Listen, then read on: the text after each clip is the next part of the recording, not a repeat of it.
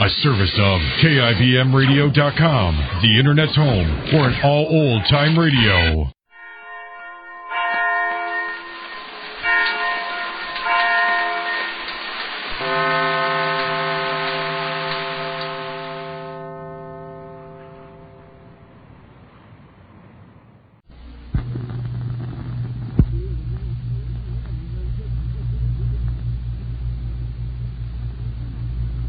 Now, the life of Mary Sothern. Many months ago, Mary Sothern's husband, Max, became involved with a gang of gamblers. Wishing to expose them, really, and at the same time to reveal himself to Mary as unworthy of her love and esteem, he let himself be captured with them and indicted for gambling. His friend, Charles Chaney, frontman for the gamblers, unwittingly testified very damagingly against Max. A prison sentence will mean that Max must leave Mary alone, under the protection of Dr. John Benson, who loves Mary. It means that his crippled sister, Phyllis, will be without Max's help. It means destruction of all Mary and Max had worked for. Now, after a desperate moment in which Max considered running away, he is calm. The prosecution has rested, and Max himself is ready to testify in his own defense.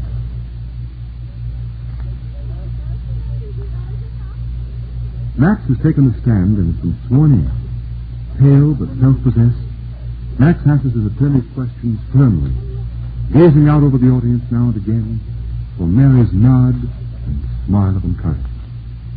And you say that you have long held an important place in the civic life of the town of Sanders?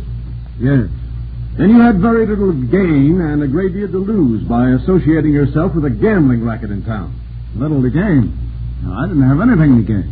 Then won't you tell the court exactly why you connected yourself with those gangsters? Well, it started with my turning the hotel over to the bunch. I guess I was feeling ornery when I did it. You see, I'd had a quarrel with Mary, my wife. Yes? Yes?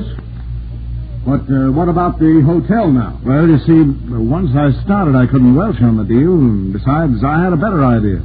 I thought, here's a chance to lead the mob on, round up the whole bunch of them for the governor.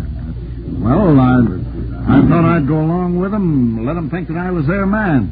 When the time was right for it, well, I was going to stick the cops on them. What prevented your plan, then? Did you know about this raid before it occurred? Sure. My kid brother-in-law, Danny Stratford, was sore at me. He even thought I was responsible that his wife, my own sister, became crippled. Well, he loses his head and tells the cops before I have a chance to. But you knew the raid was going to take place? Sure. Who told you? Mary, my wife.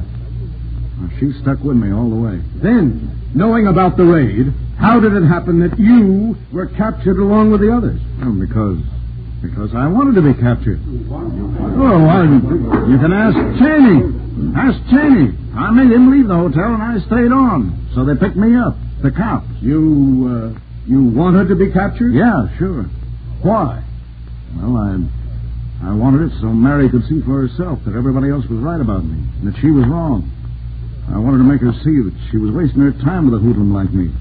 I wanted to be disgraced, if that's what you want to call it, so she wouldn't have any trouble forgetting about me and marrying someone else if she felt like it. I see. But, tell us this, Mr. Sanders. Just how would such a measure be the solution to your domestic problems? How? Yes. Easy. I just figured that I'd bump myself off. You were going to kill yourself? Well, that's one way out, ain't it? Well, now... That's very good. Very good indeed. If the district attorney can control his amusement long enough, I should like to read a letter that will prove the defendant's utter sincerity. Now, this letter was written by the defendant long before his capture in the raid. It's addressed to his wife. It'll be read after his death. It says, "Dear Mary, when you read this letter, I will be out of the way. I never was good enough for you, and everyone knows it, except you. I've been wrong about nearly everything between us. I was wrong about giving the hotel over to those gamblers.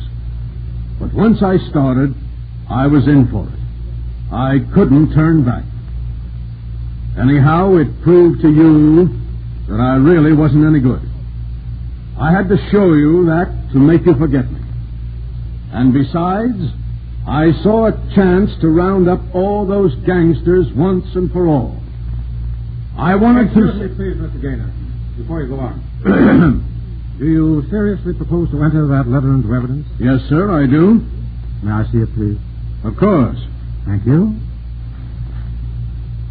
Oh. Well, I'm very sorry, but I shall have to object to the admission of this letter into evidence at this moment. This letter bears no postmark. It's not dated. How in creation do we know for certain that it was written before the defendant's capture, huh? How do we know that it wasn't written yesterday? A week ago, this very morning. Do you mean to insinuate I mean that... to point out that this can't possibly be admitted as a valid piece of evidence just now, sir. Very well. I do not offer it in evidence. Just yet. May I proceed with the questioning? Yes, go right ahead, Mr. Gaynor. Thank you. Mr. Sanders. Yeah?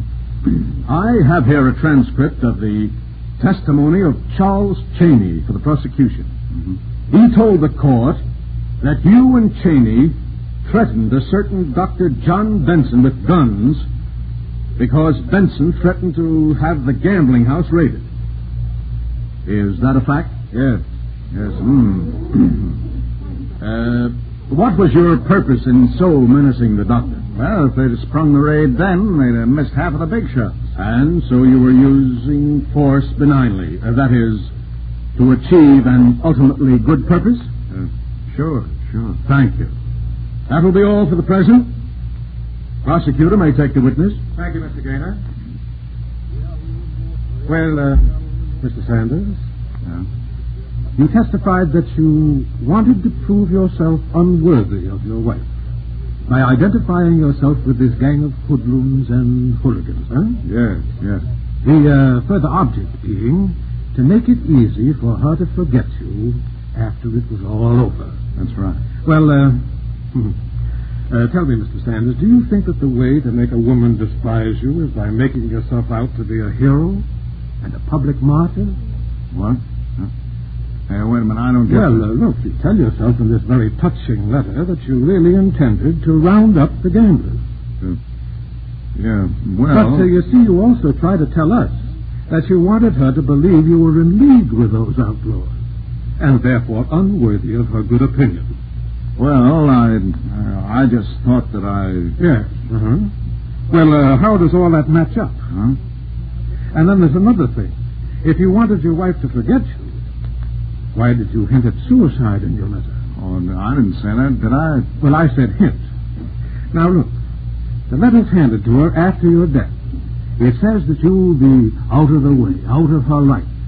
What would you expect her to believe, except that you deliberately killed yourself? Why... Now, you see, you tell us you wanted to discredit yourself in your wife's eyes forever. But in this letter, you all but cry out for sympathy and understanding. It just doesn't fit, Mr. Sanders. Well, I just... Yes. Well, you see, the whole thing is that... Well, I didn't figure it out that careful when I wrote the letter. I see. You just didn't figure it out that careful, huh? No, I mean... Well, I didn't figure it out like that at all. I just thought, I don't know. I was just mixed up. Mixed up, huh? But confused as you were, you still were cool enough to figure out your clever little scheme for trapping the gamblers in their own nest. Huh? What? Well, suppose we put it another way, huh? Perhaps you were confused over what you really meant to do with the gamblers, and you were actually very cool when you wrote this letter, huh? Objection! I object, Your Honor. I object to the district attorney's bullying and insinuating tactics.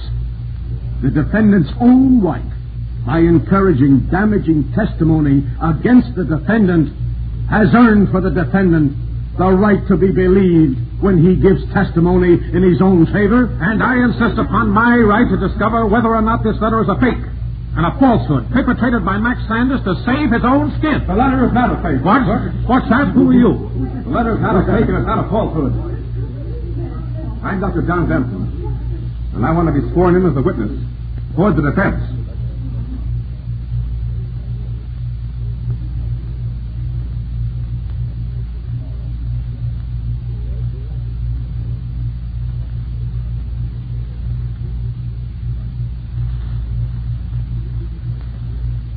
Right enough, Dr. John.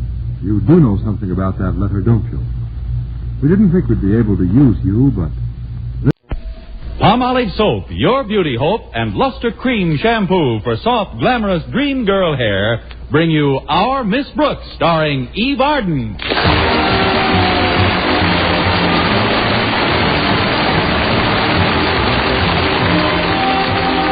Our Miss Brooks teaches English at Madison High School. And although one day in the life of a school teacher is pretty much the same as the next, at night well, perhaps we'd better let Connie Brooks speak for herself.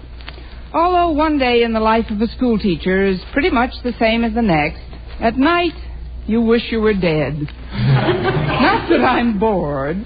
How could I be with Mr. Philip Boynton teaching biology at Madison?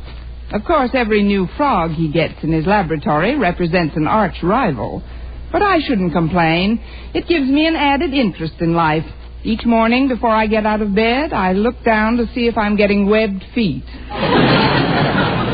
Somehow, ever since we've been on the faculty together, Mr. Boynton just doesn't seem to think of me as a woman. I can't quite understand that, because when I think of Mr. Boynton, I always think of me as a woman. And I almost always think of Mr. Boynton, or dream about him. Like the other morning, around 7:25. Oh, of course, Philip. I'd love to go dancing with you. When will you come for me? That's quick work. Me, Connie. May I come in? Oh, it's Mrs. Davis. Come in, Mrs. Davis.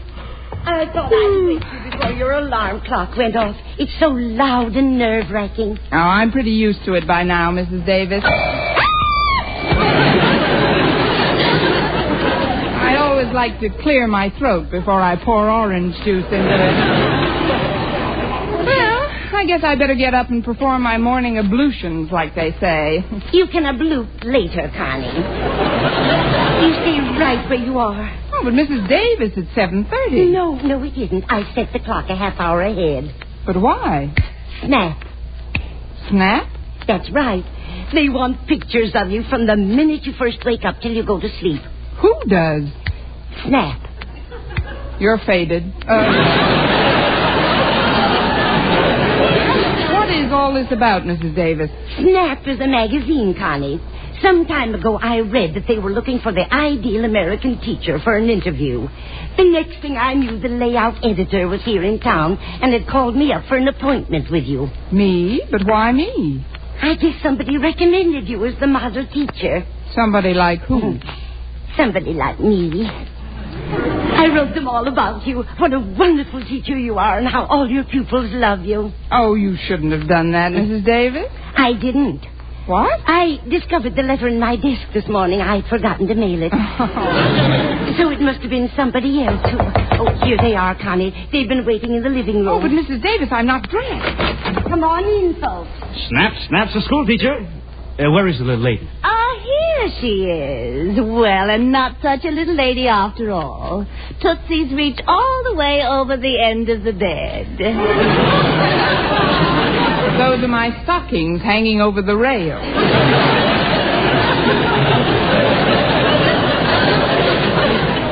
My name is Peterson, Pete to my friends, and this is Miss Forrest. How do you do? If you'll just wait in the living room for a few minutes, I'll get myself Well, assembled. frankly, Miss Brooks, we'd rather start in here. You see, I'm the layout editor. That's nice, but before you lay me out, I'd like to comb my hair and wash my face. I wish you wouldn't. Just put your head back on the pillow for a minute, will you? Oh, but You pose the way the folks want you to, Connie. I'm going to make some breakfast for all of us. Swell, that'll be our second shot. Snap, snaps the school teacher snapping up a breakfast. Good, huh? Very snappy. A few minutes. Now, as I was saying, my dear, we don't want you to do a thing for this picture. Realism is what our readers want. The eyelids practically stuck together, little straggly clumps of hair flopping over the ears, and those little tired lines around the mouth that looks like it just tasted a raw lamb chop. We want you just the way you are. Thank you, dear. Have you picked your pallbearers yet? Do that, Pete. That's just what we want. That snarling look when the teacher first gets up in the morning. Got it. Now listen, you Please, two. Miss Brooks. We're going to be together all day. It'll be much more pleasant for all of us if you cooperate. Well, it isn't that I don't want to cooperate. It's just that I don't like to have my picture taken without a little makeup. Even if it's only an inch or two like you've got on.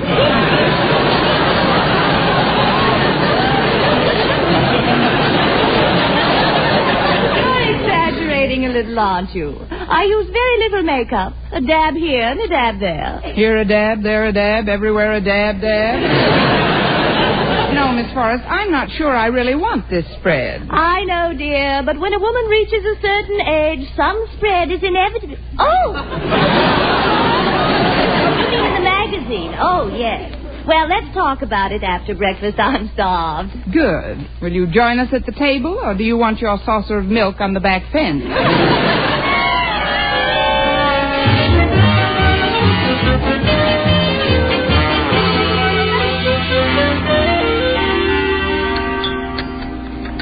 Well, I hope you enjoyed my pancakes. You know, the batter is my own invention. Oh, really? What's in it? If she tells you, you'll never eat them again. Instead of eggs, I use hot peanut oil. Then to the customary amount of flour and milk, I add half a cup of baking powder mixed with cornmeal, 2 cups of yummy yogurt. And while the whole thing is being whipped in the mixmaster, I gradually add a teaspoonful of cider vinegar and just a smidgen of goose liver. She's got a recipe for stuffed cabbage that would send you screaming into the hills. Oh, now, Connie, it isn't that good. Well, I'll help you clear the table, Mrs. Davis. Oh, get a shot of this, Pete. The school teacher helps out with chores at home before going to classroom. Here, take a stack of dishes, Miss Brooks. All right. I don't mind your taking my picture so much now that I'm dressed. Well, I don't blame you, my dear. That's a very nice suit. Shark skin, isn't it? Yes, it is. It's such durable material. One can tell at a glance that it's worn you for years. You're very observant. It would be a shame to see those great big eyes of yours closed for a while. I think maybe you'd better get somebody else for these pictures. But, Connie, think of the prestige it will give you at school. It will? Of course. Everybody making a fuss over you. Why, I bet it would make even Mr. Boynton sit up and beg. Mr. Boynton? The school mascot. He's a schnauzer. Don't try to pet him because he snaps. What? Oh, never mind. Don't worry about it. I've changed my mind. You can take all the pictures you want. Oh, that must be Walter Denton. He said he'd pick me up this morning. Oh, that's right. Your car's in the repair shop again, isn't it, Connie? Oh, you own a car, Miss Brooks? Yes, I do. Well, what kind of a car? Well, I had a brand new 49 Hudson, but I didn't want to show off, so I traded it for a 32 Stutz.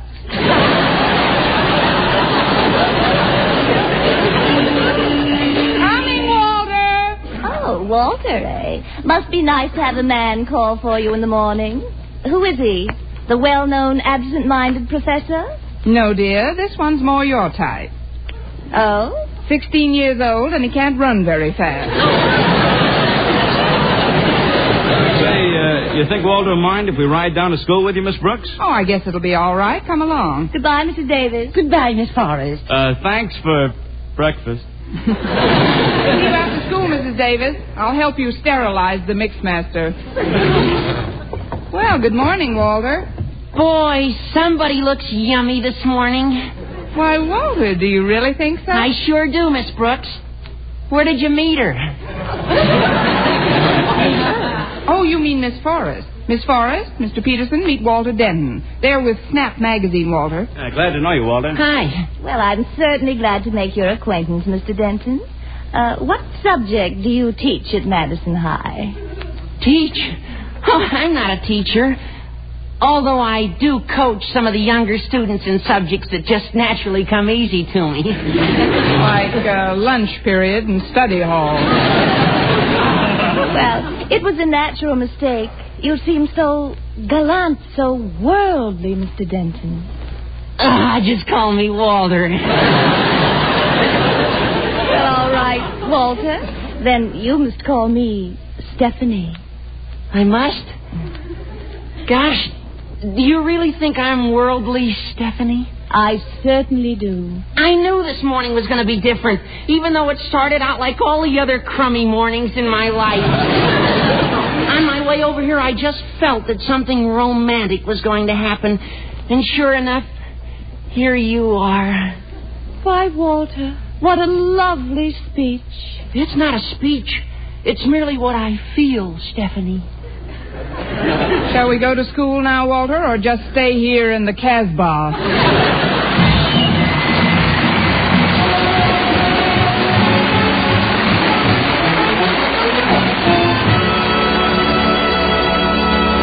Our Miss Brooks, starring Eve Arden, will continue in just a moment. But first, here is Vern Smith with an important announcement. Ladies, what's your complexion problem? My skin's so dingy. Mine's oily. My skin's dull, coarse-looking. For a lovelier complexion, you must stop improper cleansing. Instead, use Palmolive soap the way doctors advise. Leading skin specialists have now proved the Palmolive plan, using nothing but Palmolive soap, can bring fresher, brighter complexions. Yes, regardless of age, type of skin, or previous beauty care. Now, here's what these doctors advise. Wash your face with Palmolive soap. Massaging for 1 minute with Palmolive's soft, lovely lather.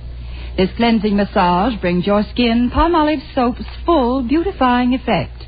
Rinse. Do this 3 times a day for 14 days. It's that simple. But remember, 36 doctors, leading skin specialists, advise this way for 1,285 women with all types of skin. Dry, oily, normal, young, older. And prove this plan, using Palmolive alone, nothing else, really works for 2 out of 3.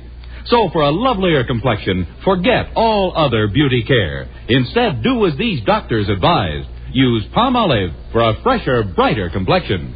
For loveliness all over, use big, thrifty bath-size Palmolive in your tub or shower.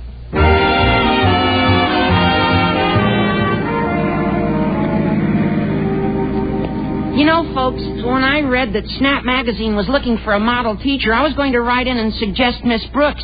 But then the midterm exams came along, and I got kind of busy, and But honest, I was going to, Miss Brooks. Thanks anyway, Walter, I think. Is her picture going to appear on the cover when the story comes out? I imagine so, Walter. Gee, that's great. It'll sure be a relief from those pictures of glamorous young girls in bathing suits with legs. It may come as a shock to you, Walter, but I've got legs myself. You have? Yeah. Of course, they may not be as pretty as Marlene Dietrich's, but then I'm not a grandmother either. You're not? Now, look, rancid one. Maybe we better change the subject. Miss Forrest, Stephanie, after you get through taking pictures of Miss Brooks at school, you ought to get some at the faculty-student malt hop this afternoon. Malt hop? Well, the faculty call it a tea dance, but we call it a malt hop because it's held in Weber's Malt Shop. Oh, sounds fascinating. Yeah, they serve a wonderful malt there. Their slogan is, "Our malts are too thick to sip through a straw. You have to eat it with a spoon." Some of them are even too thick to eat with a spoon. Some of them are even too thick to dance in. We've got a swell jukebox and a cute little dance floor.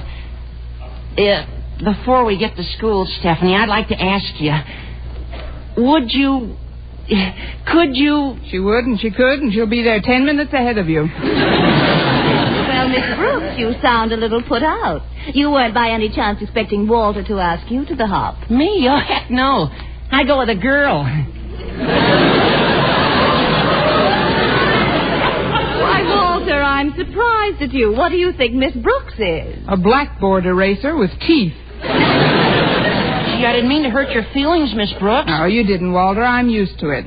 I was just wondering about Harriet Conklin. Did you have a date with her for this afternoon? Oh, sure, but there was nothing definite about it. I merely asked her if she wanted to go to the hop, and she said yes. Oh. I didn't know it was that tentative. I guess you're going to the dance with Mr. Boynton, huh, Miss Brooks? Oh, do they let schnauzers in? Schnauzers? Oh, it was just a joke, Walter. I referred to Mr. Boynton as our mascot. He's really the biology teacher at Madison, Miss Forrest. And what a teacher. Boy, is he good looking. Oh, really, Walter? Yeah, he's tall, dark, handsome. Stoop-shouldered, knock-kneed, cross-eyed. Hey, isn't this the school? Oh, yeah, I almost passed it. Yes, I was looking at somebody on my right. Well, if you'll just turn your head, Walter, you'll see Harriet approaching on your left. Good morning, Walter. Miss Brooks. Oh, I didn't know you had passengers. Well, this is Miss Forrest and Mr. Peterson, Harriet. They're here from Snap Magazine. How do you do? Hi. If you'll excuse me, I'd like to get some atmosphere shots of the campus. Oh, yes, do that, Pete. Snap has picked Miss Brooks as a model American teacher. Oh, that's wonderful, Miss Brooks. And what a coincidence. Coincidence, Harriet? Yes. When I read about it, I sat right down and wrote them a letter recommending you. Well, thank you, Harriet. But of all the silly things to do, I forgot to put a stamp on it. It just came back the other day. That's just like a child of your age, Harriet. What do you mean, child, Walter? You see, Stephanie, this is the infant I allow to toddle at my heels when I'm not involved with some more glamorous creature like yourself. Walter Denton, what's gotten into you? On this crummy morning, Walter's become a man of the world. Well, I'd better find a place to park. All those that want to better get out here, Miss Brooks. You little hinter, you. Well, I'll go with you, Walter, and then walk you back to school. I was hoping you would.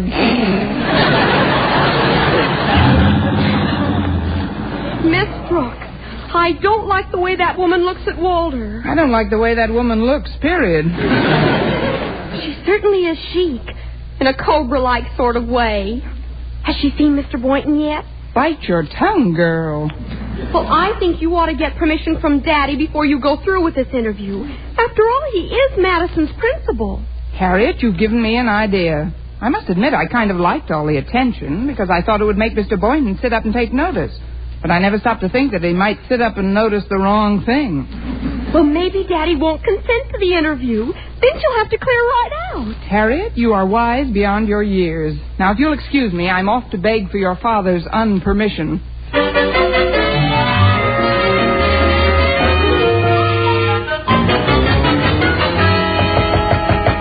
Come in. Could I talk to you for a moment, Mr. Conklin? I'm all ears, Miss Brooks. Yes. Mr. Conklin, Snap Magazine wants to do a layout on me as a model teacher for 1948. You, Miss Brooks? Isn't it ridiculous? They've sent a Miss Forrest and a Mr. Peterson to take pictures of me and the unpainted school and the overcrowded classrooms and the strained looks on the faces of the pupils. I can't allow that, Miss Brooks. Of course you can't. I mean, you can't? Certainly not. It's beneath the dignity of Madison High. Way beneath, Mr. Conklin. I've always looked upon Madison High and its teachers as my family. And it's the first rule of a family that its problems be kept to itself. Strictly to itself. We should not hang out our wash for every Tom, Dick, and Harry to see. Tom, Dick, and Harry should not see our wash, no. It won't do you any good to argue, Miss Brooks. I've made up my mind. Publicity is nothing but a cheap parasitic device designed to prey on the unfettered appetites of the unsuspecting. Publicity is... Excuse me, the door was open, so... Oh, you must be Mr. Conklin. I've been looking forward to meeting you, Mr. Conklin. I'm Stephanie Forrest of Snap Magazine.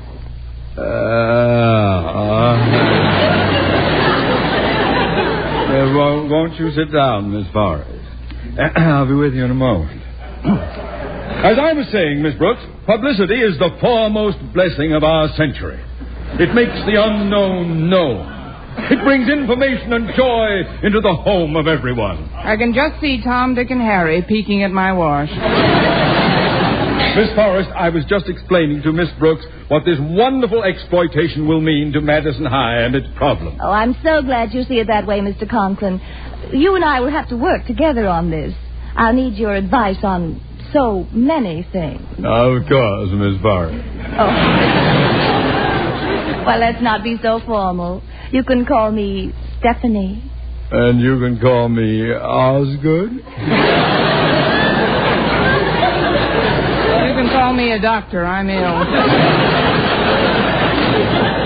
Well, then it's all settled. I'll get a hold of Pete and we'll start shooting Miss Brooks at once. Fine. I'll bring my own blindfold. Excuse me, Mr. Conklin, but I didn't know you were busy, sir. Well, I am, Boynton. You'd better come back later. So you're Mr. Boynton. Well, no wonder I've heard so much about Madison's biology department. Well, thank you, Miss... Don't look at me. I never saw her before in my life. Miss Brooks has such a quaint sense of humor. My name is Stephanie Forrest. But you can call her Miss Forrest, if you want to live to see your frogs again. Oh, what's that, Miss Brooks? Never mind Miss Brooks now, Boynton. What do you mean now? Miss Brooks, will you stop mumbling? Boynton, Miss Forrest here is going to do a story on Miss Brooks for Snap magazine. Oh, really? Then they must have picked you as the model teacher. Well, that's wonderful, Miss Brooks. You know, I was going to write in and suggest your name myself, but then I got all wrapped up in my pigmentation experiments and neglected to do so. Well, it's nice to know that you thought of me. Well, now that you're here, Boynton, what is it you wanted to talk to me about? Well, sir, it's something I need for my guinea pigs, but I'd rather talk to you when you're alone. Oh, come now, Mr. Boynton. You mustn't keep anything back from a reporter. What is it you need for the creatures, Boynton? I'd rather not say in mixed company, sir. Oh, come now. We're over 21. Some of us are way over.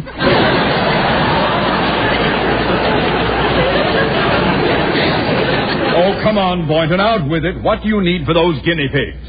Well, if you insist, hormones.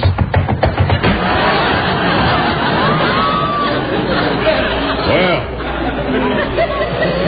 that's peculiar behavior. You ran right out of the room. Well, I guess I'd better be running along too, Mr. Conklin. Just a minute, Miss Forrest. Shouldn't we give the quarry a few minutes head start? Right you are. Now.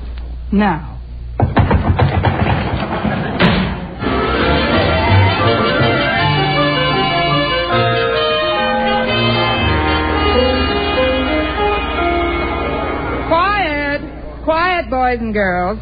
As some of you know, I have been chosen by Snap magazine as the model American schoolteacher of 1948. Thank you, boys and girls. And now I'd like you to meet Miss Forrest, Snap's layout editor. Quiet, boys. Thank you, class. Now, before we take any pictures, Miss Brooks, would you please ask those boys standing in the back of the room to sit down? They are sitting down, Miss Forrest. They're sitting on the top of the desk. But why? Well, with the room as crowded as it is, I use them as lifeguards. Lifeguards? Yes, they keep the smaller children from being shoved into the inkwells.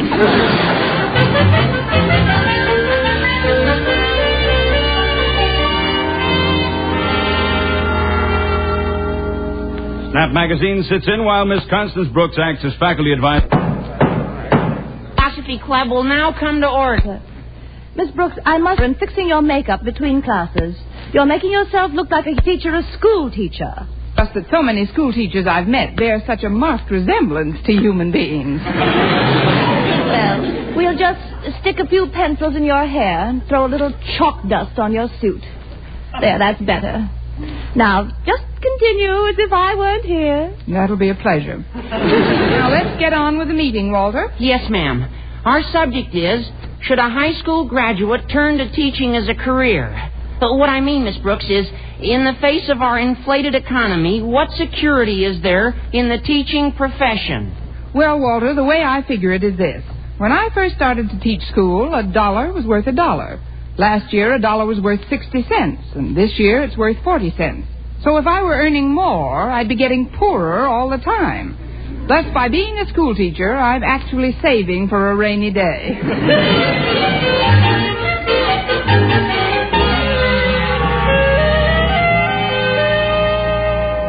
Snap joins Miss Brooks for lunch in the school cafeteria. Thanks so much for getting my lunch, Mr. Boynton. You're very welcome, Miss Brooks. Here's your change. Let's see. I'm the Swiss on rye.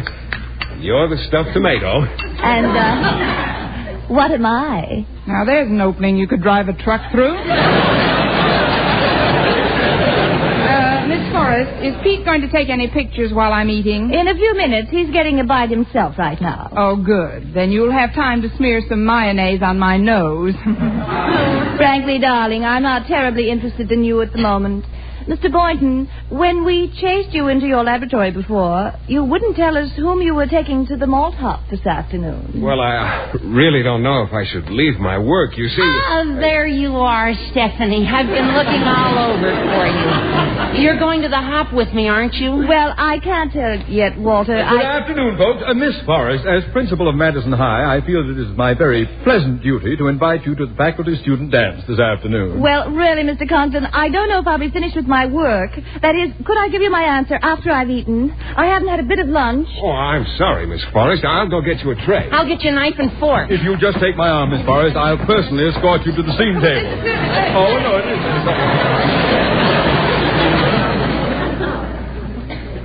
Hi, Miss Brooks. Shall we have lunch together? No, thanks, Harriet. I'm quite full. I've just eaten my heart out. I saw what happened just now. Well, it's my own fault, Harriet. My sins have come to roost. Well, what do you mean, Miss Brooks? I knew it. I just knew it. Knew what? I knew I shouldn't have sent that wire to Snap Magazine recommending me as the model teacher.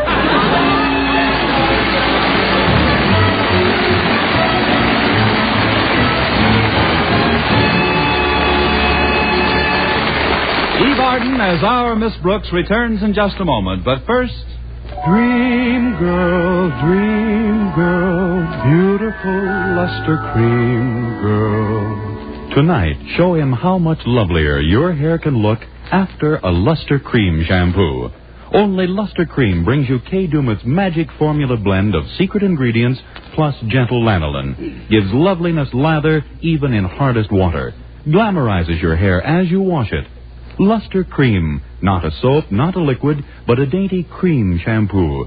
Leaves hair fragrantly clean, free of loose dandruff, glistening with sheen, soft, manageable. Gives new beauty to all hairdos or permanents.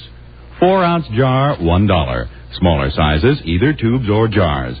Tonight, try Luster Cream shampoo and be a Dream girl, beautiful luster cream girl. You owe your crowning glory to a luster cream shampoo. And now, once again, here is our Miss Brooks. Well, things didn't work out quite as badly as I expected they would. Right before the dance, one of Mr. Boynton's guinea pigs had a blessed event. Triplets, in fact. And Mr. Boynton couldn't find a sitter for them anywhere. So he didn't even attend the hop. Walter Denton was kept in after school by his history teacher, and after a couple of dances with Mr. Conklin, Stephanie Forrest packed up her equipment, packed up Pete, and packed us in. Not long after that, I was sitting in the cafeteria one day when Walter rushed over all excited. Miss Brooks, it's out. Snap Magazine with a 4-page spread of you as America's model teacher. Let's see that, Walter. Here, I've got it open to the story. Oh, I'll read the story later. How about the cover? Is my picture on it? Well, it says Portrait of Model School Teacher, Miss Brooks, but here, you better look for yourself. How do you like that Stephanie Forrest? A blackboard eraser with teeth.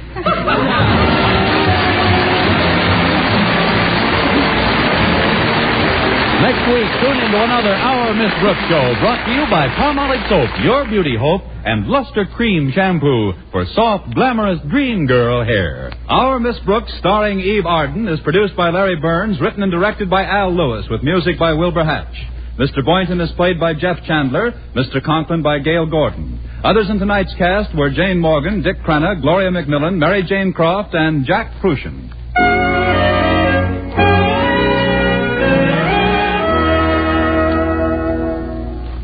Dentists know what cleans teeth best. And over 4,000 dentists say Colgate Tooth Powder with a 2-minute routine gets teeth sparkling and super clean. So to remove dull film and get your teeth shining clean, just brush teeth and night with Colgate Tooth Powder. Brush inside, outside, and biting surfaces. Always brush away from the gums. See how this gets teeth naturally bright. It removes dull film that improper brushing misses. And Colgate Tooth Powder also sweetens your breath. Try it. Buy Colgate Tooth Powder today.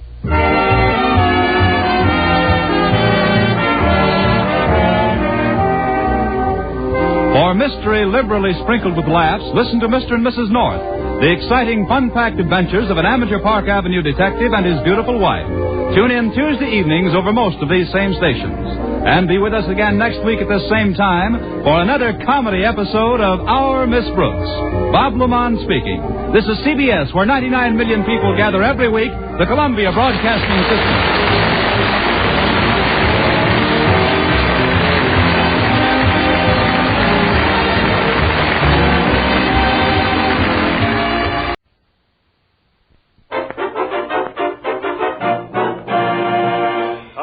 Of Avalon cigarettes, please. Yes, sir. Oh, just a moment, sir. Don't forget your change. You never guessed, but Avalon's cost you less. So why not always wear the log with Avalon? Good evening, friends. Good evening. This is Del King saying welcome to Avalon Time with greetings from Red Foley and the entire company. To start the show tonight, we'd like to present the only man in radio who wears suits with a built-in chest, Red Skelton.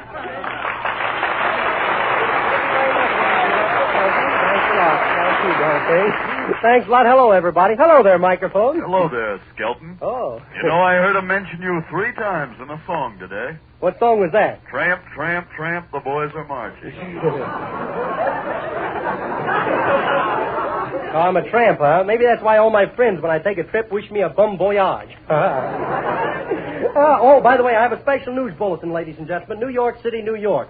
Grover Whalen suffers from a slight nervous breakdown.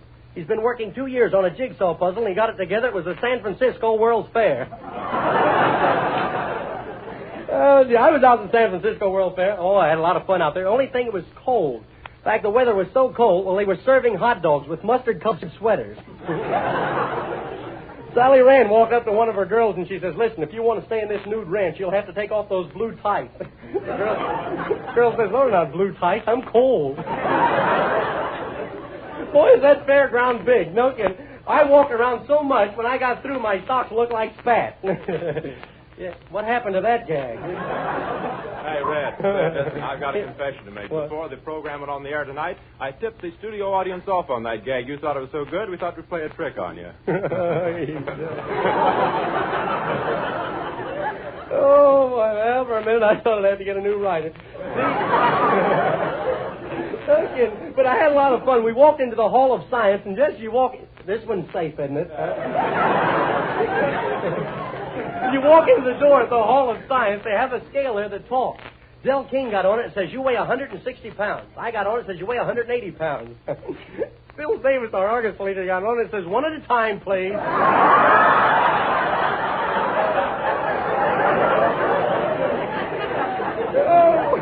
They've got another machine there. Oh, I'm telling you, it's marvelous. You drop $1 in it and get a husband. But my brother has one at the New York World's Fair that's going to top that. You drop a husband in it and get $1. Really a lot of fun out there, though. We walked into the art building, and as you walk in, there's a big statue of a guy there. He's got one arm knocked off, his eyes gouged out, and his nose is punched in, and his legs bent. Underneath it says "Victory." Boy, I'd hate to see the guy that lost, no? The San Francisco World Fair, one thing nice about it, though, you won't have to be worried about pickpockets. You'll never get a crook that close to Alcatraz. Well, I can stand here and tell gags all night about the World Fair, but my allotted time has expired. I got that line off my insurance policy.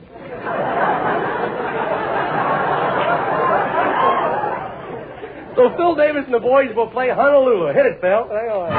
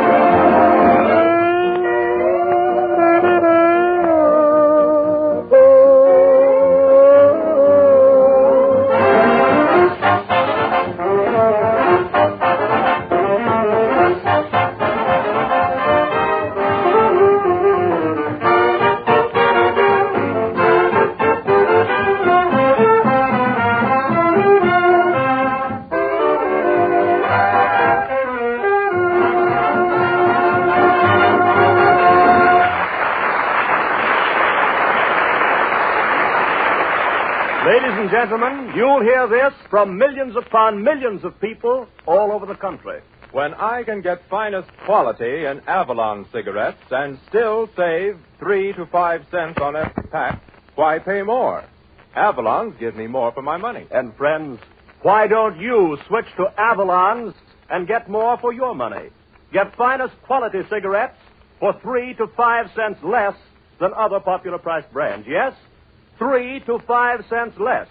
And you can be absolutely certain Avalons are highest quality. Make no mistake about that. They're 100% union-made from the world's finest Turkish and domestic tobaccos, blended with rare skill by experts to give you the utmost in true smoking pleasure. An extra smooth, pleasantly mild, delightfully enjoyable smoke. That's why you'd never guess they cost you less. In fact, you could want no finer quality cigarettes, regardless of price, regardless of brand. What more could you possibly demand? Superfine tobaccos, a truly superior blend at a real saving. With all this to gain, surely Avalons are worth a trial. The next time, ask for Avalons and save the difference.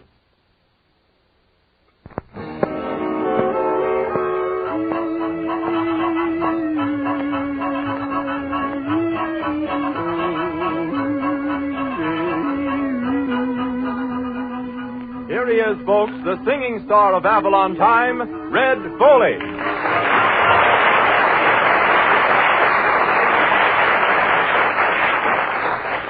Well, howdy, Dell. Howdy, folks, and howdy to you, Red Skelton. Hello there, Red Foley. Hey, you look a little downhearted, Skelton. What's the matter? Oh, I don't know. Del King tells my gags before the broadcast. Just a few minutes ago, I saw my girl with another fella. So I went down the river to end it all. When we got down there, it was frozen over. So I went ice skating instead. Why my eyes? I like old Doc Boom-ha. Yes, sir. That's the glory of love, Yeah, Red. say, how about singing that song, Red, as if though you wasn't? Oh, that's it.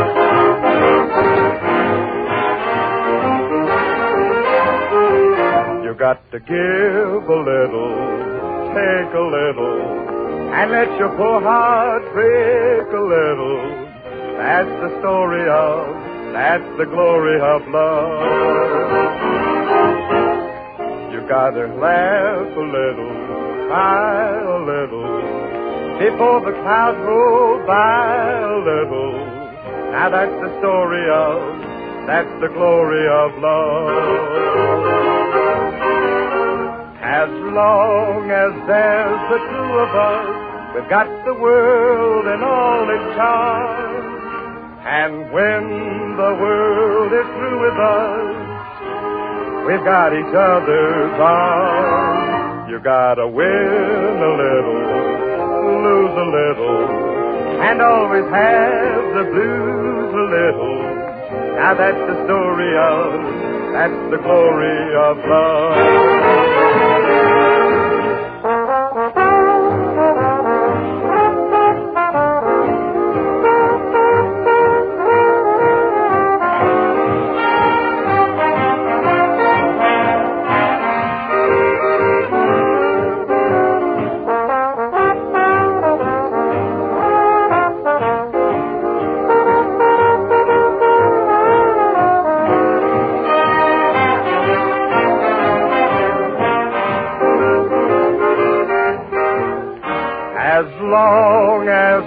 The two of us, we've got the world and all its charms. And when the world is through with us, we've got each other's arms. You've got to win a little, lose a little, and always have the blues a little. Oh, that's the story of, that's the glory of love.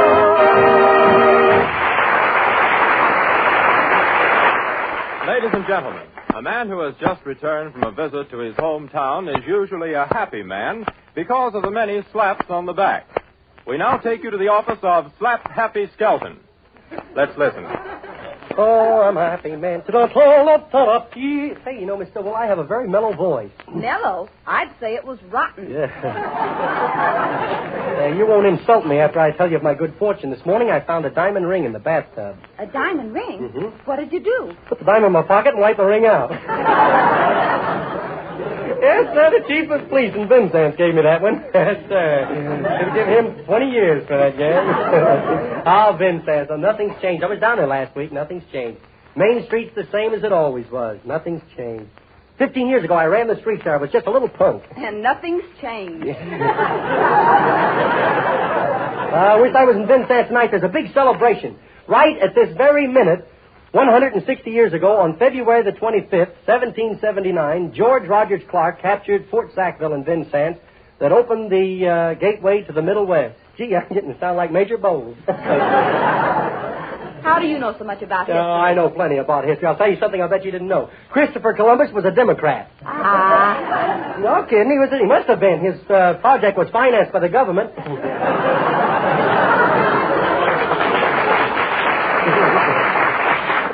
Moonshine, Mr. Chilton? Yeah, I think I will have a shine, Aristophanes. What are you going to charge me, a nickel? A nickel? Mm-hmm. Ain't anybody shine those big shoes of yours for a nickel would whitewash a barn for a quarter.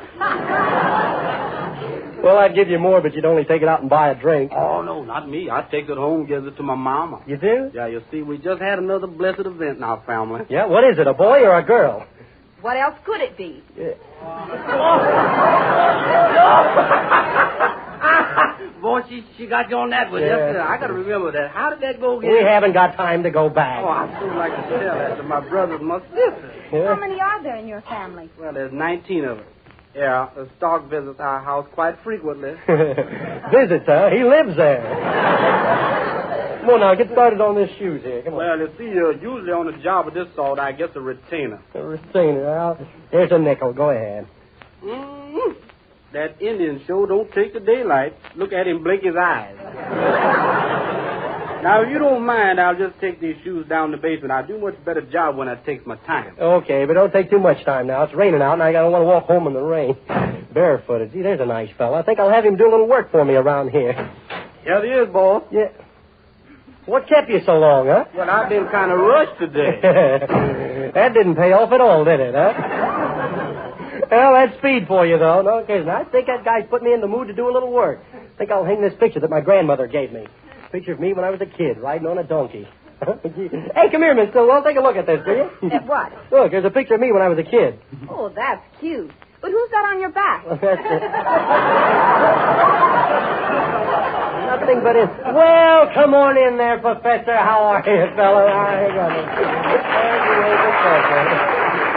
Oh, my, don't get too close to me with those buck teeth. Boy, you could eat corn at 20 paces. No kidding. How are you tonight, Professor? How are you this evening, Mr. Skelton? Well, that line's not in there, but I think I can answer it if you read it again. Well, how are you this evening, Mr. Skelton? Well, don't worry about me. Let's get gruesome and talk about you. Oh, well. But you really look great tonight, Professor. You have the face of a saint. Oh, thank you. Yeah, Saint Bernard. No? Well, I suppose another question got you stumped. No, just the answer. What is hash? Hash? That's a hamburger with a nervous breakdown. Thank you so much. Do you drink milk from contented cows? Yes, I do. But either drinking from a bottle.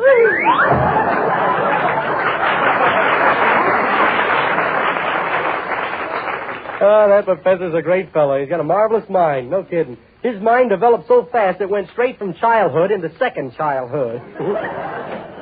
Shine your shoes, mister? Yeah, you were just in here. Oh, yeah, that's right. Doggone it, I just can't tell you white boys apart.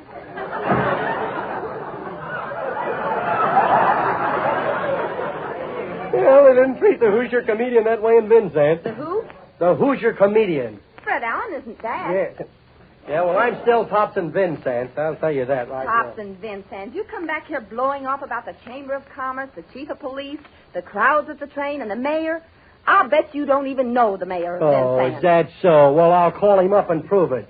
Hello, get me Mayor Taylor in Vincent, will you? What's that? He's calling me. Oh, well. How are you, Bud? Bud, that's his maiden name. Yes, Bud. Yeah, I had a marvelous time, Bud. Yeah, I got the platinum medal, Bud. I got the rosebud. That's marvelous. Right. If I weren't here, I wouldn't believe it. Wouldn't believe what? I wouldn't believe that anybody could talk on a phone that's been disconnected for 2 weeks.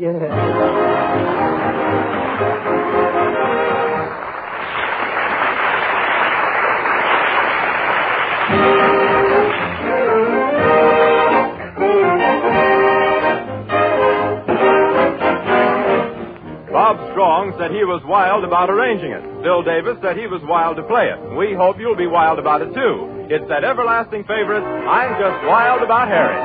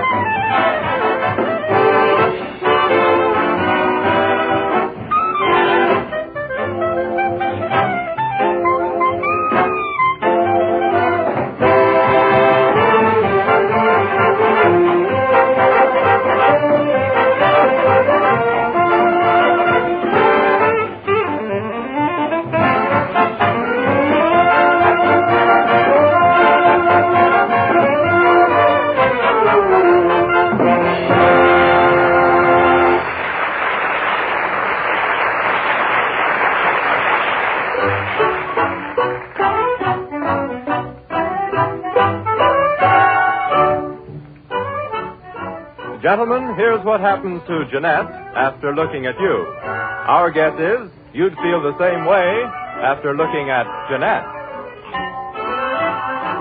After looking at you, how can a rose look sweet to me? How can a star be heavenly after looking at you? After looking at you,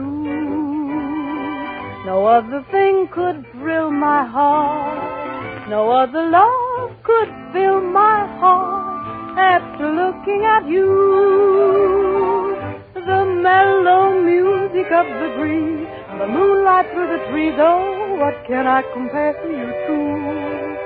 A garden in the rain, a Mendelssohn refrain, they all run shotgun to you. You're so different and new. Here in your arms it's paradise. There's no one else before my eyes after looking at you.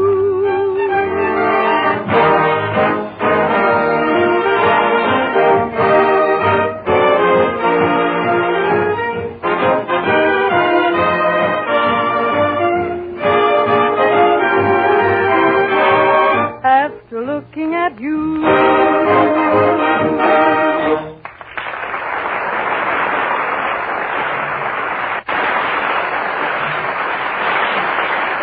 In the past 10 years, we Americans have lived through a terrific economic change. In 1928 and 29, it was easy to make money, easy to spend it. And then, practically overnight, yes, the crash. Money became scarce. Prices were lowered because we demanded more for our money. But oddly enough, the so-called standard price of cigarettes remained about the same. Then something happened. A new cigarette appeared. A price to fit the times. The name, Avalon's highest quality cigarettes, costing 3 to 5 cents less than other popular priced brands. And smokers were quick to appreciate this new economy. That's why today, millions upon millions of people are switching to Avalon. Why don't you give them a trial? They're 100% union made from the world's finest tobaccos, with all the high quality you demand in any cigarette. You'd never guess they cost you less. The next time, forget price habit. Give your thrifty judgment a chance.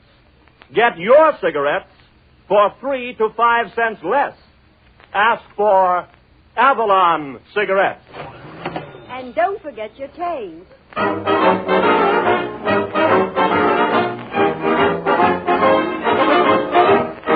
You know, Mr. Skelton, if I could have 3 wishes, first I think I'd wish for some pretty clothes. Oh, you would, huh? Then I'd wish for that 7 weeks back salary you owe me. Yeah. And then... You'd wish for 3 more wishes, yeah. That's right. Say, the way you wish around here, you should have been Aladdin Skelton secretary. That's the guy with the magic lamp. If you wanted anything, all you had to do was rub the lamp, make a wish, and there you were. Boy, would I like to meet him. Yeah, I can't dig him up just for that. Ah, that was in the good old Arabian days. Yeah, those Arabian Nights weren't bad either. Well, Red, listen. Suppose I turn back the pages of history so you can tell the story of Aladdin Skelton and his magic lamp. Okay, Del. Okay, Red.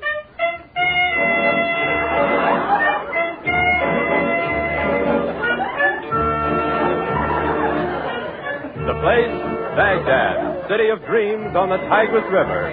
The time, 7:62. And as we turn the mellow pages of the Skelton saga, we find Aladdin Skelton and his secretary approaching Baghdad on a magic carpet.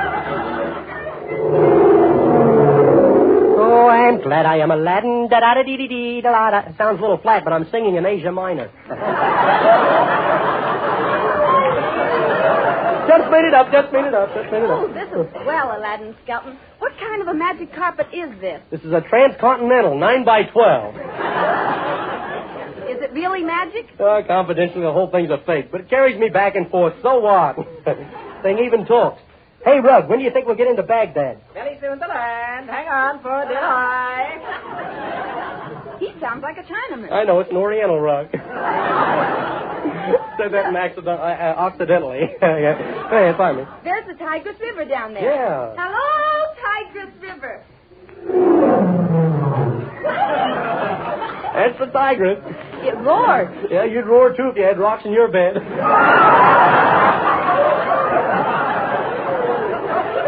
Well, hold on now, we're going down. It's good to be home again. So how about rubbing this magic lamp and getting Albacadabra Grant, the magician? Oh, he's an entertainer and a great one, too. Yes, everybody's talking about his famous horse trick. They say he can turn anything into a plug. Yeah. Okay, I'll rub the lamp and get him. Greetings, guys. Let's commercialize.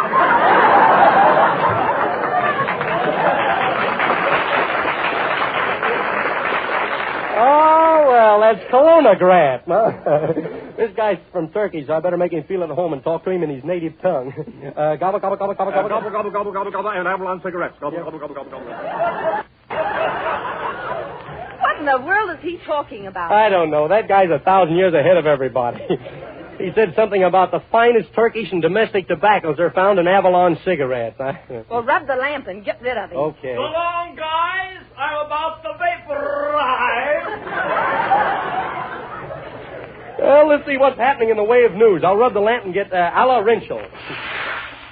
Hello, Mr. and Mrs. Asia Minor, and all the rugs afloat. News from across the water. Splash! Alabama Foley and what 40 thieves are on their way to what city to steal what magic lamp from what dope who's sitting in front of me? Yeah. Uh-oh, that's news enough for me. Come on, hide that lamp. Where, in the icebox? Don't put it in there. That's the first place that crooked look. What's the matter? Are you afraid of him? Afraid? I'm not afraid. We skipped 5 gags. Let's go back. They're good ones.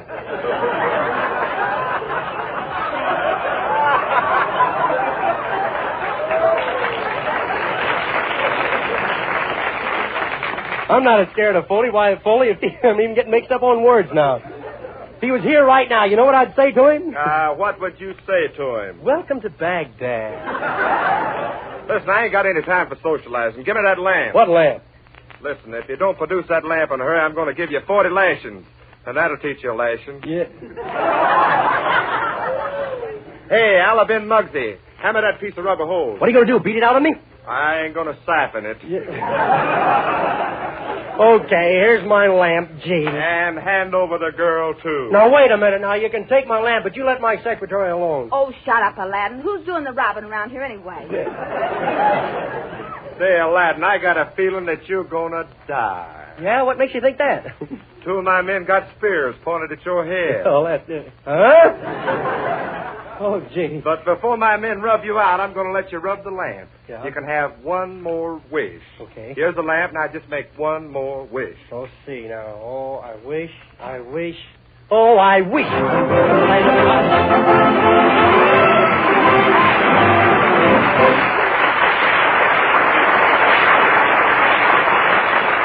Wandering over the face of the earth, writers of music capture melodies that escape less fortunate ears. Red Foley and the Avalon Chorus give us one of those beautiful melodies now, when Mother Nature sings her lullaby.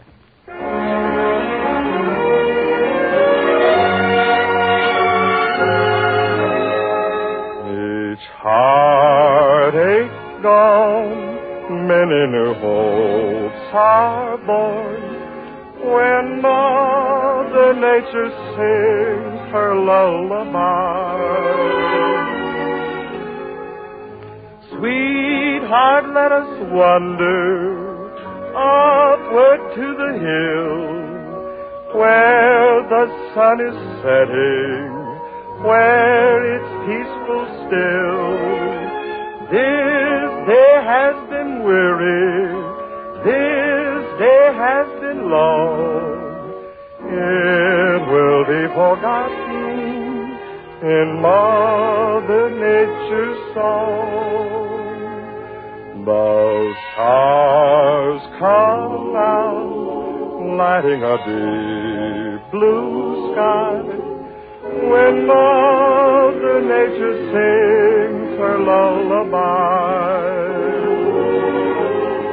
The moon bends low, kissing each rose good night, when Mother Nature sings her lullaby. Our cares and all our troubles will soon be put to flight. The gentle breeze of evening will blow them through the night. Each heartache gone, many new hopes are born, when Mother Nature sings her lullaby.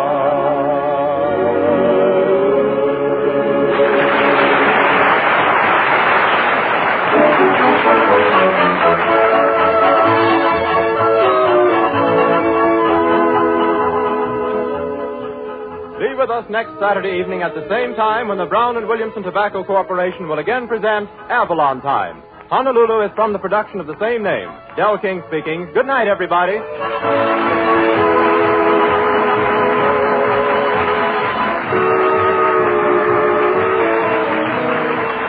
Avalon Time originated in the studios of the Nation Station and has reached you through the National Broadcasting Company.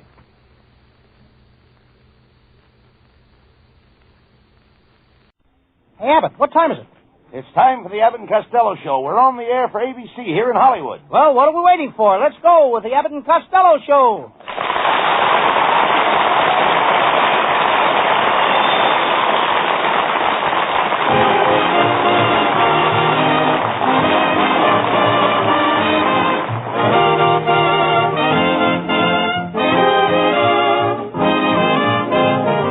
It's the Abbott and Costello Show, produced and transcribed in Hollywood tonight for your listening pleasure with Susan Miller and the music of Matty Malley. Hold on to your chairs, folks, for here they are, Bud Abbott and Lou Costello.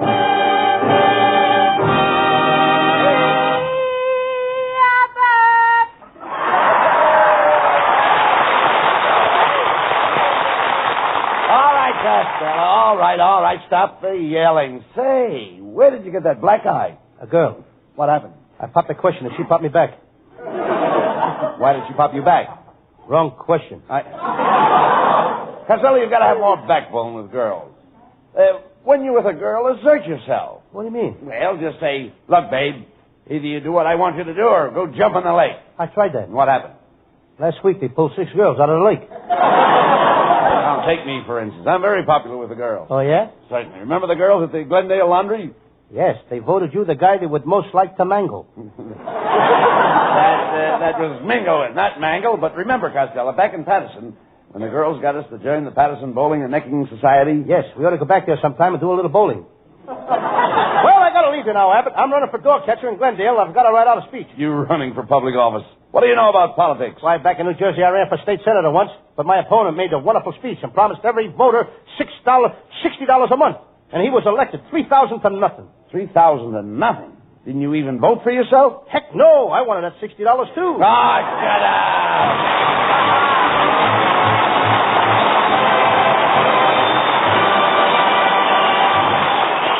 Folks, you're in for some real laughs with our zany stars tonight, but before they continue, listen to this.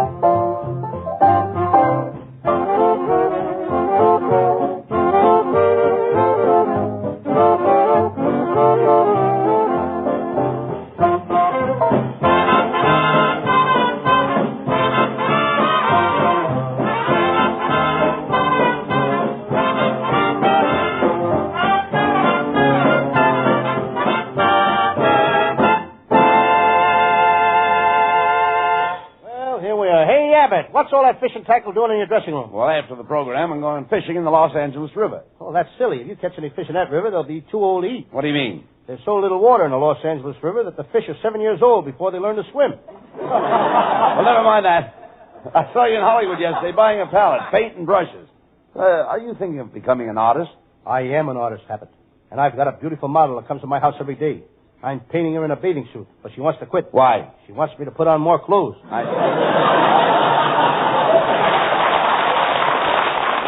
How long has this model been posing for you? Well, she started yesterday. She came at 9 o'clock. I was painting her until 3 o'clock, and at 6, she went home. Wait a minute. If you stopped painting her at 3 o'clock, why did she stay until 6? It took her 3 hours for her to get the paint off her skin.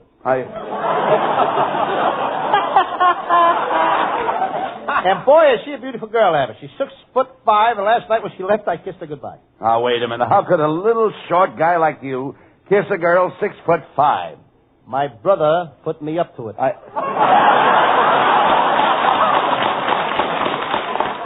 You idiot, you a painter. I don't think you ever painted in your life. Is that so? Well, here is a picture I drew of a railroad train. You drew this picture of the train?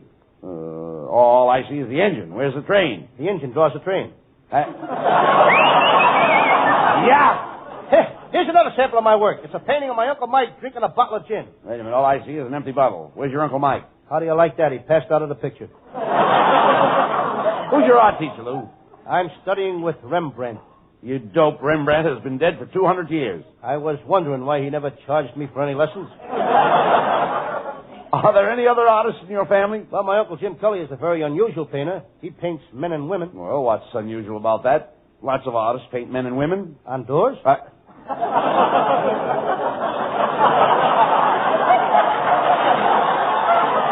look, if you want to be an artist, Costello, why don't you learn to etch? I was thinking of that. Could I have that again? I said etch. You should learn to etch. You got to learn to etch? Certainly. My little nephew, Tony, etches all over. He never took a lesson in his life. No. He had a 7-year etch. No. He scratched real hard and did it in 3. No. Of course, you can do a lot of good etching in 7 years. Oh, sure. Yes, but this etching is like engraving. You scratch on a copper plate. I have to scratch on a copper plate? Certainly. Why can't I scratch where it itches? Forget about etching. Have you ever done any commercial painting? Oh, sure. I'm painting a calendar now. Here, take a look at it. No, that's a calendar. All I see is an unfinished picture of a beautiful girl. Where are the dates? I'll make those when I know the girl better. If you love to paint girls, why don't you try bathing beauties? I tried that, Abbott. Those beauties won't let you bathe them. Where I gotta go now, Abbott? I gotta deal with my new girlfriend. She's a lady wrestler. I think she's in love with me. What makes you think that lady wrestler's in love with you? Last night she bent me into the shape of a heart. Run for your life, run for your life. Quick, boys, run for your life. Well, what's the matter? Why should we run for our life? I just deliver them to the newsstand and they'll be sold out in a minute. Right. That was Abbott's nephew, folks. Why don't you take him down to the brewery, Abbott, and see if they can't put a head on him? Now, don't worry about Norman. He's a very talented boy. He's studying singing, and when he finishes his course, he'll be another Carmen Lombardo. Must we have another Carmen Lombardo? Lombardo? Oh, lay off him, Costello. Remember, this is a free country. Right, Abbott. I always say that a man is entitled to life, liberty, and the pursuit of women. You're right. No. That's pursuit of happiness. You pursue what you like, and I'll pursue what I like. Speaking of Pursusan, here is our singing star, Pursusan Miller. Hey, Abbott, who writes this stuff? Our writers. They work very hard. They spend 12 hours a day in their office over a typewriter. Then why is this script written in pool chalk? And that's no way to introduce Susan Miller. Well, how would you introduce her? Abbott, I would give it plenty of class. For instance? Well, here, listen to this. Ladies and gentlemen, we are very fortunate in having with us tonight a great singing star, Miss Susan Miller. Miss Miller comes here to this program direct from a 40-week engagement in New York City on the Astor roof, where she was laying tar paper.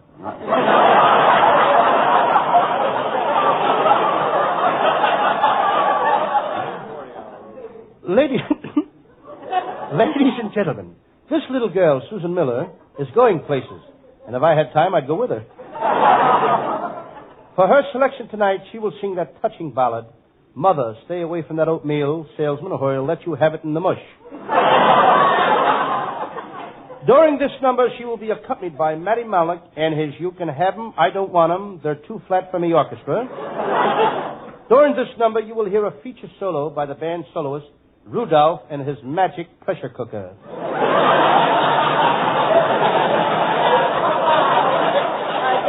Pardon me. Hey, Abbott, what's his name doing out here? Costello, that's Susan Miller. Oh, yeah, come on, folks. Give her a nice hand.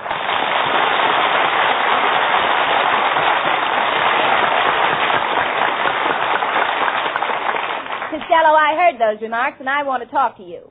You mean you want to talk to me, Lou Costello, in the flesh? No, just the way you are will be all right. Now, what's the idea of telling people that I laid tar paper on the roof of the Astor Hotel? You didn't? Certainly not. It was the Biltmore Hotel. By the way, Costello, I noticed you were out with another girl last night.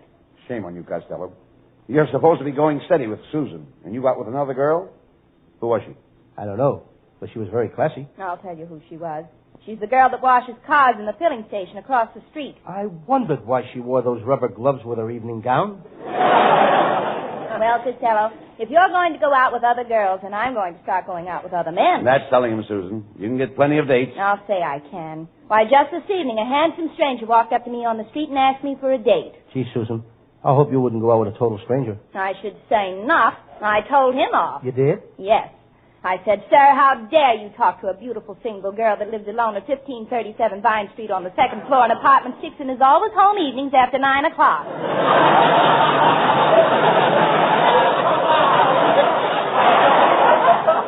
You certainly told him off. I thought you were going to get chummy with him. Susan, you better let me take you home tonight. It isn't safe for a pretty girl like you to be on the streets alone. Oh, that's ridiculous. I carry a revolver in my bag, and I'm an expert pistol shot. I've studied jiu-jitsu, and I also carry a dagger, and I'm a pretty good knife thrower. Susan, will you do me a favor? What? You take me home. And if you'll promise never to go out with another guy, any other guy but me, I'll get you in pictures. How dare you? Are you trying to bribe me? What nerve? What gall? What studio? Hey, you. What a joke. Yes. And You quit worrying about getting girls in pictures and start worrying about this radio show. Costello, I've got an idea that would really help this radio show. What is it? Well, have Jack Benny on every week. If we had Jack Benny on every week, they wouldn't need me. You catch on fast. So long, Fatso.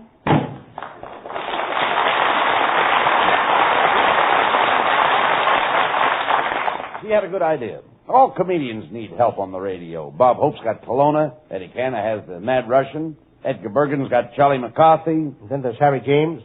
Well, Harry James isn't a comedian. No, but look what he's got. You idiot, you're lucky you've got me. Where would you be without me? And where would you be without me? Where would you be without me? Well, we came out even on that one. We can't have a joke after every line. We've got to get some new ideas for this program. Hey, fellows, I got a new idea. Manny Malik, you keep out of this. Your job is to take care of the band. What's the matter with the band? I didn't say anything about the band. I like the band. You've got one of the finest bands in the lower-priced field. Quiet, Costello. Matty, what's the idea you have? Why don't you let me do some of my recitations? Like, for instance, Hey Diddle Diddle, the cat and the fiddle, and the cow jumped over the moon. That's Mother Goose. Rub-a-dub-dub, 3 men in a tub. What's that? That's unsanitary.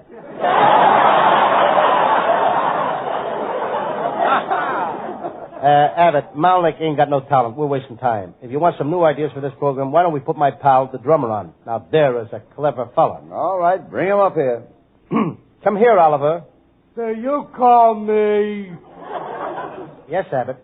I want you to meet our drummer, Oliver Storches. Oliver Storches. That's a very odd name. Well, that's only a stage name. What's his real name? Victor Storches. Well, what is he going to do? Sing? Dance? Are you kidding? This guy is a real novelty. He can drink a 5-gallon jug of hard cider in one continuous drink without taking the jug away from his lips. Oliver, you must be very fond of cider. Yeah. Well, every time I see an apple, I want to squeeze it. With me, it's a peach. Oh, you kid. Just a second. Is this cider really hard? Hard. Go ahead, Oliver. Show him. That hard enough, Abbott? Now, go ahead, Oliver. Pull the cork. Okay.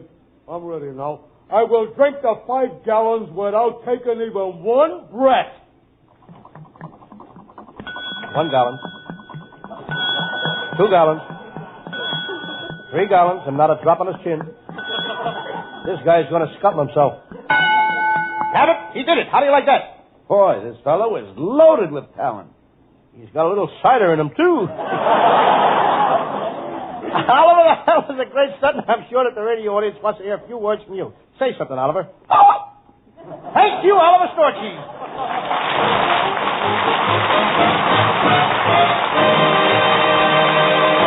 And there's a lot more mad stuff still to come. But right now, a change of pace to let you hear this.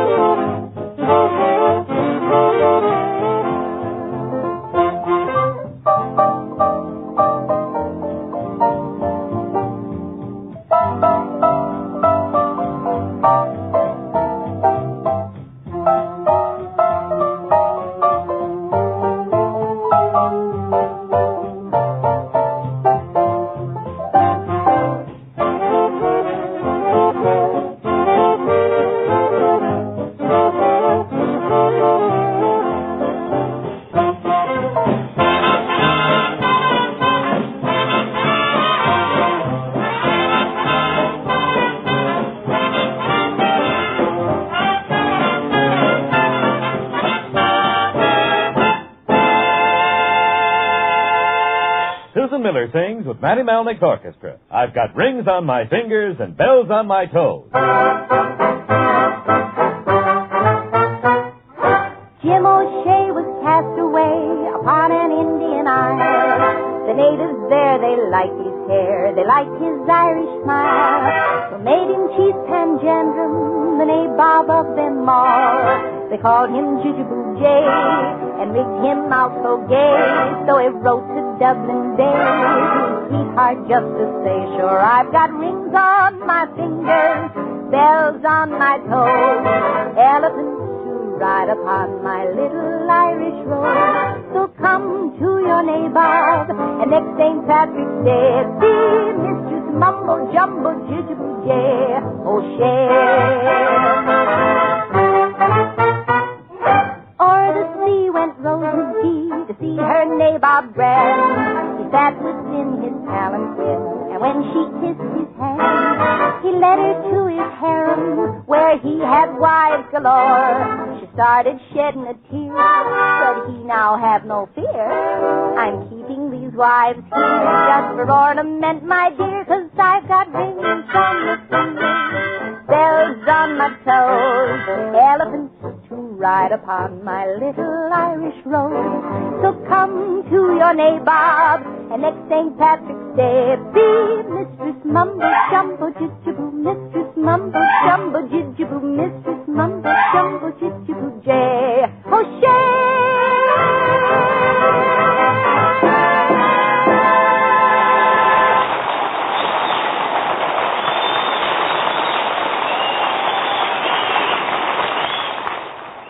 Costello, we've simply got to dig up some new ideas for this program. I'm not worried about it, Abbott. If the radio goes on a blink, I can always go back to my old racket. You know, I used to be a sculptor. A sculptor? Yes, I used to make marble toupees for bald-headed statues. Good evening, gentlemen. I understand you boys are looking for a new idea for your radio show, and I have just what you need. My name is Benny Rubin. Costello, this is Benny Rubin, the famous Broadway comedian.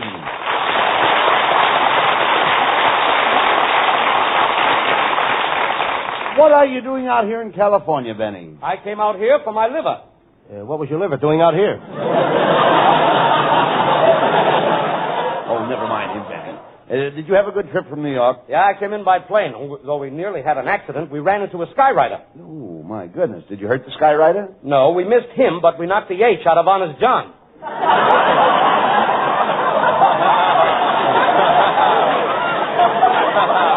Yeah, the last time I flew on a plane from New York, there was a fresh guy on a plane annoying the hostess. When the plane landed in Kansas City, they kicked him off. Was the rest of the trip pleasant? I don't know. I took a bus in from Kansas City.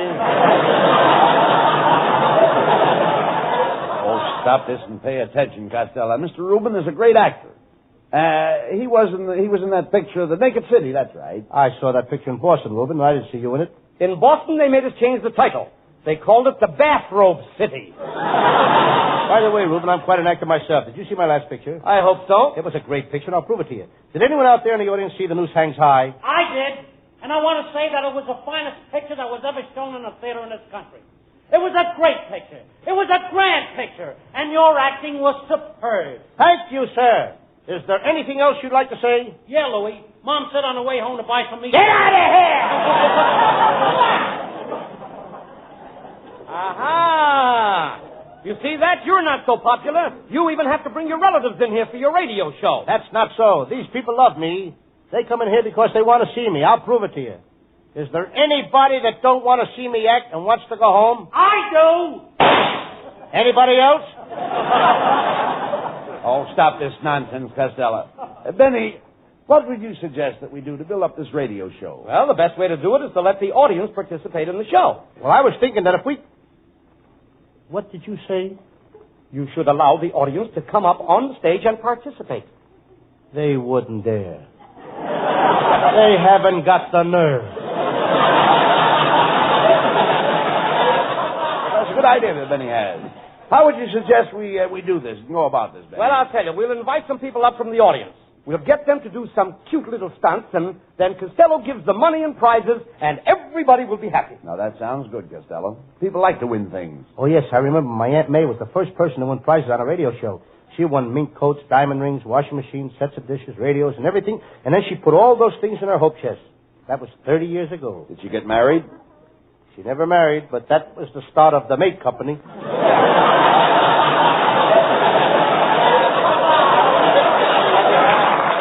Well, what do you say, boys? How about it? Shall we get some people up on the stage and get things humming? Hey, this sounds like fun, Benny. How about you, sir? Would you come up here? You, sir. Hey, thank you, sir.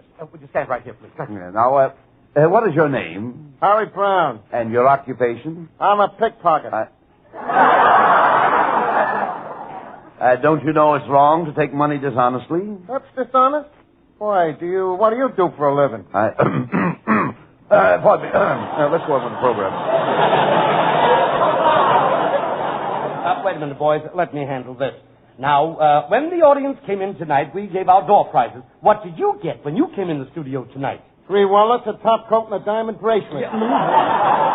No, sir, I didn't mean that. What did you get from our sponsor? Nothing. I didn't know where he was sitting.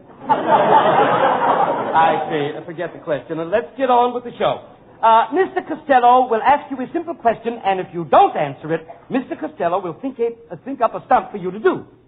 Now, I want you to answer this question before the bell rings. What country... Too late, you missed. Sit down there for a minute, and I'll think up a stunt for you, sister. And here's our next contestant, this young lady. Now, what is your name, miss? Magnolia Randolph. Oh, gosh, you're pretty. Are you sure that's your right name, Magnolia Randolph? Yes. And I have a gold identification bracelet on my ankle that'll prove it. Here's a... Oh, my gold anklet is gone. That's right, Bud. That's her name. Hey, you give her back that bracelet. And have I thought up a stunt for you, Mr. Brown? Mr. Rubin, will you take... Mr. Rubin, come over here. You take Mr. Brown out on Hollywood Boulevard. Now, here is a big basket of bricks. Your stunt will be to break as many store windows as you can and get back here before the program is over. Now, in the bottom of the basket, you'll find a bomb. You throw that through the window of the Bank of America. Aren't we devils? Well, there goes Mr. Brown with Benny Rubin. Have fun, boys. Have fun. And now let's get back to this young lady. What do you do for a living? Well, I'm a dancing teacher. Oh, that's funny. My Aunt Alma's a dancing teacher. She teaches the rumba, but she's not working this week. Why not? She caught a cold in her hips and can't shake it off. Oh, you're the cutest man. Oh, thank you. Miss Costello, back home in New Orleans, all us girls listen to you. I'm a Southern belle. You're a what? I'm a Southern belle. Let's you and me go out tonight and kick the gong around. Oh, that's a lovely dress you're wearing. Oh, it's not much. That's what I like about it. Brings out your eyes. Mine, too. Is that a Southern dress? Sure enough. It certainly does. How do you like Hollywood, miss? Oh, it must be just wonderful to live here in Hollywood among all the big movie stars. Sure is. I live right next door to Betty Grable. That must be wonderful. Mm-hmm. Every morning, Betty Grable sings in her bathtub, and this morning I sneaked right over close to her house. Yes? Brother, can she sing? Enough of this nonsense, Costello. Now, miss, I am going to ask you a question. If you answer it, your stunt will be to kiss Costello. Now, how many... Kiss me, honey. Wait a minute, Costello. I didn't ask her the question yet. I know, but why wait till the last minute? Wait a minute. Here's your question. The tomb of the Egyptian king Tut was built 5,642 years ago. What was the name of the foreman of the bricklayers? Very, very simple. Now think hard. Day or night shift? A night shift. Patrick McGonagall? No, wrong. He was on the day shift. And you have to kiss Costello. All right. And now for our next contestant. Wait a minute, Abbott. Look, Costello, here comes Mr. Brown, the man whose stunt was to throw the bricks through the windows on Hollywood Boulevard. Hey, and don't forget the bomb in the Bank of America. Bet he had fun. Hey, look, he's got a cop with him. Yeah. Hey, I caught this fella doing the funniest thing. He was throwing bricks through all the windows on Hollywood Boulevard. He says he came from this show. Yes, officer. We did it for a stunt. He couldn't answer the question we gave him. Serves him right. You should have seen him. He didn't miss breaking one window in 6 blocks. I'd have loved to have seen it. It must have been a riot. It was a panic. How do you think he broke the window in the May Company? How do you think? How? Throwing left me. That must have been a funny sight. How did you happen to see them all? I don't know. I guess I was just lucky. I was sitting in my sport car. He threw a brick through the windshield. And it hit me in the head.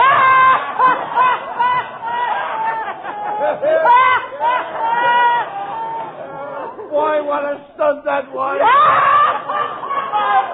Who thinks up those stunts? Well, we both think up No! You did it! Who did I thought of it! Was that you, Costello? Myself! Oh, by you!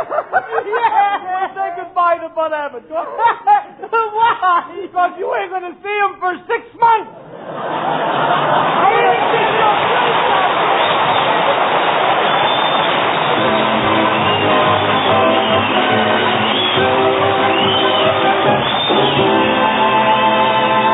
The boys will be back for a curtain call in just a few seconds. The time it takes to tell you this.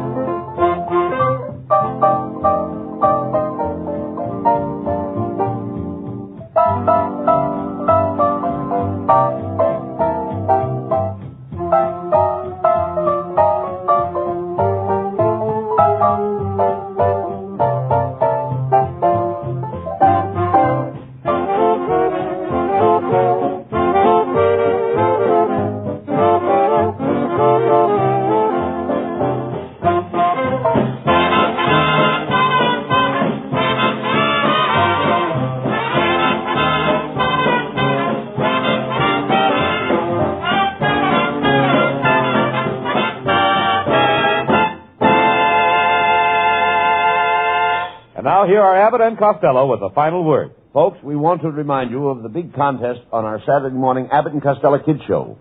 You can win over $20,000 in prizes, including a $5,000 airplane, a $3,000 automobile, a live baby elephant, a $3,000 house trailer, and thousands of dollars more in big prizes. You can win them all by entering this contest, folks, and at the same time you'll be doing your part to fight juvenile delinquency. It's really a worthwhile project, folks, so remember to tune in Saturday morning. That's over ABC Saturday morning, the Abbott and Costello Kids Show. You can hear it over most of these same ABC stations. See you Saturday. See you next Wednesday night, too. Good night, folks. Good night, folks. Good night, everybody in Patterson.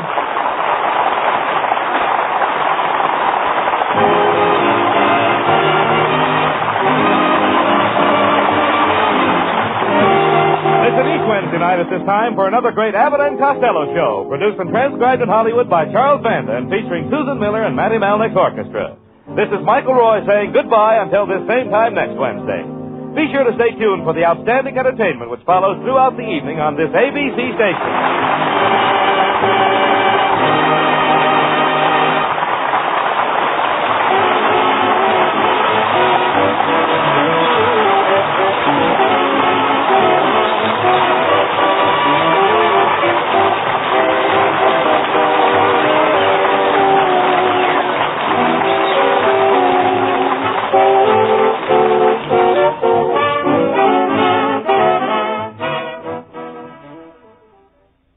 The secret word tonight is name. N-A-M-E. Really? You bet your life.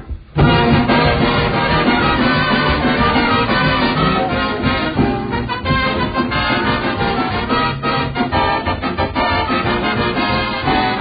DeSoto Plymouth Dealers of America present Groucho Marx in You Bet Your Life, the comedy quiz series produced and transcribed from Hollywood. And here he is, the one, the only... That's me, Groucho Marx.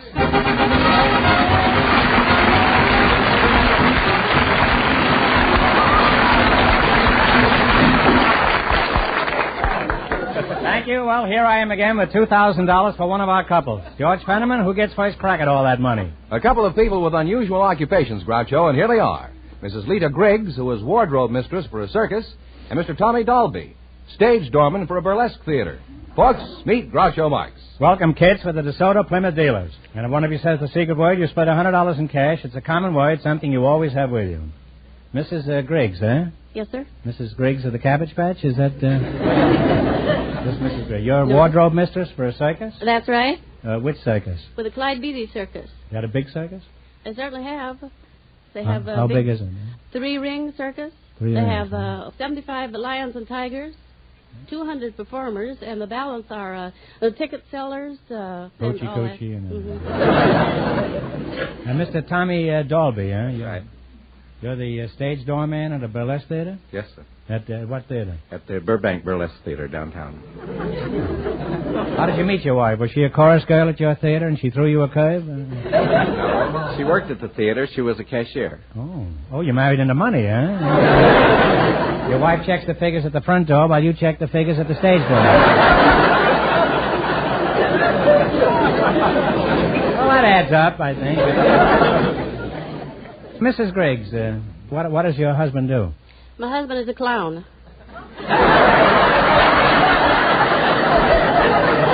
Mrs. Griggs, everybody's husband is a clown.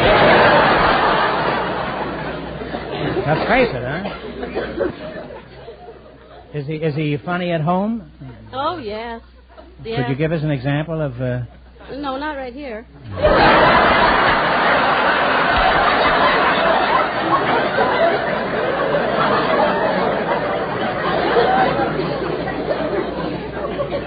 How did you meet your husband? Oh, I met him at a fox hunt.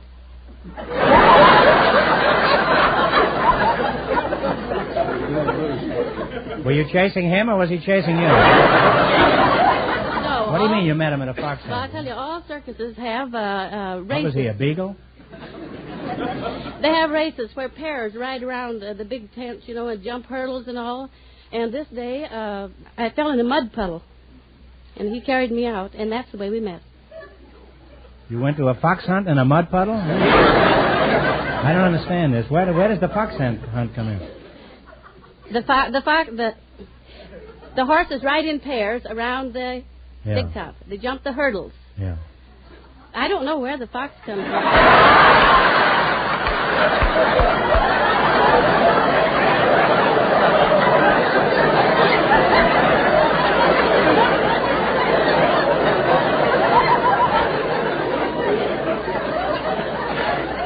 Well, you just threw that in to make it more difficult, is that it? Do you have any children? I have 3 girls. You have 3 girls? Yeah. 3 girls. How old are they? 16, 14, and 11. Oh, and do they go to the circus? Yes, they do. They're all aerialists. Oh, they're all in the circus? Yes. Oh, I see. Hey, you mean you can tune them in and get television programs? And...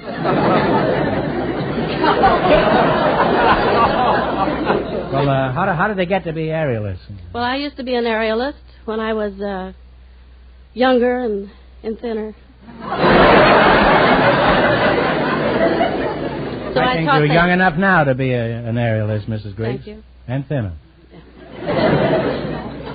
Tommy, let's talk about a man's subject, girls. Tommy, at your burlesque theater, how is business? Well, business is always good down there. It's always good. Well, if it ever falls off at your place, business will be better than ever.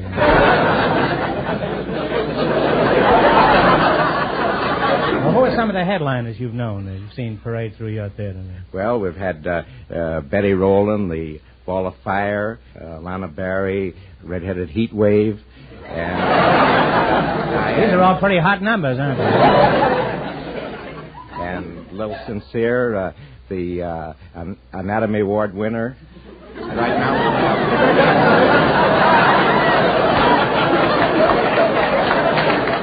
What was that last one, Tommy? The Anatomy Award winner. Yeah. That's what I thought you said. Is it pretty exciting being a stage doorman at a burlesque theater? No, it's... after a while, it gets a little more... Well, the first 50 years must be fun, isn't it?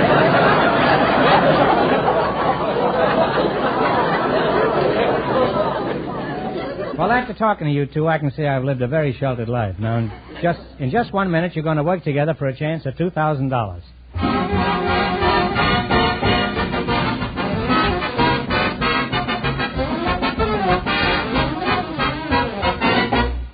Whenever you take your car for service to any one of the more than 3,000 authorized DeSoto Plymouth dealers, you never have to wonder about what kind of a job you'll get. For that's where you'll always get the best equipment and the best workmanship, meaning a top job every time. At a DeSoto Plymouth dealers, you get the benefit of factory-designed and approved tools and equipment. Also, skilled mechanics who know how to use that equipment. Getting a better job done on your car in shorter time naturally means money in your pocket and a car that will serve you faithfully and economically for miles and miles. So stop in and get acquainted with a DeSoto Plymouth dealer next time your car needs service. Learn what so many car owners all over this nation already know, that it pays to stop in at the sign of an authorized DeSoto Plymouth dealer.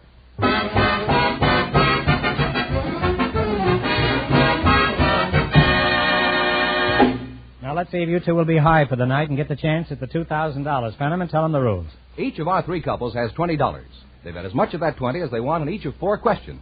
The couple that earns the most money gets a chance at the DeSoto Plymouth $2,000 question at the end of the show.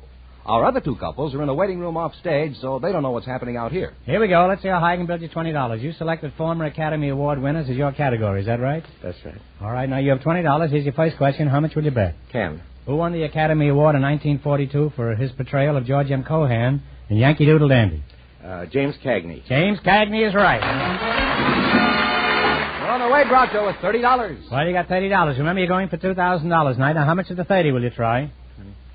20. $20. Who won the award in 1940 as Kitty Foyle? Ginger Rogers. Ginger Rogers.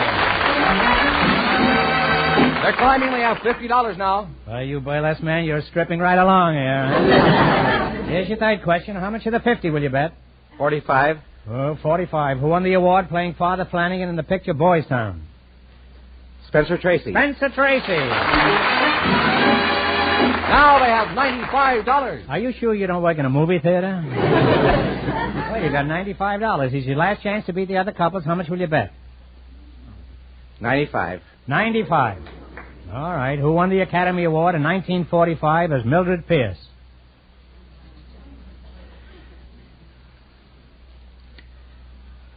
Crawford. Joan Crawford. Joan Crawford. And they wind up with a grand total of $190.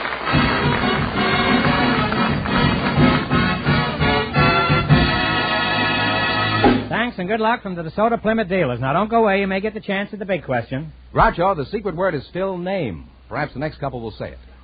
Just before we went on the air, our studio audience selected a fireman and a housewife. And here they are, Mrs. Evelyn Russell and fireman Ben Brewer. Folks, meet Groucho Marx.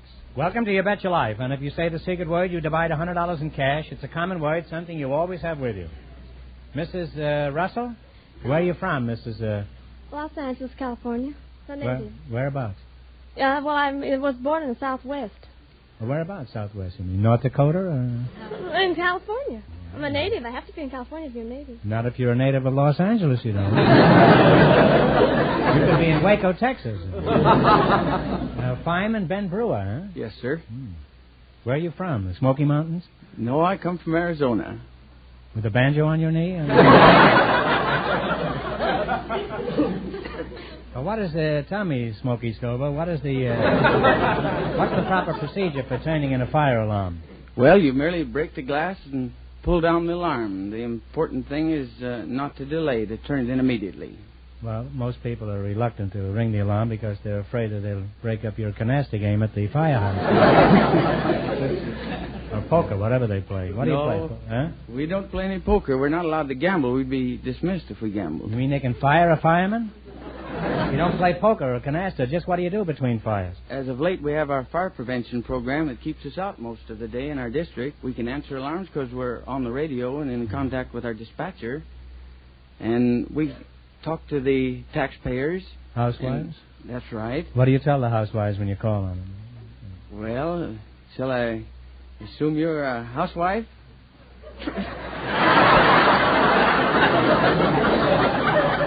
Well, many people have. Don't let this tie fool you, huh? Go on, let's assume that I'm a housewife, huh? I'd say good morning, madam. We're out here in the street with our apparatus. You don't even wait for me to say good morning back to you. Let's try it again, huh? Good morning, madam. Good morning, sir. How's tricks? What's new, big boy? What are you doing later on today? Okay. Now, the fire's still burning, I suppose. We're around trying to enlist your cooperation in helping us prevent fires in this district. Uh-huh. Yeah. We want you to watch rubbish in the backyard. Yeah. Keep my relatives out of this, huh? We wouldn't want you to put any pennies behind the fuses or allow the curtains to get over near the heater. We don't want the children to play with matches. You're a real killjoy, aren't you?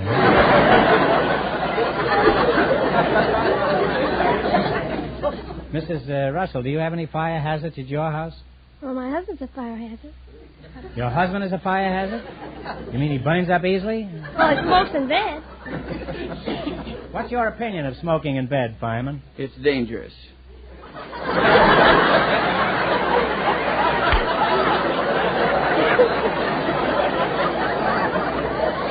Well, I imagine there's more to it than that, huh? What other careless habits do people have that provide fire hazards? Do you have any rule for people to follow? Well, we have one little rule. You want to start over again and say, good morning, madam? No, I'll give you the rule. What is it? Matches have heads, but they don't have brains. And whenever you start a fire, use your head.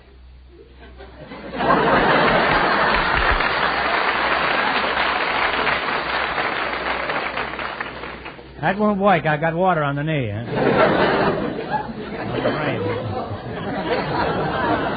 That won't work. I've got water on the brain. Huh?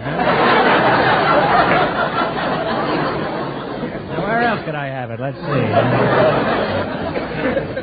Well, I've kidded our firemen, but I know all of us are thankful that the fire department does such an efficient job, Mr. Brewer.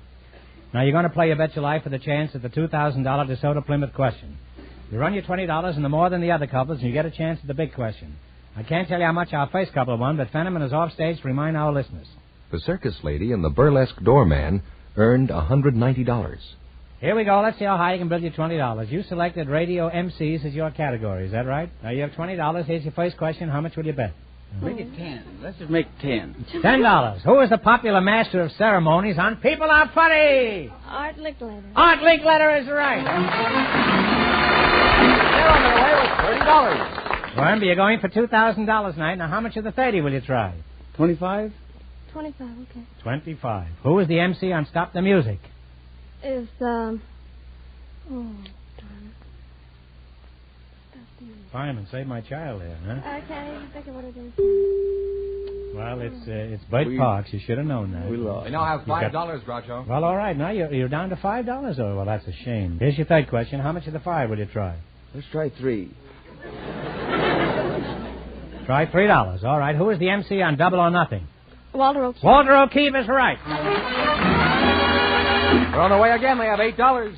Now you're climbing. You got $8. Here's your last chance to beat the other couples. How much of the 8 will you try? Let's bet it all, huh?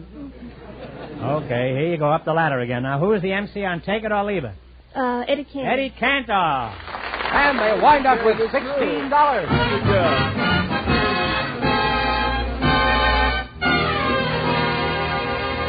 Thanks and good luck from the DeSoto Plymouth dealers. Now, we'll soon know who gets the chance at the $2,000 question.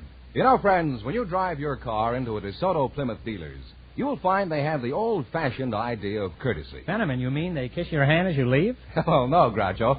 But they do show an honest interest in your problems, a real desire to treat you fairly and squarely. Shall we dance?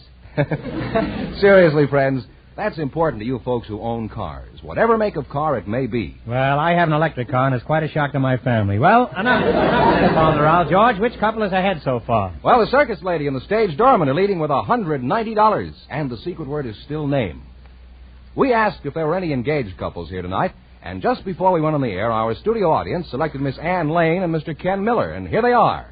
Folks, meet Groucho Marx. Welcome, youngsters, for the DeSoto Plymouth dealers. And if you say the secret word, you win $100 in cash instantly. It's a common word, something you always have with you.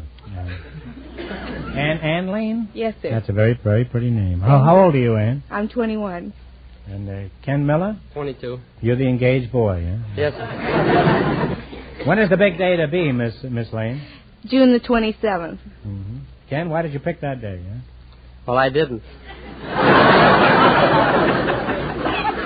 Did she pick it? Yes, she did. Who's going to be present at your wedding, Ken? All her friends and her relatives and mine.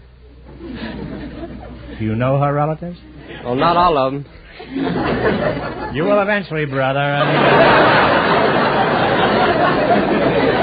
Oh, and will you know them?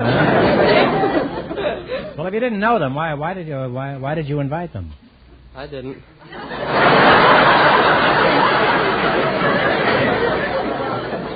Are you implying that her relatives are trying to crash the party? No, sir. She invited them. Are you sure you want to go through with this? Yes, I Could you am. back out now if you wanted to, Ken? Oh, sure. I think so. Well, how could you back out of it, huh? Well, I could quit paying on the rings.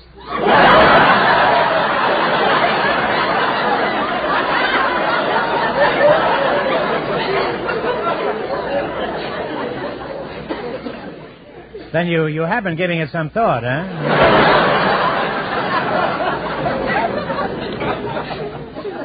Ann, is Ken going to be able to support you all right?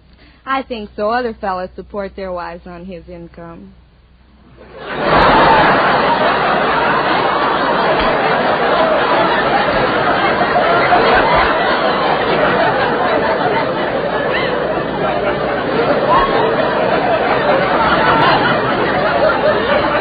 Ken, you're not even married yet, and you're already beginning to turn into the Marshall Plan. Ann, do you have a pet name for your boyfriend, dear? Yes, sir, but I don't want to tell you what it is.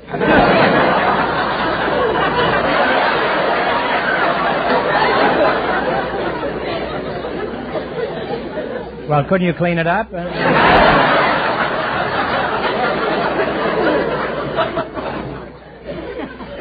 Come on, Ann, what is it, huh? Well, give us a synonym he calls for it. me Bunky, and I call him Punky.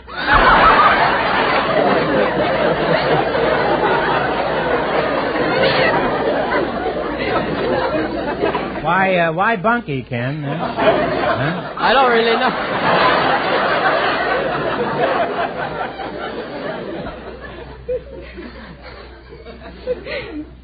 Well, they're cute names, I think.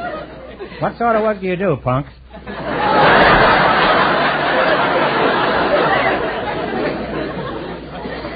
I'm a template maker at Douglas in Long Beach. A what? A template maker. Come again. What is a template maker, huh? Well, a template maker is a... Fellow makes templates, I suppose. Well, that's clear. Now I understand it, huh? Well, what is a template? A template is a pattern. And a pattern is a what?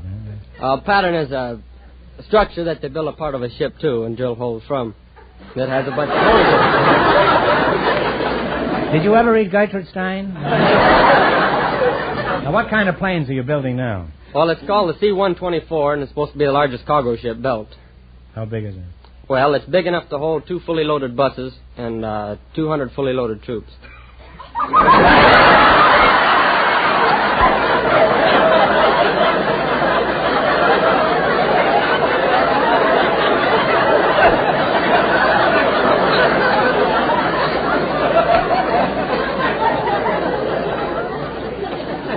I don't know if they can get the buses loaded, but they can certainly get the troops loaded.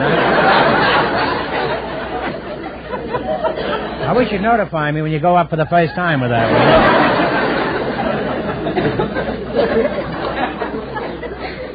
one. Where do you work, Bunk? I work at Douglas, too. Oh, you work there, too? Yes, huh? sir. So what do you do? Huh? I do general clerical work in the planning department. Secretary? Yes, sir. Mm-hmm. And what's the difference between secretarial work in an aircraft factory and in any other office? Well, I guess there isn't much difference except that you have to be able to understand the boss's terms when he's dictating. Well, when you start understanding the boss's terms, it's time for you to go home to Mother.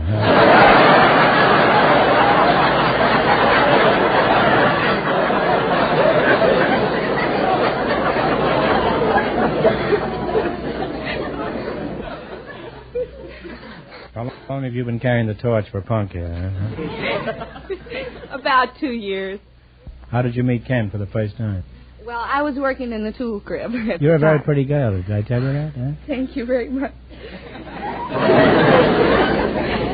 I was working in the tool. I didn't have anything to do with it, Ann. If you were a pretty girl, I'd say the same thing about you. Punk old boy, huh?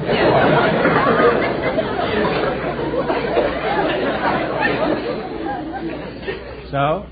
So I was working in the tool crib, and he was a riveter on the assembly line, and he had to make approximately 2 trips a day to the tool crib, but I saw to it that he made about 10 or 15. What is a tool crib? I don't know. What are you keeping there? Baby tools?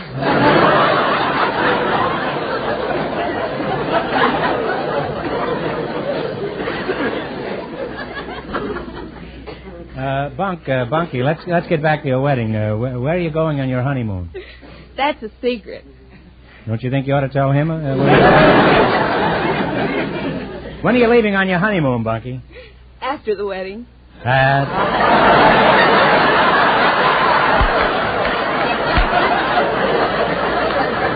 Well, Bunky, you couldn't pick a better time. Of course, Ken doesn't care. He doesn't know where he's going anyway.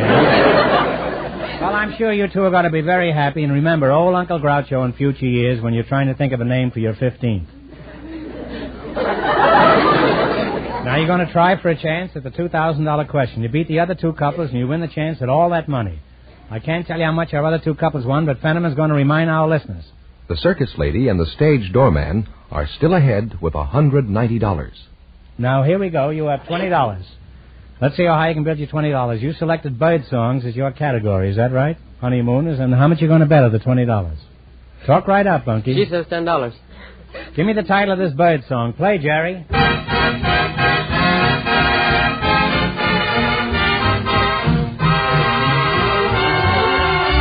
Blackbird. Bye-bye, Blackbird is correct. And her other way was $20. All right, remember you're going for $2,000 tonight. You're on your way now. You got $30, says Fenneman. How much of the 30 will you try? 25. 25. What is the name of this song? Flamingo. They're really stalling now. They have $55. You got $55. Here's your third question. How much of the 55 will you try? 50. Let's see if you can identify this one. Okay, Jerry. When the swallows come back to When the swallows come back to Capistrano. Now they have $105. You got $105. Here's your last chance to beat the other couples. How much of the 105? 100. 100, huh?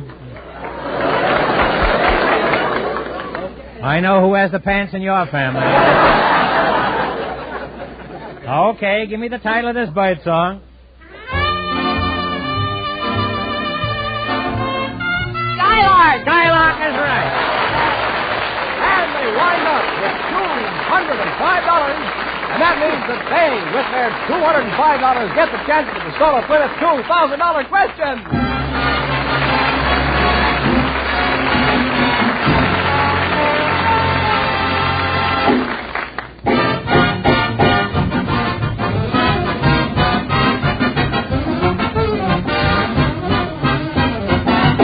Warmer weather is approaching fast, so now is the time to take your car for that spring tune-up to a DeSoto Plymouth dealer.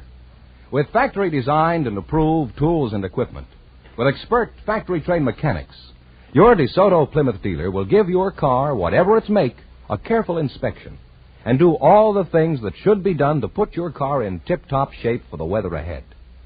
Mechanics will give your car an engine tune-up, will drain and flush your radiator, check your spark plugs, your battery, and your tires, put in the right oil, lubricate the chassis, and do countless other necessary jobs.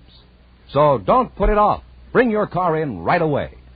Authorized DeSoto Plymouth dealers are well equipped to give you courteous service, prompt service, service at a fair price. And remember, all dealers who sell DeSoto also sell Plymouth.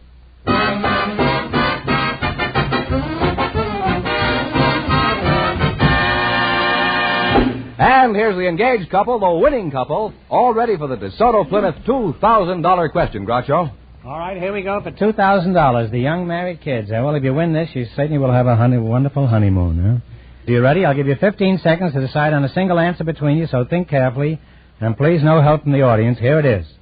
The monument to the Battle of San Jacinto, where General Santa Anna was defeated, is the tallest monument in the world. In what state is the San Jacinto Monument?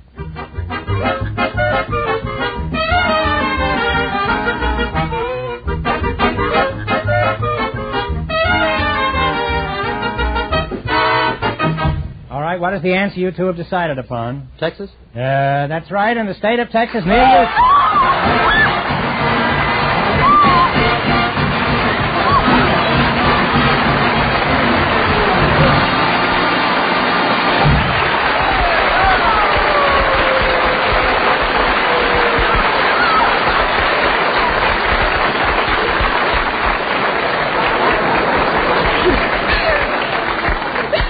Well, it shows you love will find a way, huh? Now, what are you going to do with all that swag, Bunky? Well, I'm going to name my first boy Groucho.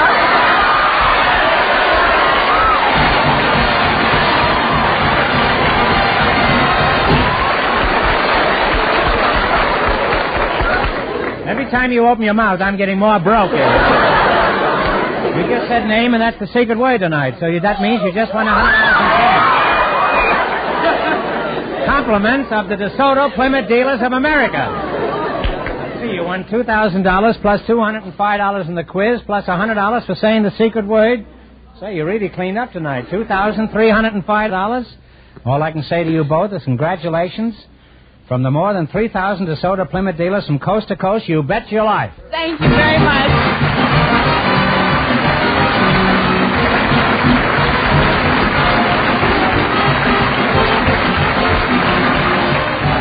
You Bet Your Life is a John Goodell production, transcribed from Hollywood, directed by Robert Dwan and Bernie Smith. Music by Jerry Fielding. Be sure to tune in again next Wednesday night at this time for the Groucho Marx Show, You Bet Your Life, presented by the more than 3,000 DeSoto Plymouth Dealers of America. And remember, all dealers who sell DeSoto also sell Plymouth. Two great cars, both products of the Chrysler Corporation. And don't forget, next week, the big question will be worth $1,000. Well, it's Bing Crosby's turn now, so good night, folks. And remember, just be sure to see your DeSoto Plymouth dealer.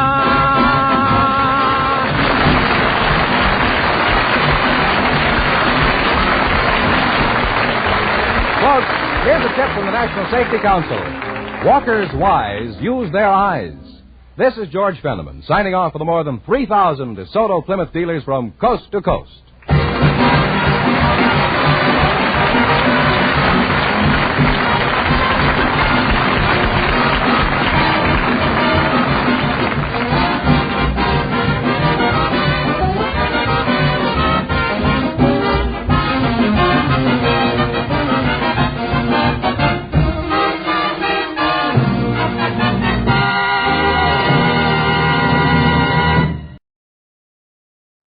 And now get ready to smile again with radio's home folks, Vic and Sade.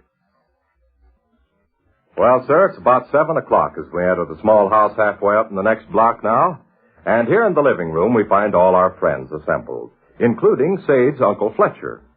Uncle Fletcher is seated beside young Rush on the Davenport, and we hear him say, "Yes, I carry considerable keys in my pocket, always have. I never saw so many in one bunch. Better than 100 here. Don't they weigh you down? Some. Let me heft them once. Fine. Golly, did you ever see so many keys? Look once, Gal. Holy smoke. All through life, I've carried a big bunch of keys. Made it a point never to throw a key away. Somebody told me one time it's bad luck to throw keys away. Ever hear that, Sadie? No, I don't believe so. Tell you who give me that information. All right. Harry McFitcher. Hmm? You recollect Harry likely. No. Dixon man? Belvedere. Uh-uh. Here's the party I was telling you about that fell off the piano stool, got his knee caught in his necktie, and choked to death before anybody could get him untangled. Goodness. I did tell you about that, didn't I? Well, I don't quite remember it. Fine. Your anecdotes, Uncle Fletcher, are always so startling. Uh-huh.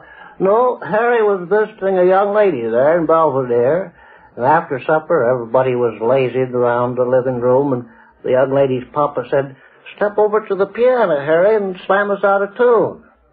You say you don't remember Harry, Sadie? Uh-uh. Fella could play the piano like a cyclone. Young lady's papa said, "Step over to the piano, Harry, and slam us out of tune." Harry whirled the stool around a few times, sat down, lost his footing, crashed to the floor, and began to squirm. Nobody knew what was the matter. Come to find out, Harry'd got his knee caught in his necktie. Died on the spot. My Lance. Very sad thing. My stars, yes. They wrote it up in the Freeport papers and all around. Do you use all these keys, Uncle Fletcher? Oh, no. Don't use a tenth of 'em. I was going to say. This here key is my door key at home. Uh-huh. Now, this half-wit key, as far as I know, don't unlock anything. Huh? Fancy one, though. Yeah, that little curly-cues and junk. Might be a bookcase key. Bookcase keys are generally like this. Ours is. Right. No, I carry keys. Take some fellas, they don't carry keys, but I do. I carry keys. Uh-huh. Delicious supper, Sadie. Oh, thank you. Here's a big son of a gun of a key. That key, Rush, unlocks a tool house on the Chicago, Burlington, and Quincy Railroad. Yeah? Chicago, Burlington, and Quincy Railroad. Huh. I've carried it for more than 20 years. Huh. I always figure carrying a big bunch of keys helps a fellow make a good impression on people. Oh, so? Beg pardon, Vic? What's your line of reasoning? Uh-huh. You just said you figured carrying keys makes a good impression on people. Gov wonders how you come to that conclusion. Oh, wondered about that, huh, Vic? Yeah. No, it's the way you're built, I guess. I carry keys. Maybe you don't carry keys. I only carry the ones I use. Sure. Well, I can understand that. Leland Richards lugs a lot of keys around with him. Leland is a good boy. He hasn't got as many as you've got, but he's got enough to weigh his pockets down to where it looks like he's carrying a brick around with him. Leland's all right. I saw Leland just this afternoon. Delicious supper, Sadie. I thought it was pretty fair myself. Uh-huh. No, I'll tell you, Rush. Fella carry plenty of keys on him, and people look up to you. Is that right? I'll say I'm going into a store to buy a pair of sleeve garters. Uh-huh. I tell the half-wit clerk I want sleeve garters. Tell him I want good sleeve garters. Good sleeve garters and no nonsense or back talk. Then I pull him a bunch of keys out of my pocket and twirl them around, careless and absent-minded. Half-wit clerk's eyes will bug out every time. He'll jump up sharp and look alive. It's the same principle as when you flash a big wad of money. Some fellas do that. Some fellas flip out a roll of bills as fat as your leg. But I find a big bunch of keys gets the same results. Yeah, I carry keys. Oh. You guys want to play with me? We're chatting along fine, Rick. Okay. Maybe you'd like to pop some popcorn after a while. Not at all. Well, seems like we ought to do something to entertain you. Yes, it does. Mm-hmm. What's this little bit of a key? Watch key. Watch key? Rush, haven't you ever seen a key winder or watch? No. I can recall what there wasn't any other kind.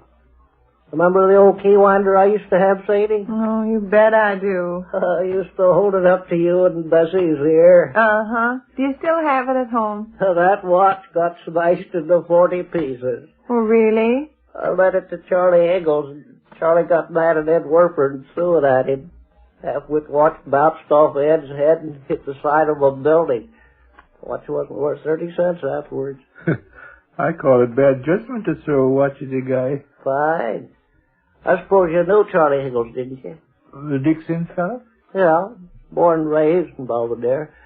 I think they used to tell it on Charlie he never was outside of Belvedere city limits. Hot-tempered as a horse. Well, he threw my watch at Ed Werper. Hit him, too, right in the head. Ed howled like a panther. Yeah. Maybe there's some nice card game we all four could play. Well, sure. Trot up a few Oh, chairs. here, Ross, is a key a fellow handed me one time. Handed you? Out of a clear sky. Never saw the fellow before and never saw him since. I was walking along the street in Dexter, Missouri. I felt a nudge on my elbow, and here was a man in a straw hat and nose glasses. Take this, he says. He had me the key, and I turned around and run down the street. Make head or tail to that? No. Make head or tail to that, Vic? No. Make head or tail to that, Sadie? No. Well, I couldn't make head or tail to it. Thought about it considerable, too. Get down to Dexter, Missouri much, Vic? Never set foot in the place. Fine. No, you take it like I'm going into a lunchroom or somewhere. Say to the clerk, look, my friend, 2 eggs over easy. I don't want any delay, and I don't want any cute remarks. 2 eggs over easy and hustle. Then I out with my big bunch of keys. Does the trick every time. That waiter will take one look, and then his jaw will drop open, and he'll trot off after my eggs like a racehorse. I never thought you were the kind of a gentleman that talks sharp and cross to waiters, Uncle Fletcher. Uh-huh. Oh, they respect you more, see? Fellow with a big bunch of keys on him gives the impression he is somebody. I've worked it time and time again. Remember Ollie Mudpickle? No. Married Helen Yeats? Dixon people? Yeah. Born and raised in Belvedere, just like Charlie Higgles. Well, one time Ollie and myself were going to take in a picture show at Freeport. Ollie stepped up to the ticket window and bought a ticket. I was right behind him and tore him a big bunch of keys. The girl selling tickets took one glance at the keys and said, you may go in free of charge, sir. Well. Ollie Mudpickle. Died in a funny way, Ollie. I bet he did. Beg pardon, Vic? Did he swallow a knife and fork? Who, Ollie? No. I bet he tripped over a mad dog. No, he didn't. Ollie Mudpickle got his head caught in a suitcase. Oh, my. He was packing his suitcase to take a trip to Newton, Iowa. I suppose you got around to Newton, Iowa considerable, Vic. Never been there. Fine. He was packing his suitcase, and his wife was helping him. Half-wit suitcase was so full they couldn't get it shut. Ollie says, hey, Helen, sit on the half-wit suitcase. Well, sir, she sat on the half-wit suitcase, never noticed that Ollie's head was inside. He died? He died. Oh, my. Yes, very sad thing. All your pals seem to end up passing away under very tragic circumstances, Uncle Fletcher. Right. No, everybody felt bad about Ollie. Very popular fellow around Belvedere there. Delicious supper tonight, Sadie. Thank you. I'll pop popcorn after a while if you want it. All right. Around 8 o'clock, 8:30, 8:45. 9 o'clock, 9:15. We'll feel like popping a little popcorn. Uh-huh. How about a 4-handed game of rummy? Yeah, let's play rummy, everybody. Okay. How about it, Uncle Fletcher? A nice game of cards, and afterwards we'll get out the popcorn popper. Fine. Here's your keys, Uncle Fletcher. Yeah, I carry keys. All through my life I've carried keys. Made the point never to throw away a key. Uh-huh. I carry keys. Which concludes another brief interlude at the small house halfway up in the next block. And here we leave Vic and Sade until the next time. So we take you now to Duffy's Tavern, starring Archie himself, Ed Gardner.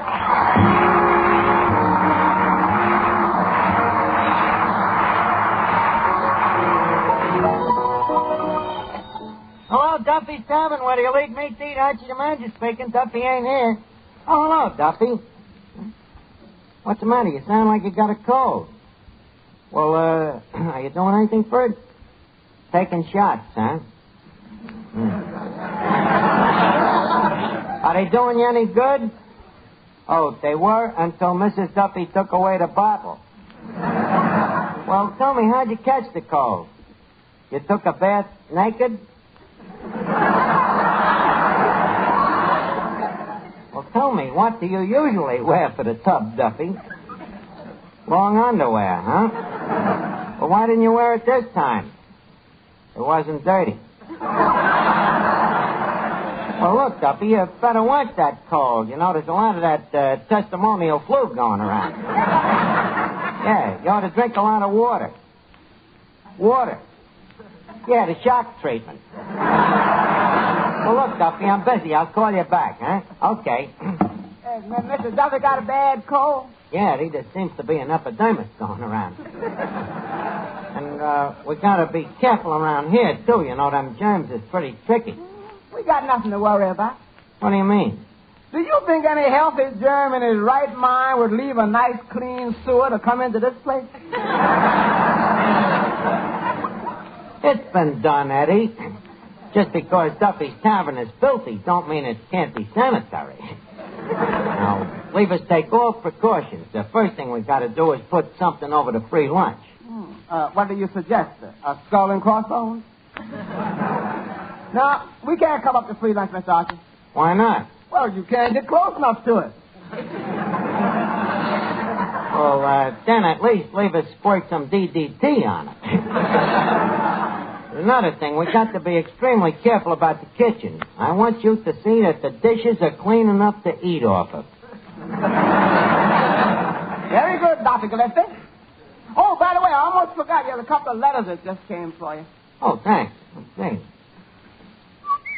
Hey, Eddie, get a load of the color of this stationery. Heliotrope.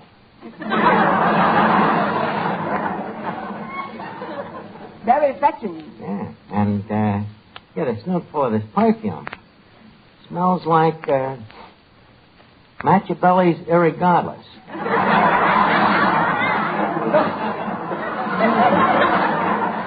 How about that, Eddie? And how do you do it? Oh, it's easy when you're irresistible. Leave us open this little Billy Doo and see what she has to say. Why, that sneaky finance company.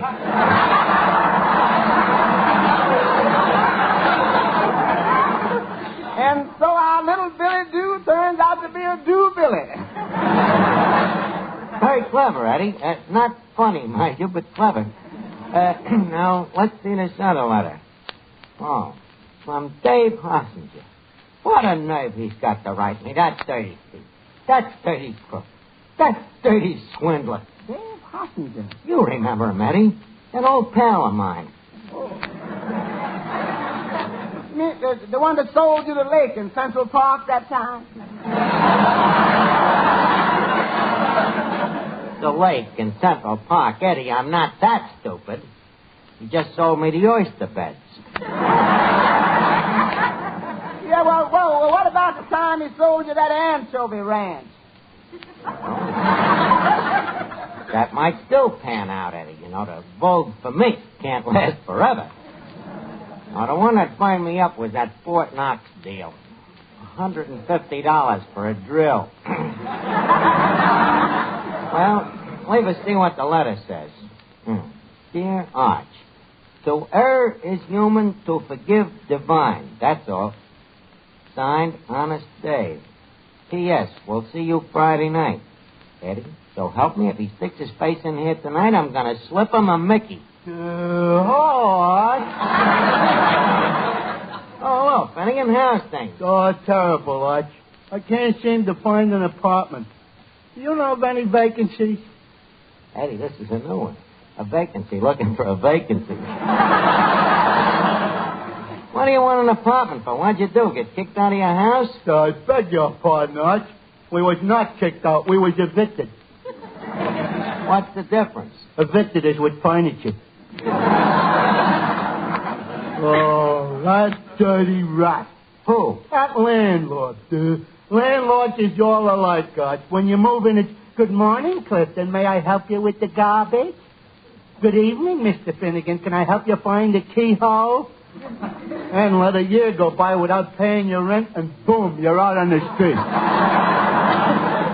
Wait a minute. You mean you're actually living with your furniture out on the sidewalk? That must be terrible. Well, it wouldn't be too bad if it wasn't for the servant problem. The servant problem? Yeah. The street cleaner ain't been around in 3 days. Oh, that must be horrible. With so many people tramping through the house all day, it must get rather untidy. So, I don't mind them tramping through, Arch. It's the way they throw their cigar butts in the living room. Me old man's getting curvature of the spine, picking them up. But, Finnegan, how do you manage to get any sleep out there on the sidewalk? I don't. I get to bed and start snoring, and before I know it, every dog in the neighborhood's in bed with me. All night, them trucks and buses going back and forth and back and forth. Well, why don't you move to a one-way street? You'll have more privacy. Go on. Every time I walk out of the house, I have to walk all the way around the block to get home again? Yeah, that That would be a little inconvenient. Well, let's hope you find an apartment soon, Finnegan. I hope so. Me father went up to see about a place today that he thinks we can get for $600 a month. But Finnegan, your family can't afford $600 a month. I know, but it's better than living in the street, ain't it? Well, yes, that's a fallacy. Oh, Finnegan, I have a message for you from your mother. What? She wants you to stop at the hardware store on your way home and get a long electric cord. She says the toaster don't reach the lamppost. Oh, still. Okay, Miss Duffy. Well, so long, Arch. If you happen to be driving through the house anytime, be sure to drop in.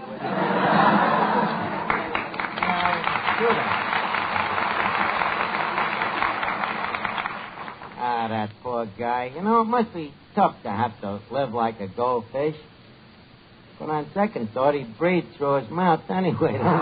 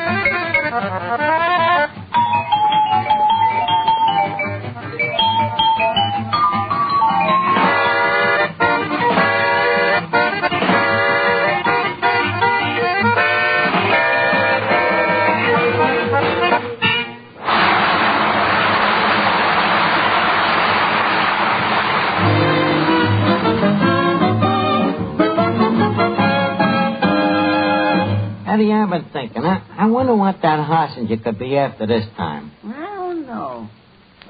Have you kept up your payments on the Holland Tunnel?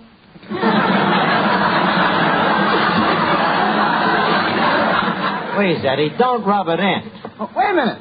Ain't that him coming in the door now, puffing on that big cigar? It couldn't be, Eddie. He couldn't have the nerve to come in here again. It must be him. Look at them smoke rings. Corkscrews. Yeah, it is him. I wonder what he's after tonight. Well, Archie, my old pal. Gosh, it's good to see you again. To be back here with real people. My people. The salt of the earth. Well, say something to me, Arch. Hello, you crumb. Archie, that's wonderful. What a clever welcome. Well, I intended to put out the welcome mat for you, but you stole it the last time you was here. Arch, you don't act like you're very glad to see me. Not glad to see you, why, Dave, though. Way my heart is going pitter-patter. I'm afraid I'm going to get Aunt Jemima pectoralis. Arch, old man, I'm afraid you're saying that with your tongue in your cheek. Well, with you around, it ain't safe to leave it hanging out. Arch, this attitude is very surprising. Now, come on, we're old friends. Tell me, what's on your mind? Hudson, you are nothing but a low-down, dirty crook and a cheap, conniving thief. Oh, come on, stop beating around the bush. Tell me, old man, what's on your mind? You know very well what's on my mind. All of that dough that you swindled me out of. Oh, that. Yes, I have thought about it, Arch, and believe me when I tell you that every time I took money from you, it always hurt me. You must have been in constant pain for years. Well, I guess this is just what I deserve. But I ask you, Arch, as an old friend, to be a little forgiving. You know, life hasn't been a bed of roses to me. It's been an uphill struggle ever since I was born. Well, that's interesting. I didn't know you was born. I thought you were just paroled in the custody of your parents. Hear me out, Arch. As I was saying, I started out as an incubator baby, and... Even at that age you was in the can, huh? You're bitter, Arch. Come on, old man. You must know that there's some good in me. Well, you remember my old mother, don't you? Yes. May she rest in stir. Now, look, Dave. No hearts and flowers tonight. You're dealing with dry ice. Now, put it on the line. How much dough was you planning to pot me out of? $4. $4? You must be slipping. That much you used to invest in me before you even put the bite on. What's the $4 for? A singer. I want you to give him a job here in the tavern. A singer for only $4. Now, look, Dave, you know very well for that kind of dough you couldn't buy one Andrews sister. Look, I smell a rat, and the wind is coming from your direction. Look, Arch, figure it out. I give you a singer. He goes to work here, and you pay him $4. Now, what could be crooked about that? There could be such a thing as a singing pickpocket. Arch, I'll tell you what I'll do. I'll let him sing Handcuffed. Does that satisfy you? Well, where is this kid? Oh, that's the kid over there. Hey, Ricky, come here, will you? Archie, this is Ricky Jordan. Hello, Ricky. Hello, Archie. Tell me quick, Ricky, where did you meet Mr. Hossinger? Well, he was in church one day, and I was singing there. Just a sec. Hossinger in church? Dave, you haven't finally gotten around to hustling collection boxes.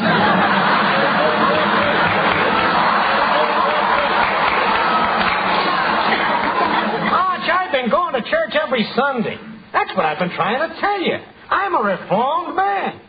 Look, are you sure that you ain't been seeing too many Leo McCarey pictures? No, Arch, I'm on the level. Now, look, why don't you listen to this boy sing? Well, okay. What do you sing, kid? Just choir stuff, or can you kind of mellow a dig beat on a gut bucket? You see, Ricky, I told you you'd be dealing with a man who really knows his music.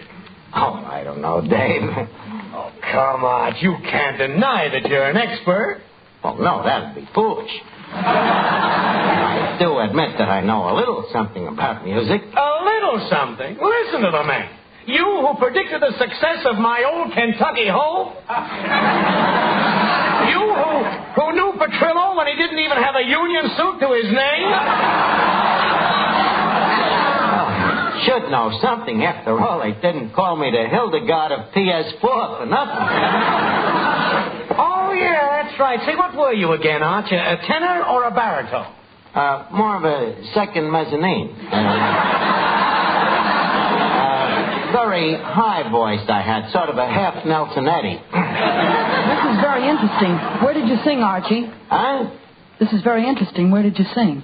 Well, for a while I sang with this Mexican band, Jose Horowitz and his Pitkin Avenue Cucarachas. Funny, but I've never heard of them. You never heard of them?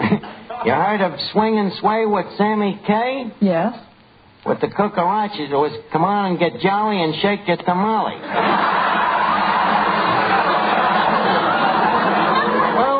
Anyway, what would you like to sing, kid? How about Stormy Weather? Stormy Weather. Oh, boy, does that bring back memories. Now, I used to go out with this girl, Wheezy Willamette, and every time they'd play that song, she'd... Well, I guess it's no use being a cad. Go ahead, kid. Sing it. Hit it on the upbeat, huh? Don't know why there ain't no sun up in the sky. Stormy weather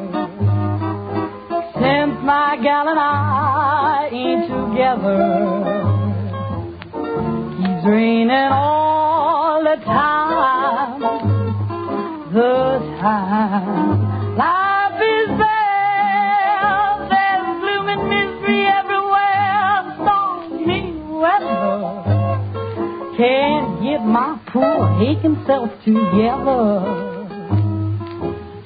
I'm weary all the time, so weary all the time. When she went away, the blues walked in and met me. But if she stays away, a rocking chair will get me. All I do is pray the Lord above will let me walk in the sun once more and go on. All I have in life is some stormy weather. Can't get myself together, baby. He's raining all the time. The time. Keeps raining all the time.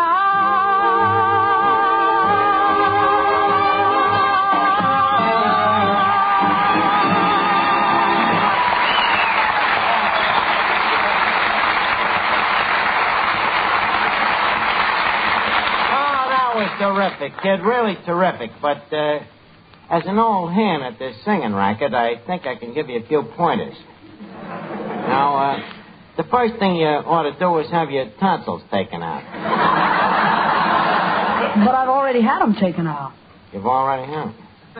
Well, then you better have them put back in.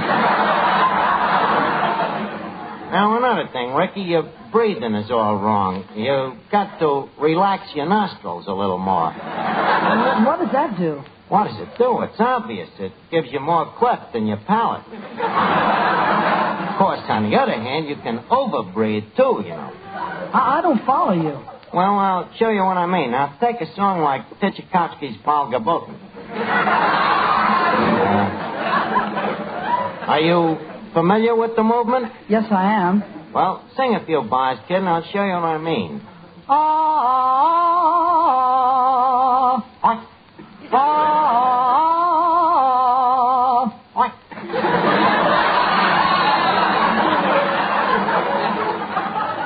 You see, kid, it's all in the breathing. Well,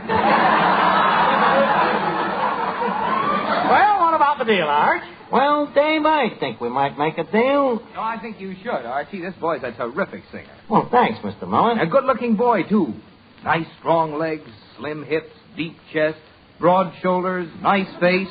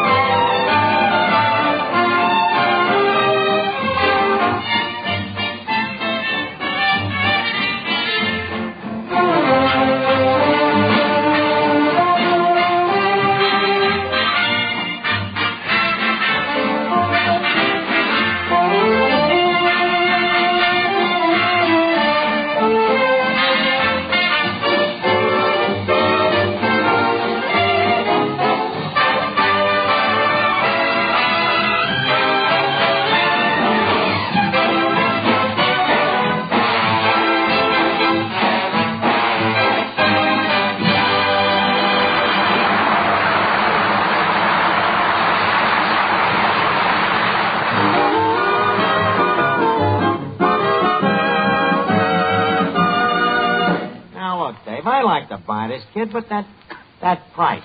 It still bothers me. Arch, I'm telling you, it's a steal. Don't mention that word. Now, look, leave us figure it out. The kid gets $4 a day. That would make it... Just a second, Arch. We're not asking $4 a day. It's $4 a week. $4 a week? For that kind of dough, you couldn't even bribe Senator Claghorn. Passenger, now I know there's something crooked with this deal. Well, this forces me to get back in harness. Huh? Arch, I can see there's only one way to deal with you, my old pal. I see I made a mistake in offering you this boy for $4. Well, certainly, Dave. What do you think I am, a dope? Now, what's the real price on a kid? Come on out with it, Dave. Give me the works. Just what you're going to get, brother. Now, let's see. Crosby gets a $5,000. Now, when Ricky dubs in Crosby's voice, he gets... Wait a minute, Dave. You say this kid dubs in for Crosby? That's a little hard to believe. Oh, you can do it, Art. But why do they have to have somebody dub in for Crosby? Why? Did you see Going My Way? Yeah. Well, you know ordinarily when Bing sings, he wears those sport shirts with the open collar. So what? In Going My Way, he had to wear that tight collar. Oh. Need I say more? I see what you mean, Dave. A collar like that would constrict the larynx. Now, how much did you say the kid got when he sang for Crosby? I think it was $2,000. Well, that would be a little high for us. You see, we got a lot of overhead here, Dave. Well, I'm not sure of that price, Arch. Let's verify it. Give me the phone, will you? Okay, here you are. Thank you. Hello, operator. Paramount Studios, please. Paramount? Hey, that's where I made me picture. Yeah, I know, Arch, but they're still in business. Paramount, Bing Crosby, please. Thank you. Oh, hello. Hello, dear Bingo. Dear Hossy. Look, Bing, confidentially, what did you pay Ricky Jordan that time he dubbed in your voice? It's okay. I'm all alone in a booth. Huh? Yeah, that's what I thought. $2,000. Well, in that case, what do you think he should get for a nightclub job? Uh-huh. Well, thanks, Bing. See you in church. Well, Arch, you were right. That $4 a week was ridiculous. I told you, Dave. Now, what's the real price? $12. That's a little more like it. Okay, Dave, it's a deal. Here's the $12. Thank you, Arch. Well, I'll be seeing you. Okay. Hello, Duffy. Hey, did you hear that kid sing? Terrific, ain't he? And where did you hear the deal I made on him? Well, you see, Hassinger comes in here, and he wants $4 a week for the kid. So I start maneuvering, and I wind up buying him for a measly 12.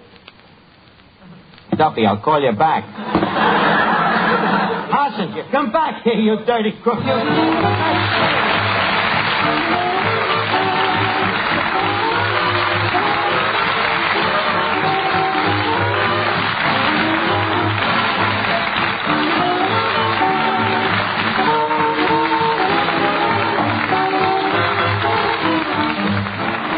Before we leave Duffy's, leave us put a couple of nickels in Duffy's jukebox. The plat is spinning, the needle comes down. It's music.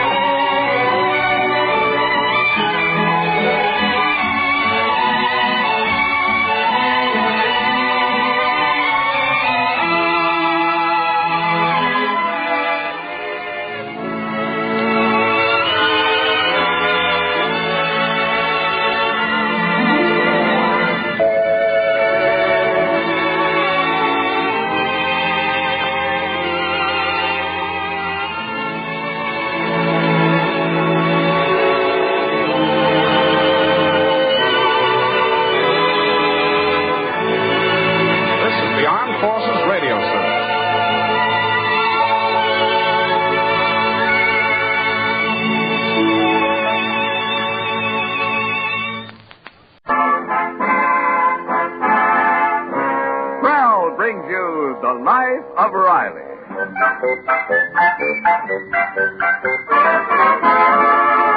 Well, the shampoo that removes unsightly dandruff in as little as 3 minutes and leaves hair radiantly clean, radiantly lovely, presents The Life of Riley, with William Bendix as Riley.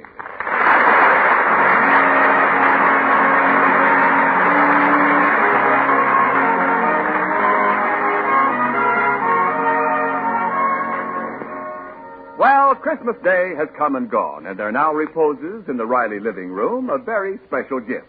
Just how this particular package from Santa Claus came to be there is quite a story. A story that began 3 days before Christmas.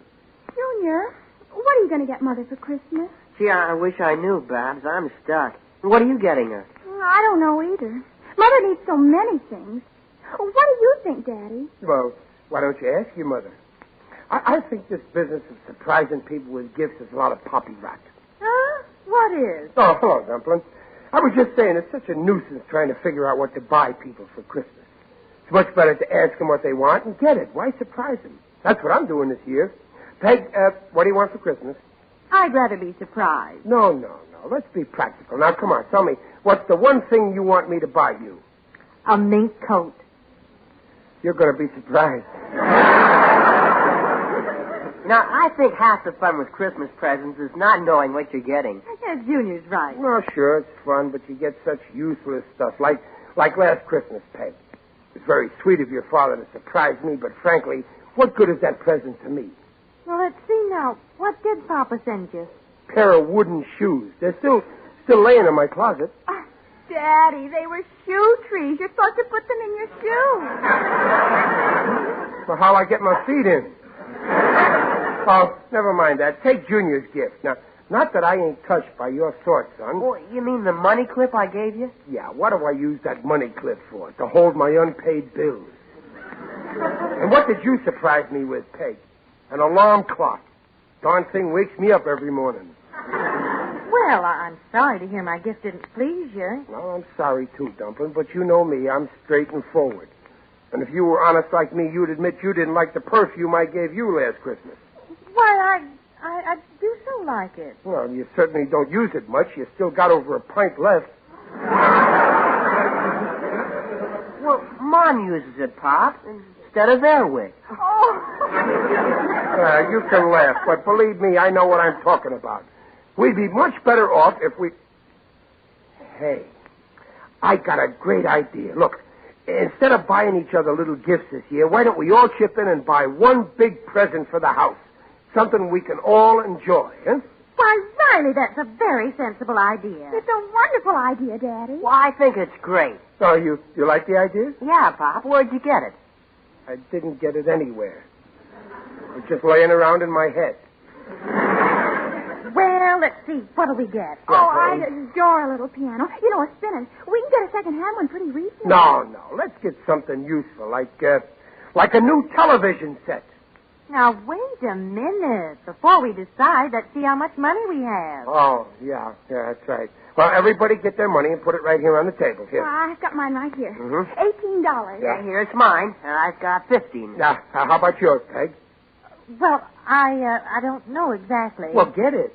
I'll give it to you later. Oh, I see. It's in your little hiding place, and you don't want me to know where it is. Why, it's not there. Don't apologize. I'll close my eyes, and you get your $25 from behind the radio. Riley, you know. I can't hide anything in this house. Well, here it is. How much we got so far? Well, let's see. 18 and 15 is 33 and 25. Comes to a total of $58. And, Daddy, you haven't even put in your money yet. Oh, yeah, that's right. Now, with my share, it comes to, $59.50. What? Daddy, is that all you're putting in? $1.50? Oh, no, that's just all I've got on me now. I'm giving $75 when I get my Christmas bonus. Well, can't you give the money now? Well, what's the matter? Don't you trust me? Well, if you feel that way, here's an IOU. Oh, now stop worrying, Junior. Your father's good for the money. You bet I am. Why, I can name 50 people in this town who are holding my IOUs. For years. Now, how much have we got in our joint account? Well, all told, we have $133. Great. I'll go down tonight and order one of them new CAR television sets. CAR? You mean RCA. CAR stands for Chester A. Riley. I'm changing RCA around. But, dear, $133 isn't enough for a set. Well, it's enough for a down payment. We'll pay the balance in installments. Television set's all right, but I'd much rather we got a little spinet piano. Oh, yes, a piano'd be fine. A piano. You young kids with your wild, modern ideas. A piano. I may be old-fashioned, but I know how to raise my children. We're getting a television set. That's a fine piece of logic, I must say. Now, after all, Riley, Babs is entitled to her opinion. Now, look, this ain't getting us anywhere. There's only one way to settle this, by a vote. Majority rule. Yes, I think that's a good idea. Okay, let's vote. No, all right, but remember, once we vote, it's all settled. No squawks. All right. Well, piano or television set, Babs? Piano. Junior? Television. And I vote for television, so we'll get it. Now, wait a minute, Wait. Riley. Wait. I didn't vote yet. Well, I know, but every election you vote the way I tell you to. Well, not this election. I'm voting for a piano. Well, that's 2-2, Pop. Yeah, a deadlock. Well, there's only one way to settle this. Let's toss a coin, okay? All right. All right with me. Okay. Now, here's a coin. Heads it's a piano, tails it's television. Here we go. Heads, we get a piano. Wait a minute. 2 out of 3. Here goes. It's heads again. We win. So wait a minute. 3 out of 5. But, Daddy, that's not fair. Well, what do you mean it's not fair? After all, whose coin is it? Here we go. 4 out of 7.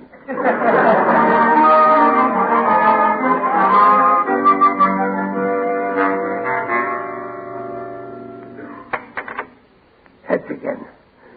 Okay. 33 out of 67. Here goes. Hey, pay attention, will you? Well, what do you expect, Riley? You've been tossing that coin for an hour. Yeah, Pop, my back is breaking from picking it up. Now, look, Riley, if you can't give in gracefully, let's forget about the whole thing. No, it's a good idea getting one big present for the house, but everybody's got to be satisfied. But you said the toss would decide, and according to the toss, the piano won. Never mind the toss. You know I'm against gambling. We're going to vote the democratic way. That's how we'll get the television set. Oh, I've had enough of this. Babs, dear, please give me a hand with the laundry. Okay, Mother, a pleasure. Junior, listen. What, Pop? I want you to try and influence your sister. Influence her? Yeah. Oh, you mean about that television set? Yeah, you don't want a piano for Christmas, do you? Oh, gosh, no. If I want music, I can play my drums. Good. Well, then work on it. Get her to change her vote. Well, I'll try, Pop. Attaboy, and I'll sell your mother on television. Oh, you'll never get Mom to change her vote. She wants a piano. Oh, go on. I can get her to do anything. You don't know me when I turn on a charm on the opposition sex. I'm a middle-aged Charles Boyer. You start on beds, and I'll give out with the Riley charm on your mother, huh? Well, okay, Pop. Okay. Peg! Peg! Ah, Peggy, it is so good to see you again. How are you, my little chair, Amy? Let me to kiss the tip of your beautiful ear. Now, just relax, park your carcass. What a piano. That Charles Boyer must be slipping. Now, listen, Duffy, about this television set. Oh, please, dear, don't bother me about it now. I've got a lot of work to do. Oh, okay. But just remember, if we don't get a television set, you'll be responsible for driving me to drink. I mean it. If we don't have a television set at home, I'll have to go where there is one. Mazur's Bar. They don't like you to sit there hours on end without ordering a drink. So naturally, I order. First, I order milk, then maybe root beer. But Mazur only likes men of distinction. So pretty soon I'm ordering bourbon. I forced myself to drink it. One drink leads to another. First thing you know, I got the habit. Every night I stagger home drunk. You try to stop me, of course. You take me to that club that cures drinking. You know, Alka-Seltzer Anonymous? But it's no use. I'm too far gone. Soon I'm drunk 12 hours a day. Then 24. Then 36. I start beating you.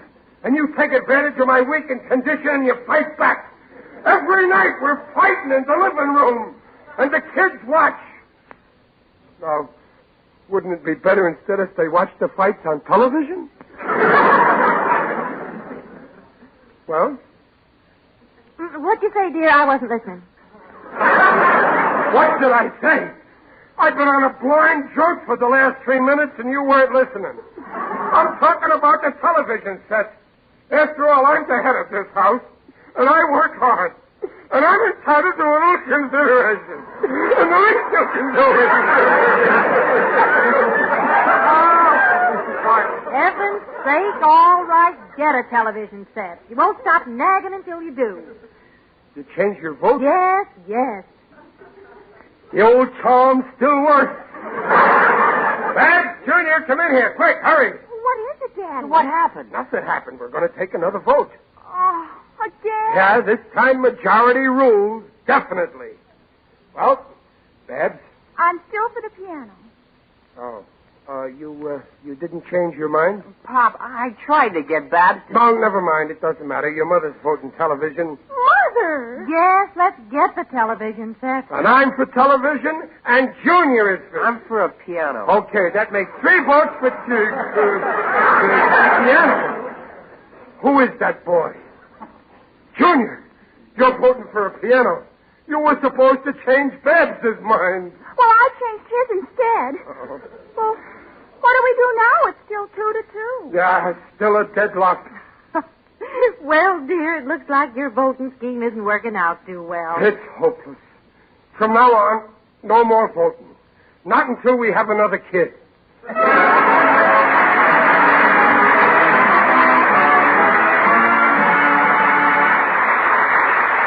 We'll hear the second act of The Life of Riley in a moment.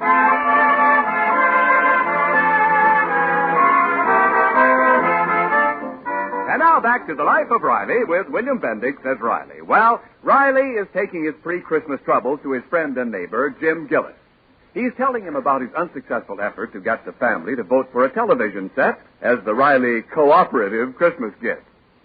And then, Gillis, I figured it was all set, so we had another vote. And you know what happened? How should I know, Riley? I ain't the kind of a guy goes around eavesdropping on his next-door neighbors. Well, anyway, it was a deadlock.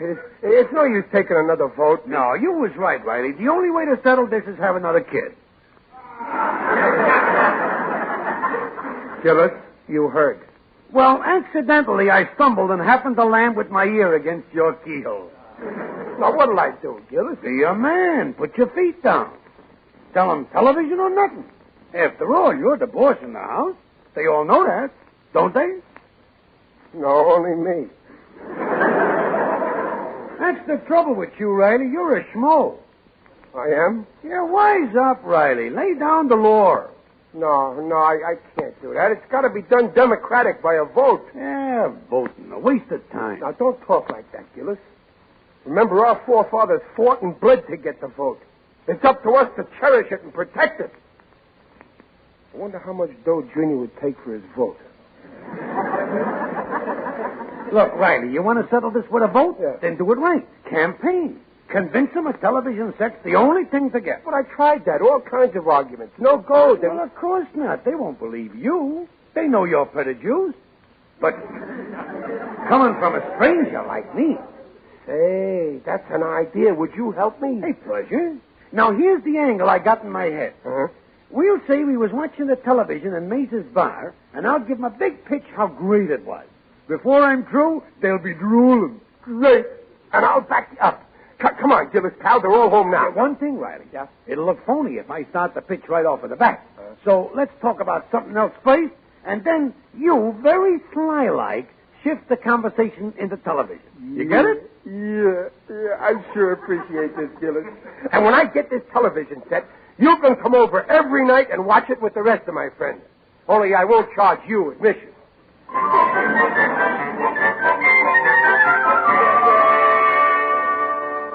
But, Mother, we do need a new piano. Oh, I know, Babs, but the one we got could last another year, and if we don't get the television set, we'll never hear the end of it. Mom's right, Babs. You know Pop when he gets steamed up in something. Well, all right, but he's such a baby. Yes, but he's the only baby in the family, so we have to humor him.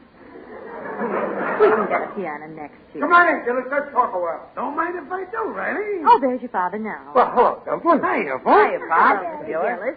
Oh, Riley, dear, about the Christmas gift. No, not now, Peg. We don't want to talk over family business in front of a perfect stranger like my best friend Gillis.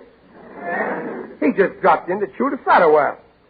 Well, what's new, Gillis? Well, I was reading about the United Nations today. Tell me, Riley, what do you think of the United Nations? It'll never replace television.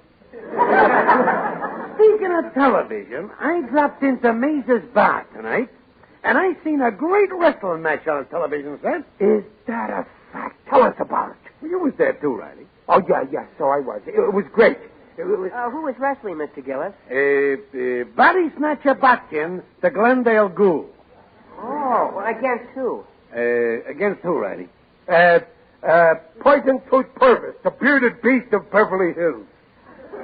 A great match. Yeah. While I was watching, I kept saying to myself, I wished I was lucky enough to have a set like that in my own home. Well, fancy that. Yeah, for my family's sake, of course. Well, of course. Oh, could you see it clearly, Mr. Gillis? Better than I can see you, Babs, and I can see you great. Just like it was happening in your own home. Just like in my own home. What a match. First they cycle around the ring. Then the ghoul kicks the beast in the teeth 9 times. Then the beast jumped up and down on the ghoul's face. They was just feeling each other out.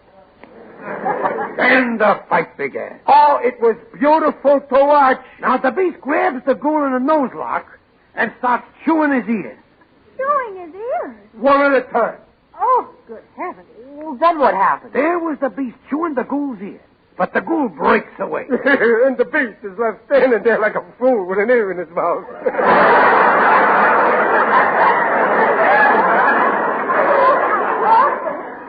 Daddy, he actually bit off his ear? Please, Dad, don't interrupt. Remember, you learn by listening. Go on, Gillis. At this point, the ghoul is beginning to be fatigued. So he grabs the beast by his beard and starts pulling the hairs out one at a time. He lost 56 hairs. Don't tell me you counted them. Television, you can see everything. Like in your own home. Yeah. Now the two wrestlers get vicious. The beast grabs the ghoul's arm and starts bending it back. Crunch! Oh. Then the beast starts swinging the ghoul around like a pinwheel. Faster. And then... Yeah, what happened? The popcorn man got in front of the camera. I couldn't see it then. But only for a second. Yeah. Then everybody went berserk. The crowd was screaming bloody murder. The place went wild. It was a madhouse. Just like in your own home. By this time, the ring was red with blood. Yeah. And soon they're going to have television in real color. There was so much blood, it looked like a butcher shop. Except in one corner where there was so much hair, it looked like a barber shop. There's nothing like television. Nothing like it. Well, so long. I don't want to keep you folks in your supper. Hearty appetite. So long, Gillis. Drop in again sometime. We'll have another chat about the United Nations. Very intelligent fella. Well, Peg, I guess maybe now you realize what a wonderful Riley. thing a television... Riley. Well, Would you get me the spirits of ammonia from the medicine chest? well, sure, but first, how about taking a vote now on the television set? I don't want to hear that word mentioned again. Well, Peg, what's the matter with you? You heard what Gillis said. I heard what he said. And if that's the sort of thing you see on television, I don't want it in the house. I'm against it. So am I. It's sickening. Yeah, that goes for me, too, Pop. But that was just a wrestling match. There's things for all different tastes. Prize fights, boom fights. But it's 3 against 1, Daddy, so we get a piano. It's settled. It's nothing of the kind. But we took a vote. It wasn't legal. Don't forget, you and Babs are under 21, so you're too young to vote. That leaves me against your mother. And as my wife, she's got to do what I want. And I want a television set, and I'm going to get it right now. That's not fair, Riley. Gee, Pop, you call that democracy? Don't you talk to me about democracy. This is my house, and in my house, it's Rileyocracy. I'm buying what I want.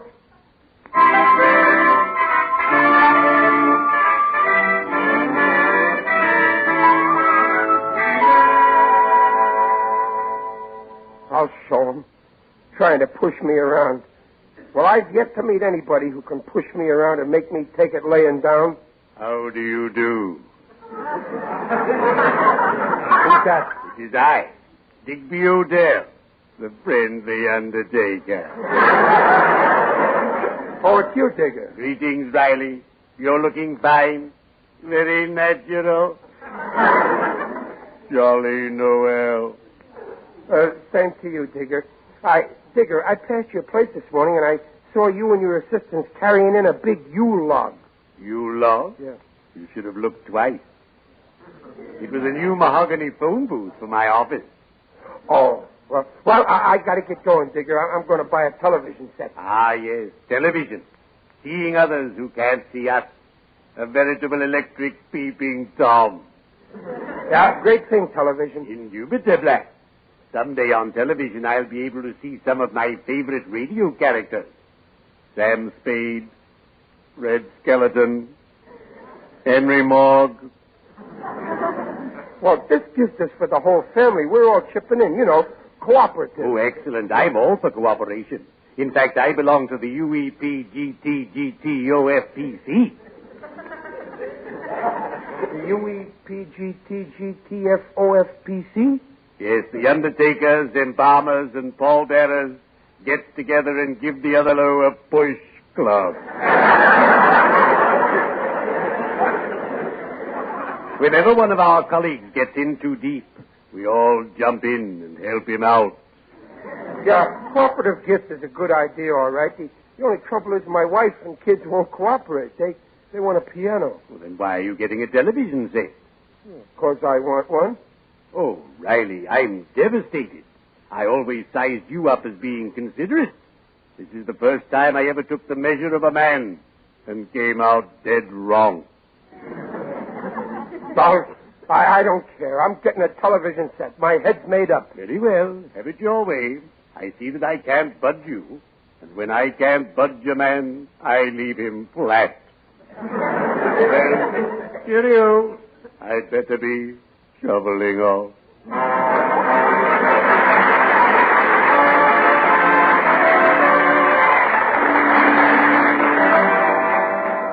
Now, please, Babs, let's not talk about it anymore. But it isn't fair, Mother. After all, some of the money's ours. Forget it, Babs. This is one time Pop's going to have his own way.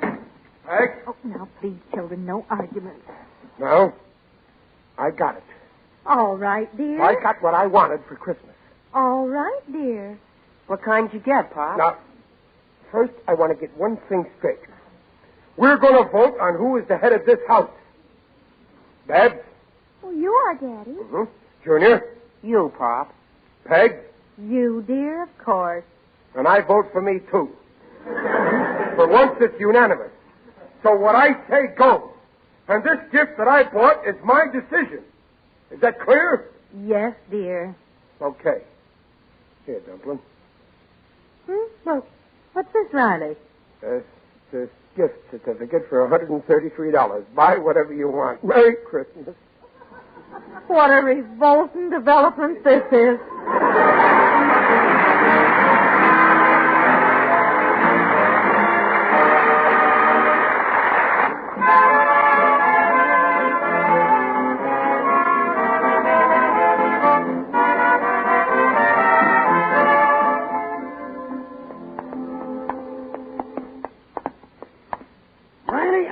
Say you was a sucker giving the family a gift certificate. Yeah, I know, but I couldn't help it, Gillis. You know what they'll buy with it? A piano. Yeah, I know, but I want them to be happy.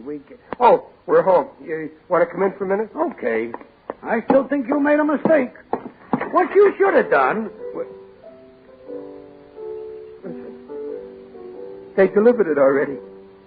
They got the piano. I'm ashamed of you. You're a disgrace to the male race. Oh, cut it out, Gillis. I done what I done, and I'm glad I done it. I wouldn't take this from him. Get in there and tell him off. In front of me. No. I'm going to make out like I'm glad they got the piano. After all, it's Christmas. Oh, so you got it?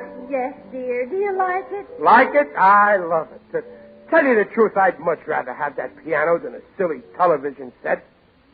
Only, that's the funniest piano I ever saw. All them knobs and that glass screen and Hey, that's a television. The piano music came from the... You got me a television set. Oh, I don't deserve it.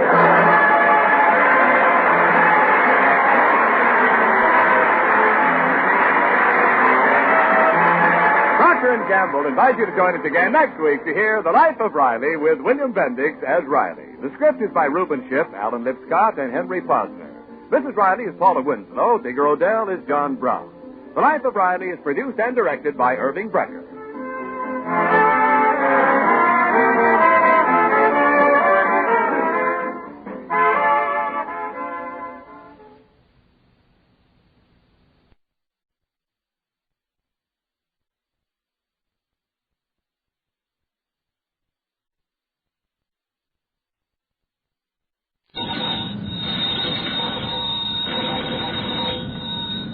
Granny's, Abner. I believe that's our ring. I don't get Lum. I believe you're right. I'll see. Hello, jot 'em down, store. This is Lum and Abner.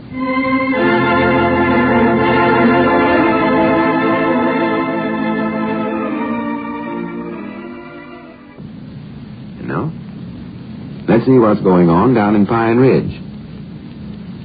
Well, one more day has rolled around with no news about Abner's missing wife and daughter. The old fellows have checked the railroad and bus stations at the county seat. They've consulted the police. In fact, they've followed every clue they've been able to dig up.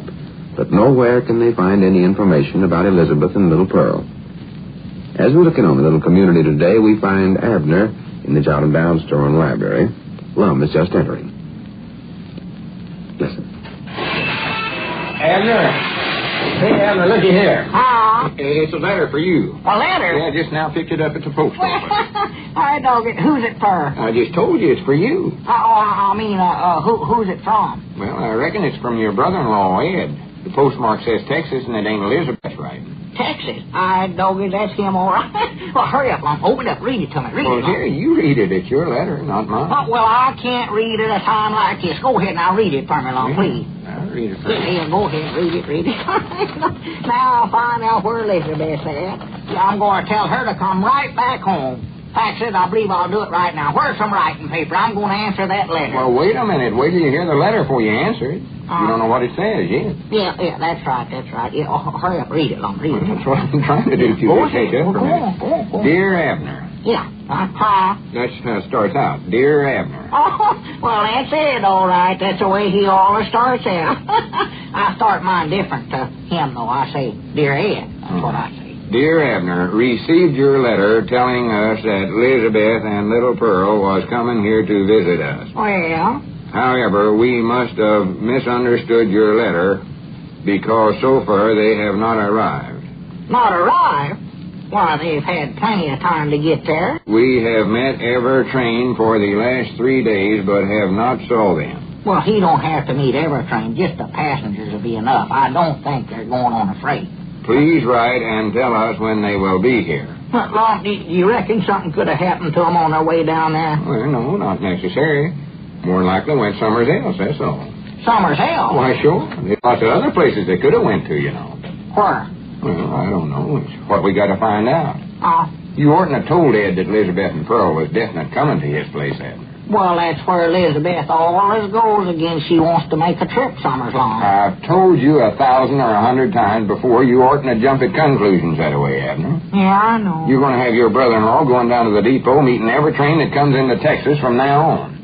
He'll more than likely have to give up his job to do it, and then he'll go broke, and pretty soon his whole family will starve to death. Oh, well, I never meant to do all that. Well, don't worry. It won't go that far, I don't think. Won't Just giving you an example to show you what this conclusion jumping of yours can lead to. Yeah. Here, let me finish reading your letter. Oh, is there some more to it? Yeah. This might give us more information. Yeah, sure. Where was I at? Oh, yeah. We are all fine here. I went hog wild the other day, and for Amy's birthday... That's his warmer, Amy. Uh-huh. And for Amy's birthday, I bought her a second-hand washing machine. He always was wonderful for fancy gadgets. Amy likes it just fine. Well, Opal is that's his oldest daughter, Opal. Yeah. Opal is doing canteen work for the Army boys and likes it just fine. Well, bless her heart. Bless her little heart. Aunt Ione has went to work in a defense plant near here as a riveter. Riveter? Yeah. She says she likes it just fine. Her birthday is next week, so if you think of it, you might send her a nice pair of overalls. What size? It don't say.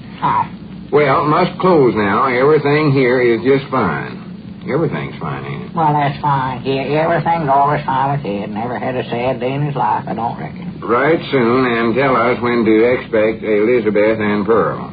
Wish you could come along with them, but know you have to stay there and keep the old nose to the grindstone. Ha ha. What are you laughing about, Lum? Ed laughed. Oh. I mean, he put it in a letter. Oh, he thinks he said something funny there. Oh.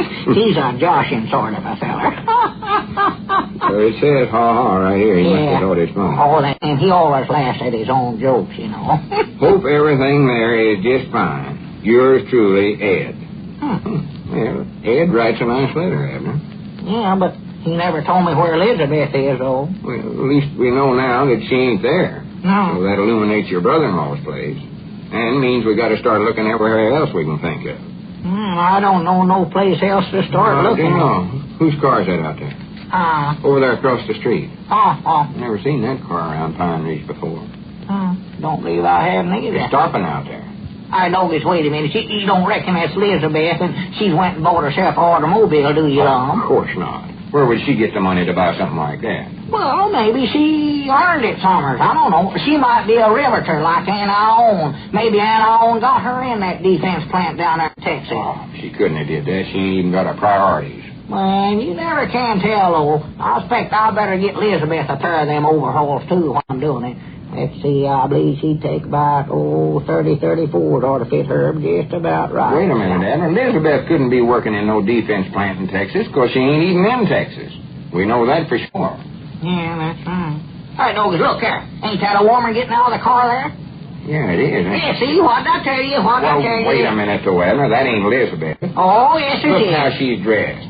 Elizabeth ain't got no clothes like that, them furs, no. Well, more likely she might have bought herself some new ones, Aunt Lon. I know this Elizabeth's coming back short of her. She's coming back, Lon. Abner, now, don't get yourself so worked up, because that ain't Elizabeth. Yes, it is. I can see better than you can, and that ain't her. Just take a good look out there now. Yes. And Doggy, you know, I don't believe that does much look like her, Lon. Of course not. Look there, she's carrying a young'un in her arms. Oh, she is, ain't she? Well, I know that ain't little Pearl she's carrying, because she's a heap bigger than that. Fact is, she can come closer to carrying Elizabeth than Elizabeth can to carrying her. Find out, Amy. Here she comes. Oh, yeah. Now, try to recollect your manners now and act polite. Yeah. Say how do, ma'am, and please excuse me, please, Mom, and all. What have I did? Well, if you do something. Oh, I'll be sorry. That's it. Well, how do you do, Mom? How do you do, ma'am? Hello.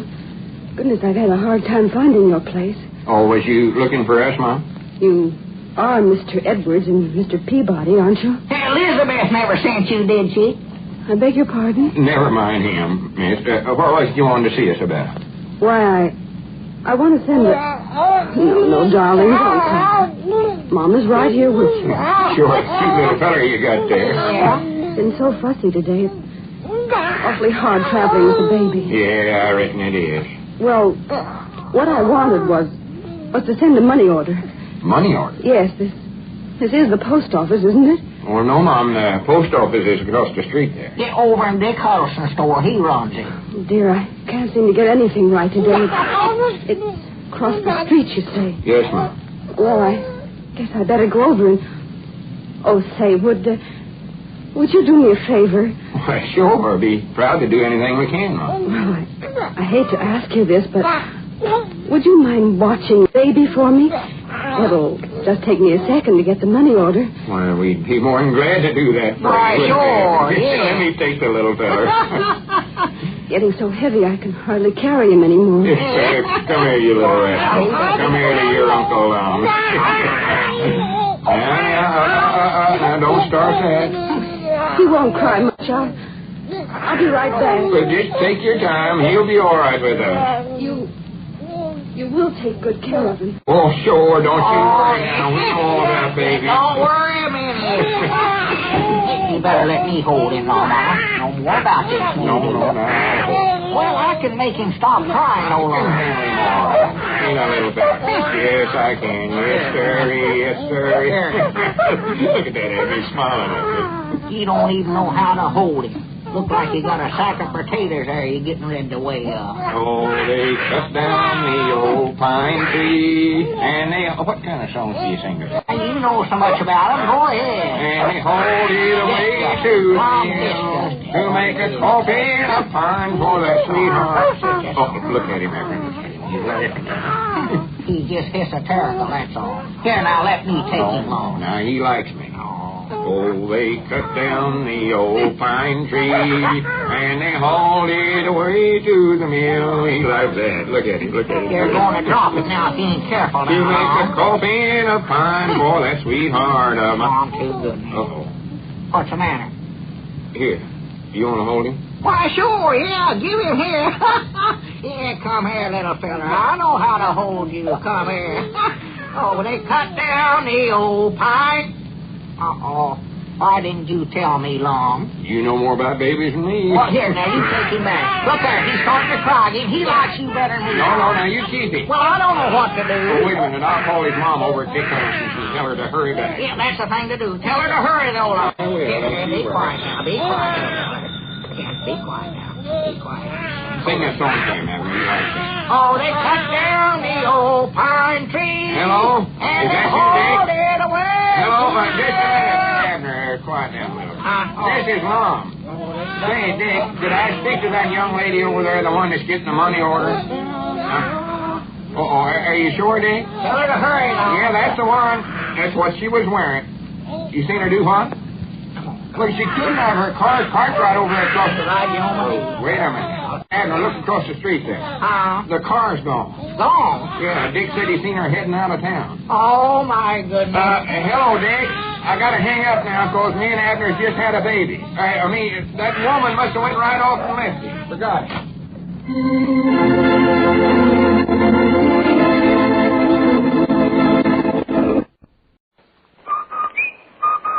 Andy, did you hear that? Come on. Did I hear what? That whistle.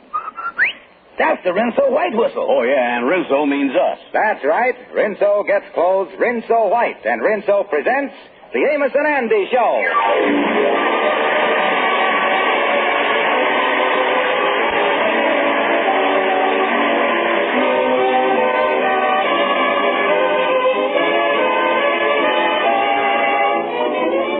Just about this time every year, I try to remember the New Year's resolutions I made last January. And if I can remember 1 out of 10, I feel like I'm doing fine.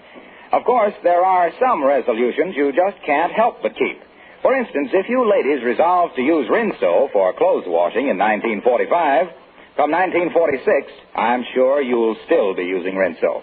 Because those soapy rich suds make wash day easy. As little as a short 10-minute soak, plus a few quick finger rubs on extra soiled places, gives you a wash that's spotless all over. All your lovely washable colors come Rinso bright, safely, through wash after wash. And you'll hang out a white wash that's Rinso White. So don't forget, get Rinso. And now, our stars, Amos and Andy.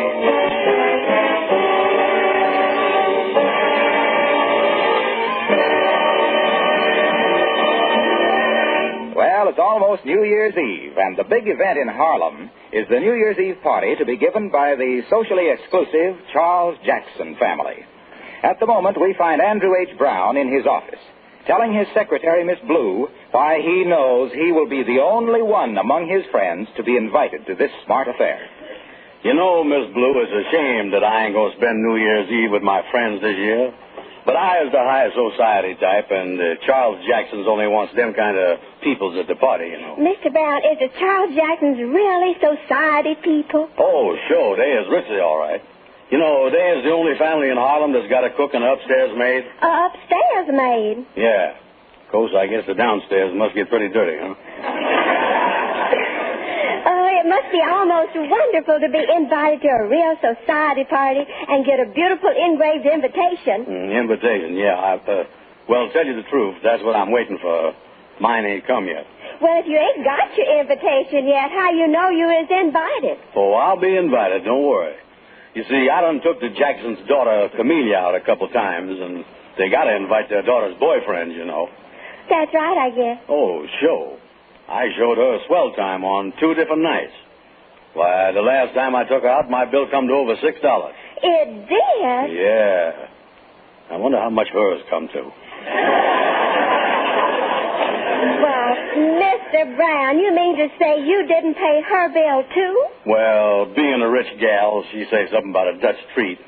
You know, she likes me all right. By the way, when is the morning mail due? Maybe my graved invitation will be in that. The morning mail come 2 hours ago. There was nothing in it but a bill from your tailor for turning the lapels around on your suit.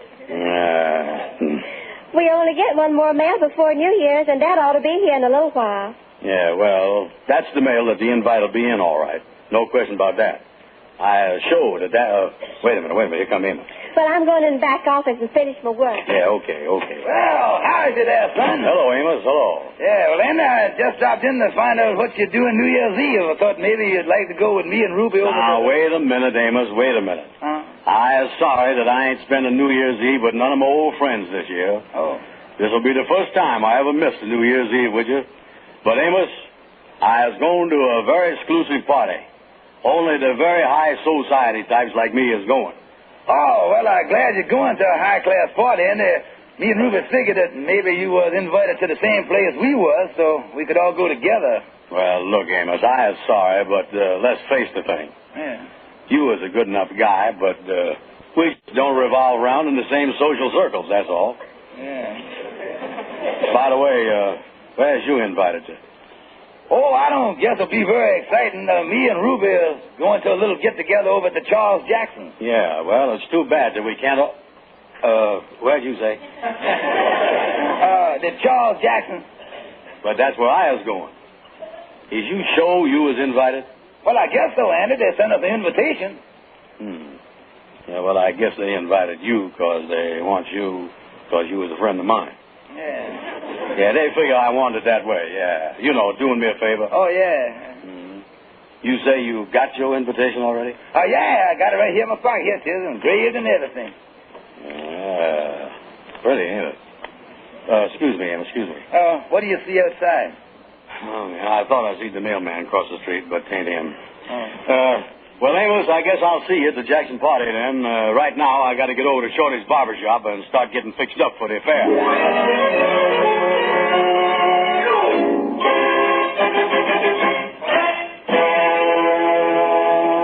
Hey, wait a minute, Shorty. What is that stuff you putting on my hair?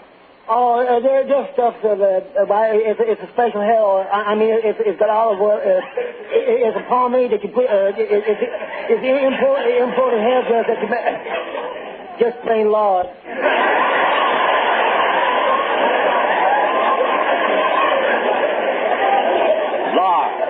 Lard on my hair? Yeah. How much is that costing me? 15 cents and 2 red points.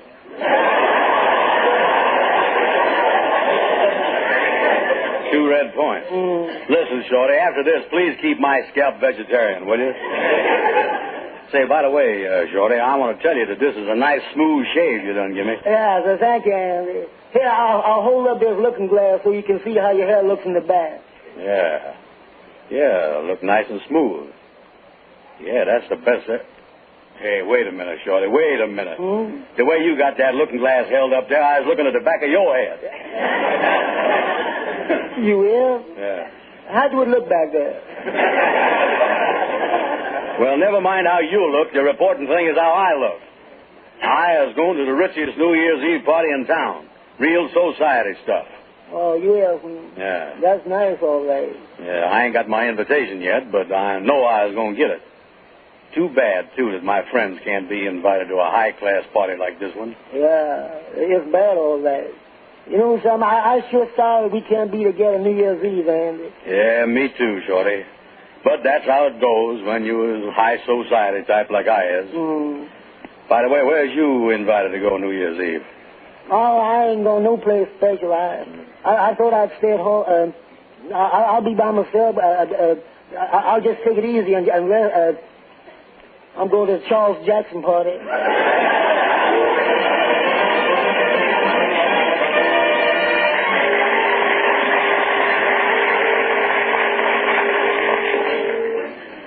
Well, this is the last mail here, and my invite didn't come.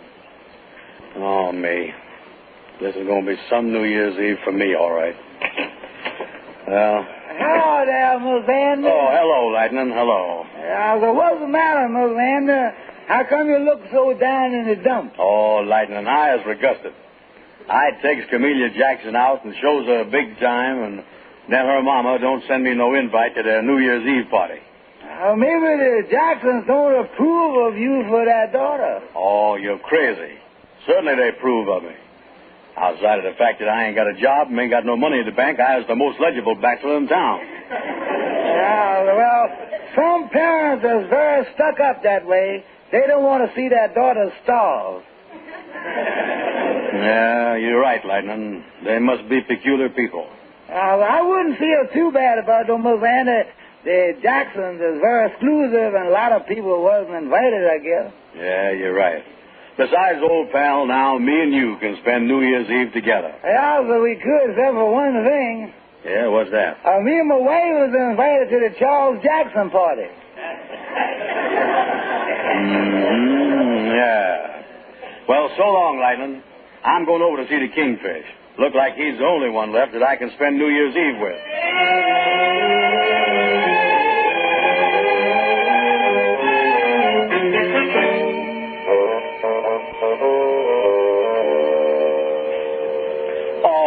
Kingfish, you too? Yeah, you see, and being one of the reporting citizens of Harlem, it was natural that Jackson sent me the invitation. Yeah, but tell you what, son, you come over and hang around the open window at the Jacksons, and maybe I can toss out a hunk of turkey or something like that to you, you know. Now, wait a minute, just a minute. I got pride like anybody else. I ain't hanging around no window where I wasn't invited, waiting for somebody to toss me out a hunk of turkey like a dog. Could you make it white meat? But you know, after the way you took this Camellia Jackson note, I thought sure you'd be invited. Yeah, that's what I thought. It just go to show you that where human nature is concerned, you can't trust human nature where it's concerned. Yeah, I ain't quite figured that out, but I think you got something there, all right. You know, that Camellia done give you a raw deal. Yeah, and I was mad. Oh, I don't blame you. I don't blame you. The thing that really hurts me is that I done opened my big mouth to everybody, telling them that I was the only one that was going to be invited, and now I was the only one that ain't. Now, look here. Why don't you just forget it and take out some other gal and celebrate New Year's Eve that way? Oh, I can't do that. I was broke. That's why I was so happy that I could be with Camellia at her house and not have New Year's cost me nothing. I wish there was some way that I could think of so I could be invited to that party. And wait a minute. What's the matter? You think of something? Listen, phone Camellia.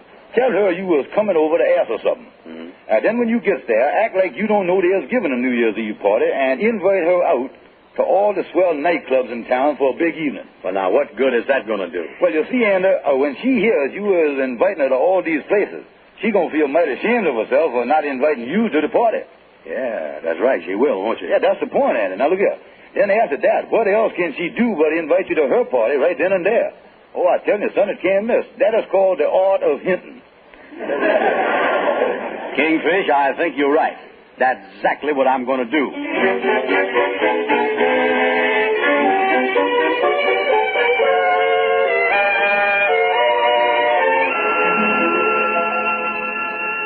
Oh, Camellia, dear. What is it, Mama? Oh, Camellia, a terrible thing has happened, and I feel just awful about it. Why? What happened? Why, I just went over the invitation list again, and of all people, I forgot to send one to your boyfriend, Andy Brown. Oh, don't worry about it, Mama. Andy phoned, and he'll be here any minute.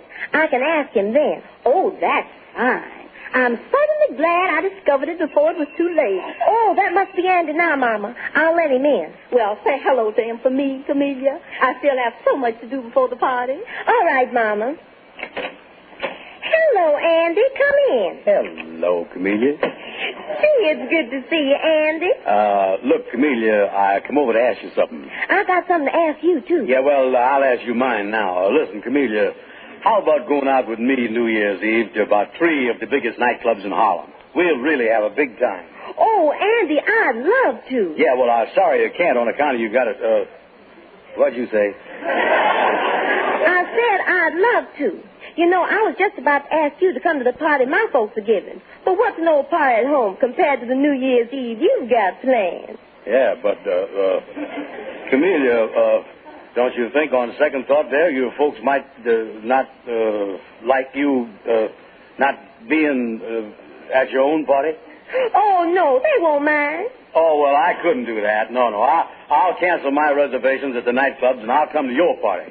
Andy, don't be silly. It's all settled. Now, I'm going to you on your New Year's Eve. Yeah. Well, anyway, I'm certainly glad there's a new year coming. It's got to have less trouble for me to get in it than this one did.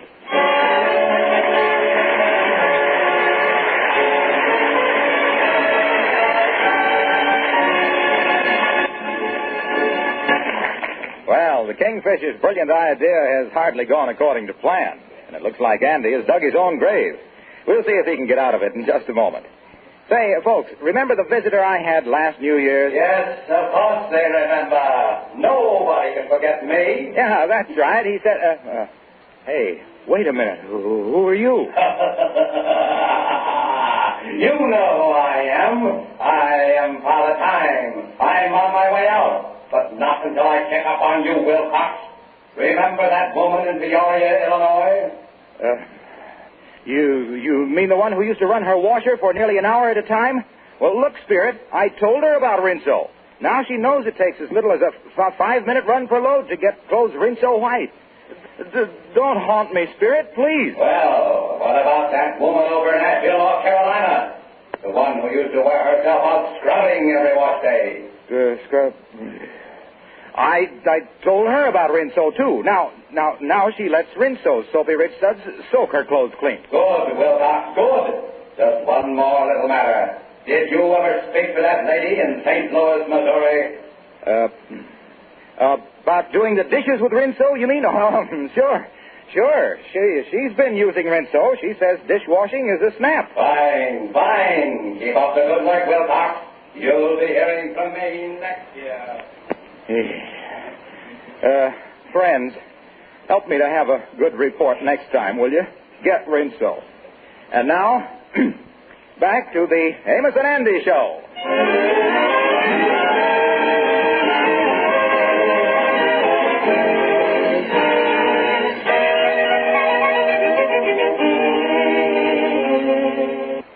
Well, now it looks like Andy is definitely going to spend New Year's Eve alone. By taking the Kingfisher's advice, he's gotten himself hooked up for an expensive evening, making the rounds of the best Harlem nightclubs. Andy is broke, and right now he's telling Amos his troubles. Well, that's the story, Amos, and I ain't got the money to take it to a picture show, much less to 3 big nightclubs. Yeah, well, I tell you one thing, Andy. Where you is concerned, there certainly ain't no trouble shortage. Yeah. What is you going to tell Camellia Jackson now? I done already told her. What? I phoned a little while ago that I was called out of town on business. Oh, Amos, a fine New Year's Eve I'm going to have. Now, wait a minute. Here comes Fred Wendell. Well, hello there, boys. Happy New Year to both of you. Yeah, same to you, Fred. Andy, the reason I dropped in was to ask you to do a little favor for me. Now, wait a minute. I ain't in no mood to do nobody no favor. I is in a mess, and I don't see nobody trying to help me out. But, Andy, look here. I done been invited to the Jackson party, and since I hear that you ain't going, I want you to do me a favor so I can go. Oh, yeah. You wants me to do you a favor so you can go. Everybody goes there but me. Well, I ain't going to do you no favor. Yeah, well, since you ain't going to the party, Andy, at least you can listen to what Fred got to say. Look, fellas, look. I got enough trouble without listening to either one of you. Now, will you all get out of here and let me alone, both of you? I ain't doing no favors for nobody. Well, Andy, if that's the way you feel about it, all right, so long. Wait a minute. I'll go with you, Fred. I got to drive by and pick up the woman that's going to stay with our children so Rubin and me can go to the party tonight. Well, so long, Andy. Sorry you feel like you do, but so long. They're sorry that I feel like I do. They all get invited to the party. But I is alone. And it's almost New Year's Eve, too. Hello there, Andy. Well, Reverend Johnson, come in. Yeah, thank you. Didn't see you at church this morning, Andy. Yeah, well, I've been pretty busy today, Reverend Johnson. I'll be there next week, though. Yes, I can understand about people being busy. Yes, a lot of our friends are busy preparing for the new year. Yes, sir, that's right. That's exactly what I was busy doing, yes, sir. You know, Andy, preparing for the new year in the right way is just as important as coming to church. Maybe in some cases even more important. It is, huh? Yes, you see, Andy, to most people the new year is a symbol of hope and promise for something better. It's the opportunity to erase the mistakes of the past, to make new friendships and to strengthen the old ones. But deeper than that, Andy, the hour of 12, that line between the old year and the new, is actually a horizon beyond which all hope for a better world. Yeah, you're right, yes, sir. We're all hoping to find a better world, all right. But that's a mistake, Andy. Finding implies luck, chance. We don't find a better world. We make a better world. We do? How do we make it? Why, by doing things for other people. You see, when you do things for other people, Andy, they love you for it. And when there's love, there can't be greed. And when there's no greed, there's no hate. And where there's no hate, there can be no such thing as war. And that, Andy, is a better world. Reverend Johnson, you mean that if I do's another fella a favor, someday it'll come back to me? Is that what you mean? 1,000-fold. Remember these words, my son. Cast thy bread upon the waters. Cast thy bread. Say, Reverend, I just remember a favor I refused to do for a friend. I'm going out and do it right now, you know it? I'm glad, Andy. By doing this favor, you'll make this a better world. Yes, sir. You can count on me. But don't expect too much of a change the first day.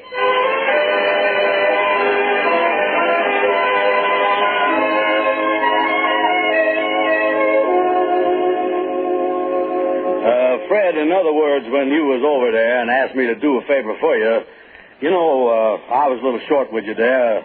My mind was on something else, and I think that I give you kind of a short answer. Well, Andy, sure was nice of you to come over here and tell me all that. In other words, you mean that you will do me the favor? Oh, sure I will, sure. Like Reverend Johnson say, cast a few crumbs of bread on the waters and you get back loaves of bread. Now, what do you want me to do for you, Fred? Well, now, look here, Andy. Here's what I want you to do, and I sure will appreciate it, too. Yeah. You know, I am doing a lot of jobs over at the newspaper there, and one of my jobs is the society reporter. Yeah, I know that. And I got some work to do tonight. But if you could do it for me, you see, that would make it so I could go to the Jackson party. Oh, sure, Fred. I'll be glad to do it for you. What do you want me to do? Well, now, look here. Here's exactly what I'm going to ask you to do. I'm supposed to make the rounds of the best Harlem nightclubs and get the names of the prominent guests spending New Year's Eve at these clubs, you see. I makes the rounds of the best Harlem nightclubs, you say? Yeah, that's right, Anna. That's exactly right. And the head waiter in each one of them will give you a list of all the guests there, you see. Now, here's a press pass that will admit you and one friend to all of them. And by the way, Anna, you being a representative of the press, the management of each nightclub will give you all your refreshments and food free of charge. That's what it do. Boy, that Reverend Johnson really knows his stuff, don't he?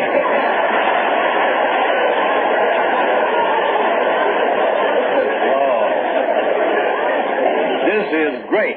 I'll call comedian till I was back in town. That bread I cast on the water this time is coming back in the shape of a wedding cake.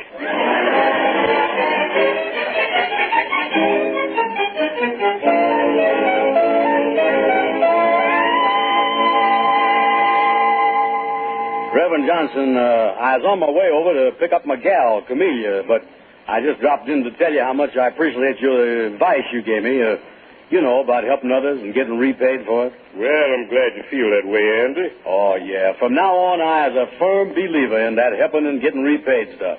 I never seen nothing work so fast. Andy, I wonder if you'd do a favor for me right now. Well, I got a handful of bread. Where do you want me to throw it? Well, there's a young couple, a soldier and his girl. Well, they're waiting in the chapel for me to marry them. I was on my way out to find a witness, but now that you're here... Oh, sure. I'll be glad to be a witness at the wedding, sure. Well, thank you, Andy. Yeah, here's a young couple now. Sally, Jimmy, come over here, will you? I'd like for you to meet Andrew Brown. How you do, Mr. Brown? Yeah, I do. Congratulations. I suppose now the two of you is getting married, you're going out and have a swell time celebrating New Year's Eve and your wedding both. Well, we sure like to, but I'm afraid we can't do much celebrating.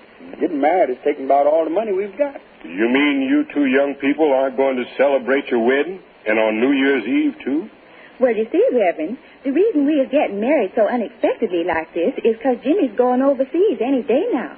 And we just got enough money left for me to get back home. Oh, well, that's a shame. You could afford to go out somewhere, though, could you? Well, I don't know, Andy. It's pretty expensive going out on New Year's Eve. Yeah, that is right. The cafes is charging... Say, wait a minute. I got an idea. Why couldn't I give the soldier and his gal here the press pass that... I wonder if I was overdoing this catching the bread stuff. Andy, what are you thinking about? Well, I was just thinking that I could give the bride and the groom, yeah, that'd help make a better world.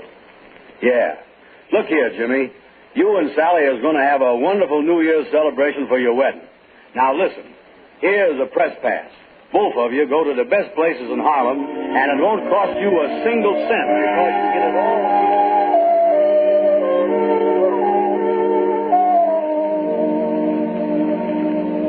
Child, this is great. Back home, 4 walls, by myself. Had to go get soft on it and give that press pass away to them kids. I could be dancing with Camellia right now at some nightclub. This ain't a mess. I wish everybody let me alone. Come in. Well, hello there, Andy. Oh, Amos, what you doing here? I thought you and Ruby was at the Charles Jackson party. Well, we couldn't go, Andy. The woman that was supposed to stay with the children couldn't come, so me and Ruby stayed home, and then Reverend Johnson dropped by, and he told us what you'd done and how you'd be all alone tonight. Yeah, I guess I was a sucker, spoiling my New Year's Eve for a couple of strange kids. Reverend Johnson told me to cast my bread on the water and it'd come back to me. I was unhappy, Amos. Unhappy? Why, Andy, what you done tonight ought to make you the happiest and proudest man I know. You see, Andy... Wait a minute. Wait till I answer the phone out in the hall here. Wait a minute. Yeah, well, take your time, Andy. Go ahead. Hello? Andy, this is Fred Gwendell again. Oh, listen, Fred, I couldn't go to the nightclubs for you, but I got a friend of mine that's going, and he'll get you all of the names. Oh, that's great, Andy, because I was going to ask you to change your plans for me anyway. What you mean? Over at the newspaper, I take care of the theatrical news, too, you know. Yeah. Well, a girl that just got to town, and she's been invited to a big private party tonight, and I was wondering if you would go with her. You go right to the party, you'll have a swell time. Well, who is the gal? Hold your hat, Andy. It's Lena Horn. Lena Horn? She is the best-looking gal in the country. Yeah, well, now, look here. Put on your best clothes. I'll meet you in front of your house at the automobile, and I'll take you over and introduce you. Okay, see you in 10 minutes. So long. Amos, that Reverend Johnson is as right as 2 rabbits. Oh, what happened? What happened? I done cast some crumbs of bread on the water, and somebody done sent me a bakery.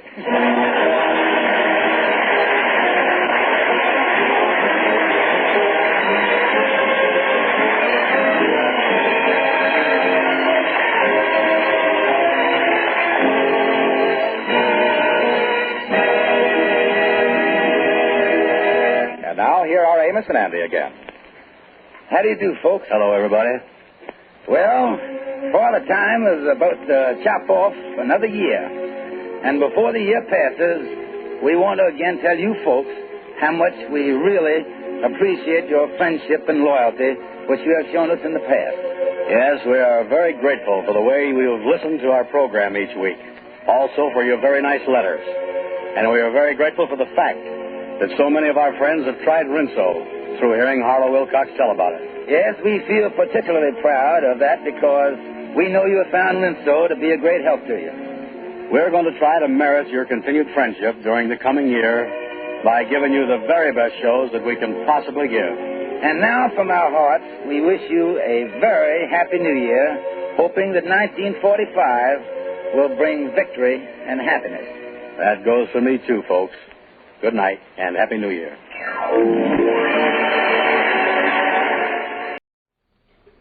Hello? Are you there? Well, we're here. 1, 2, 3, 4, 5, 6, 7, 8, 8 ways better, Swan soap. Yes, sir. Lever Brothers Company, the makers of Swan, the new white floating soap that's 8 ways better than old-style floating soaps, presents Paul Whiteman. Your Swanee announcer, Bill Goodwin. Our singer, Jimmy Cash. Well, I Swan, the stars of our show, George Burns and Gracie Allen.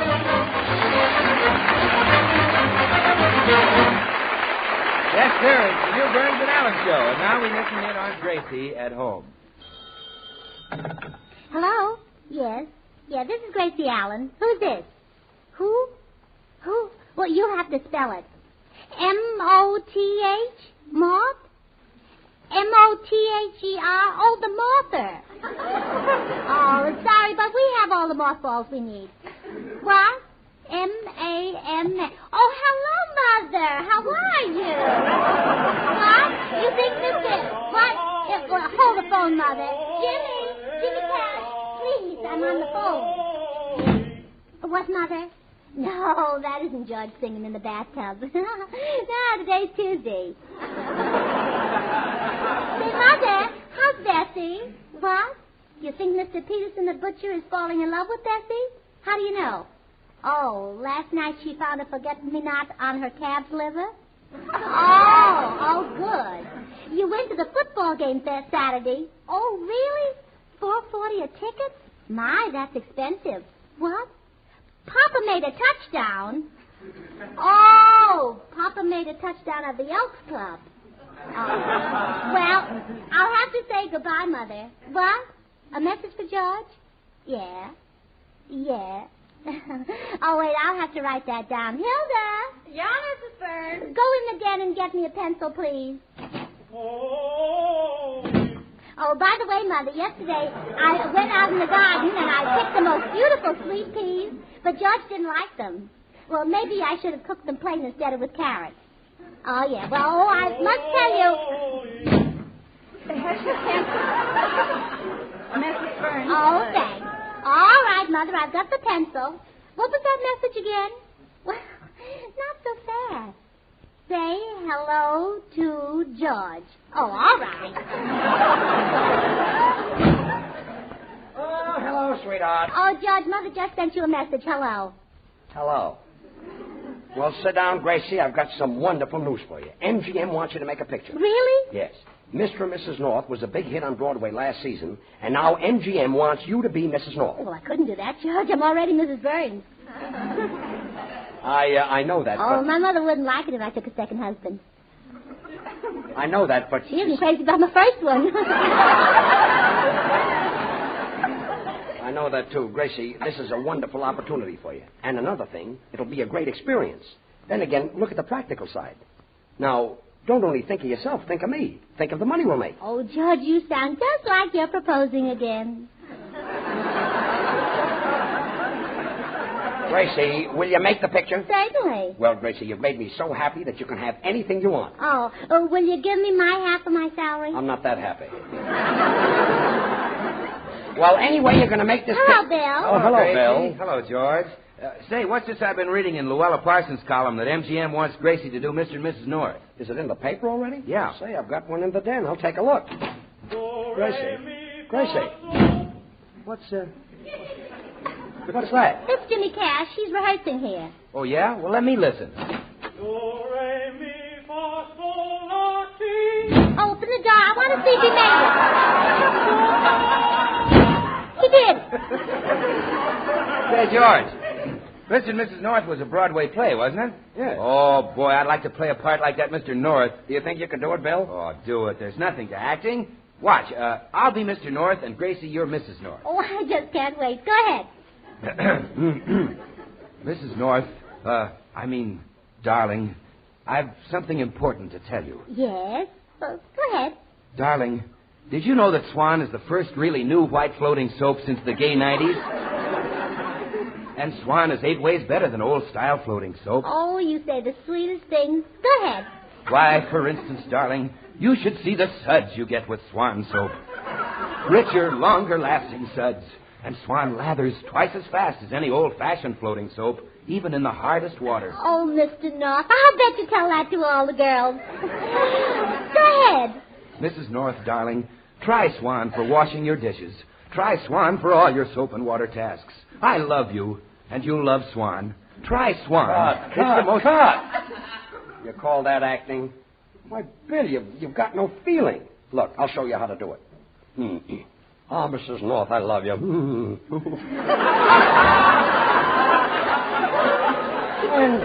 and Mrs. North, you love Swan. Swan, that wonderful soap. That floating soap. Just give me a cake. That white floating soap. And I'll go alone. Happy with you. And Swan.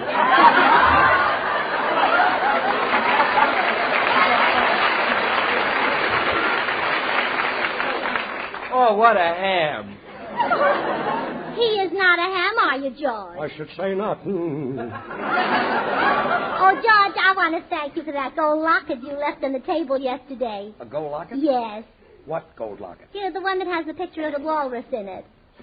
A walrus? Yes. Well, I don't know what you're talking about. Anyway, I have to call up MGM and tell them that the deal is okay. Say, that's funny. There's a woman talking on the other end of the phone. Oh, let me listen. Oh, it's my mother. She's still on the phone. I forgot to tell her to hang up. You can hang up, Mother. Goodbye. Mr. Burns, you want to hear my song now? Well, yeah, you can start, kid, but I've got to make a phone call. I'll be right in. Operator, get me MGM Studios. Wasn't it you wakened my lonely heart? Wasn't it you showed me a world apart? Hasn't it all been thrilling, living from kiss to kiss? And weren't you more than willing to keep it forever like this? Wasn't it you who planned each exciting day? Heaven for two, and didn't you lead the way? Wasn't it you who said our love would never die? Wasn't it you who planned each exciting day? We found a heaven for two, and didn't you lead the way? Wasn't it you who said our love would never die? Can it be you now saying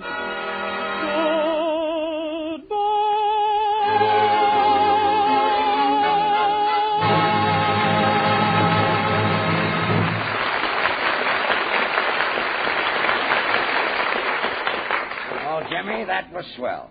Now you can run back to the grocery store and close up. Not tonight. Oh, I bet you're going out tonight. Yeah. With a girl? Yeah. Nice? It reminds me of my mother. Who is she? My sister. Goodbye, Jimmy. Oh, George, did you get MGM on the phone? Oh, yes, and Irving Asher, the producer, is coming over in 20 minutes with a contract for Gracie to sign. Well, gee, that's wonderful, George. It sounds exciting. Well, it is. Imagine Jimmy Cash going out with his sister. Gracie, I'm talking about the picture. Oh, that's wonderful, too. Wonderful, and what a part that Mrs. North is. She's in every scene. She talks for hours. She says the silliest, staffiest, dumbest, craziest things you ever heard in your life. I'm not going to do it. It's one of the greatest, the most... You're not going to do it? No, I'm not going to do it. I'm not going to get on that screen and say a lot of silly things. I want to act natural. Act natural? Well, certainly. I'm not going to have people laugh at me. Look, Gracie... The trouble with Hollywood, they miscast everybody. Like I saw a picture called Tom Harmon of Michigan, all about a football player. And the fellow who played the part of Tom Harmon wasn't the type at all. The part was played by Tom Harmon. Oh, now you see, he got the job because he was a relative. Gracie, I've listened to you talk for years and years, and you say less than any woman I know. That's why I can't play the part of Mrs. North. I don't talk enough. That's because the days are getting shorter. And then again, I don't believe that being quiet should be carried to extremes like some people do. Like I met a woman at the club last week, and I chatted with her just to be polite. And all the time I was with her, she didn't even say one word. But on the other hand... Gracie, who was this woman? Billy Burt. But on the other hand... Billy Burt? Yes. Yeah, a regular sphinx. Now, please, Judge. She's one of my dearest friends. Gracie, this is a great part. Not going to do it. Hilda! Yeah, I'm bringing the aspirin. Yeah, that's what I meant, yes. Bill, you're a smart fella. Why don't you talk to Gracie? Because I'm a smart fella. Thanks. Here's the aspirin. Oh, Hilda, how's your boyfriend Olaf? You know, the one who always says hut set? Please, Bill, now, Gracie, this is... Not going to do it. Oh, I don't go around with Olaf anymore. No? No, you know, he was so bashful that he never even kissed me on the forehead. Oh, well, don't let that worry you, Hilda. I went around with George for 3 years before he kissed me on the forehead. And then he went back to kissing me on the lips again. Yes, that's because you started wearing bangs.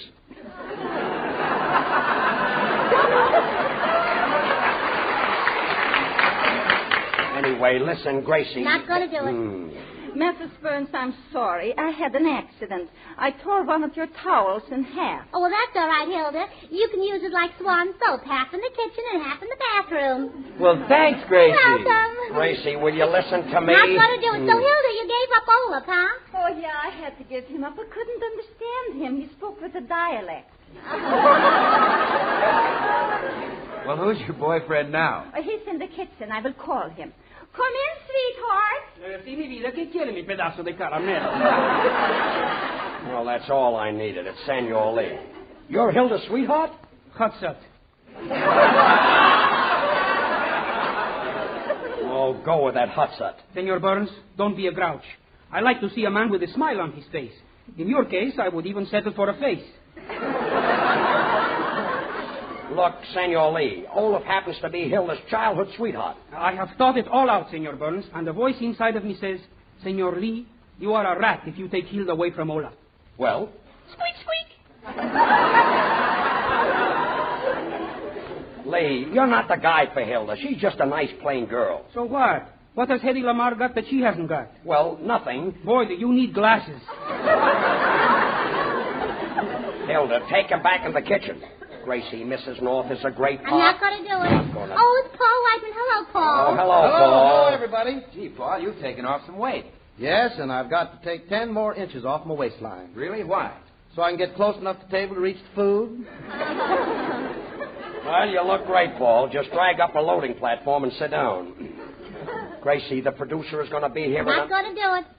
Look, honey, don't think that I'm trying to bribe you. But you know that beautiful caracal coat that we saw at Magnan's?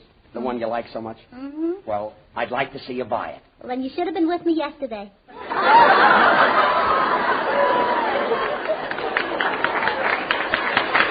Look, Gracie, MGM doesn't offer these parts. Not going to do No, it. not going to. Hey, I hate to change the tempo, but when I was here yesterday, I left a gold locket on the table. It was for Mrs. White. It's her birthday today. May I have it? Oh, so that's the locket Gracie was talking about. Paul, was that your locket? Yes, my picture was in it. Oh, yes, the walrus. Gracie, where's the locket? You mean the locket? Yes, the locket. You mean the gold locket? Yeah, the gold locket. Where's the locket? Well, you never can tell when something might be missing, and if it is, I didn't do it. Gracie, don't... Hey, today is my wife's birthday. Don't tell me it's lost. Well, it isn't exactly lost. What happened was, I was sitting and knitting some backless sweaters for soldiers, and all of a sudden... Backless sweaters? Well, yes, they asked me to knit sweaters for the boys at the front.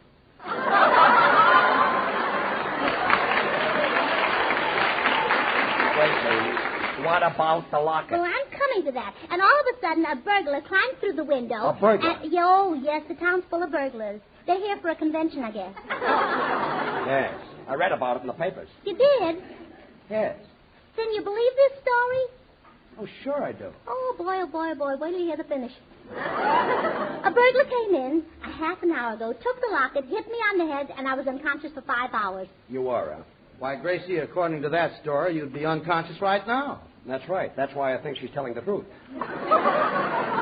Gracie, where's the locket? Oh, I'm awfully sorry, Paul. I thought George left that locket there as a surprise for me. Well, where is it? Well, you know that antique shop around the corner? Yes. I traded it in. You traded it in? But, Gracie, how could you think it was your locket? Didn't you see P.W. engraved on it? Well, yeah, but, Paul, I thought the engraver had an impediment in his speech and pronounced my name Tracy Wallen. Tracy Wallen? Well, anyway, what did you trade the locket for? I mean the locket. What did you trade it for? Well, I traded it in for this musical powder box. Look. But that locket was an heirloom. Yes, but this musical powder box is a genuine antique. It's 150 years old, and when you lift up the lid, it plays music. Listen.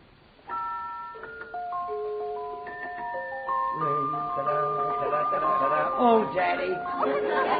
150 years old? Yeah, an old daddy. An old daddy, huh? Close it. Close it. Come on, Gracie. Let's go over to the antique shop and get my locket back. All right, Paul, let's go. But, Gracie, the producer is coming with the contract. I won't do it. Gracie, you're staying in the house. I won't do it. Gracie, you're staying here. I won't do it. You will. I won't. You will. I won't. You will. I won't. You will. I won't. You will.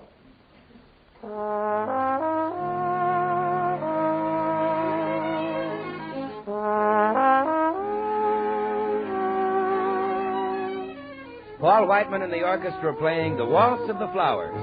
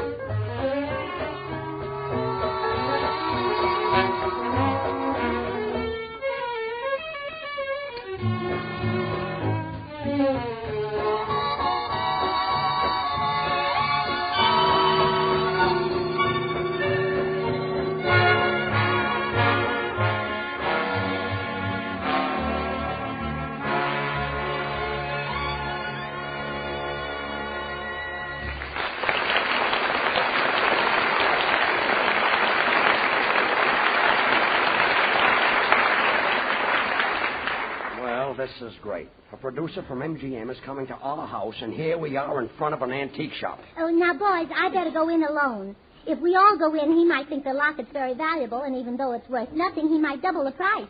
And double nothing is $64, and it's certainly not worth $64, so I think the best thing for me to do is to go by myself.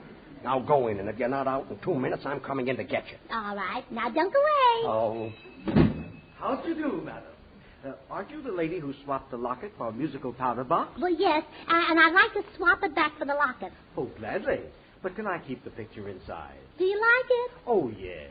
It'll make a wonderful design for a poker chip. Oh, well, here's your powder box. Will you wrap up the locket? Gladly. Oh, my, you have lovely things here. Isn't this adorable? A statue of a woman with a clock in the center of a forehead. Madam, this is an exact reproduction of Venus de Milo. Oh, the poor thing. She has no arms. How does she keep the clock wound? Well, I couldn't say. My partner will be back later. Well, wrap it up. Gladly. Well, here's your locket all wrapped up in a little box for you. Oh, thank you. Gladly. Who's that? Oh, that's my husband knocking on the window. If he thinks I'm going home to sign that movie contract, he's crazy. I'll stay here all day even if I have to buy the whole store. You mean you've got a chance to be a movie star and you don't want to? I should say not. If I'm a movie star, I'd have to put my footprints in cement in front of the Chinese theater. Well? Well, if I got lost in the woods, then no one could find me because I wouldn't have any footprints.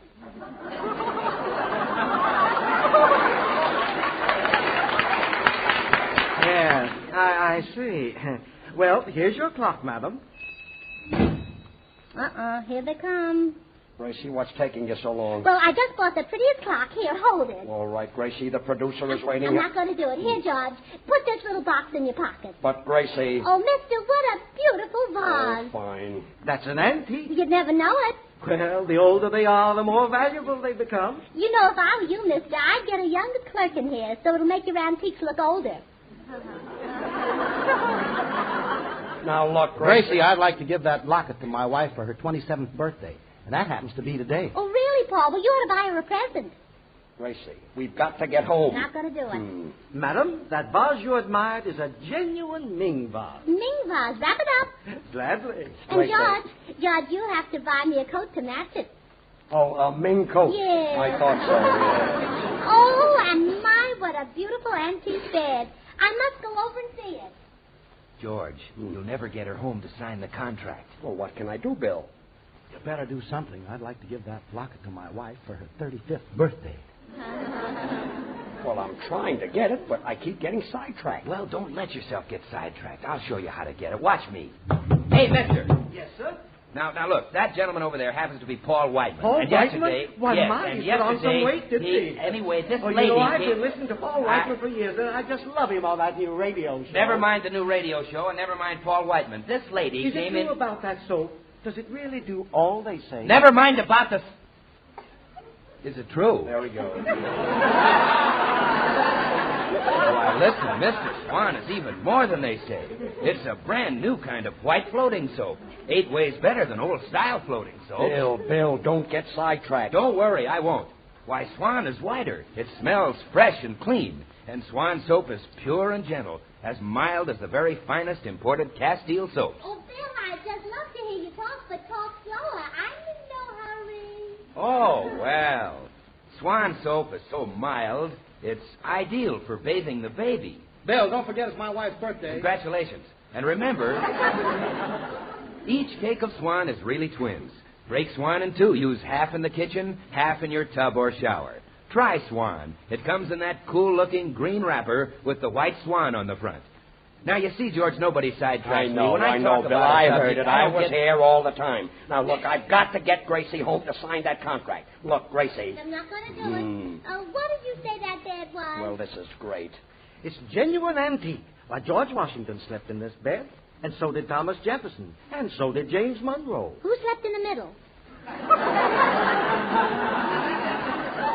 In the middle? Wrap it up. Gladly. Gracie, please get that locket. I'd like to give it to my wife on her 48th birthday. Gracie, the producer I'm is... not going to do it, mister. What's on the 3rd shelf? That's dust. Wrap it up. Wrap it up. Quiet. Look, mister, I've had enough of this. Well, look who's hello. Oh, it's Elsie Myers who lives across the street from us. Hello, Elsie. Hello, Gertrude. My name is Gracie. Oh, yeah, I must remember that. Say, Gracie, is that big antique moose head yours? Yeah, we've been married for years.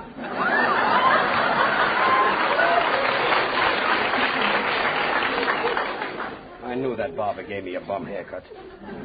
Well, I just dropped in to get an ashtray for my husband. What's his name? Frank. Oh, yeah, I must remember that. Gracie, get that locket. I've got to get home with it before May Robeson leaves me. Now, I'm going to settle this. Mister, where's that locket that my wife traded? Why, I gave it to her a half hour ago. You did? Gladly. Gracie, where's the locket? I gave it to you. It's in your pocket. In my pocket? Gladly. Gladly. Look.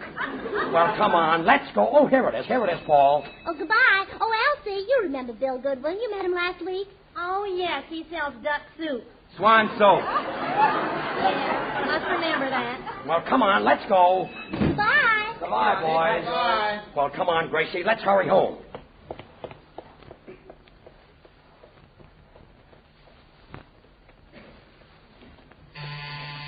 I hope that producer is still here. Come in, Senor Burns. Hey, Lee, why are you opening the door? Where's Hilda? She's upstairs putting my clothes in the guest room.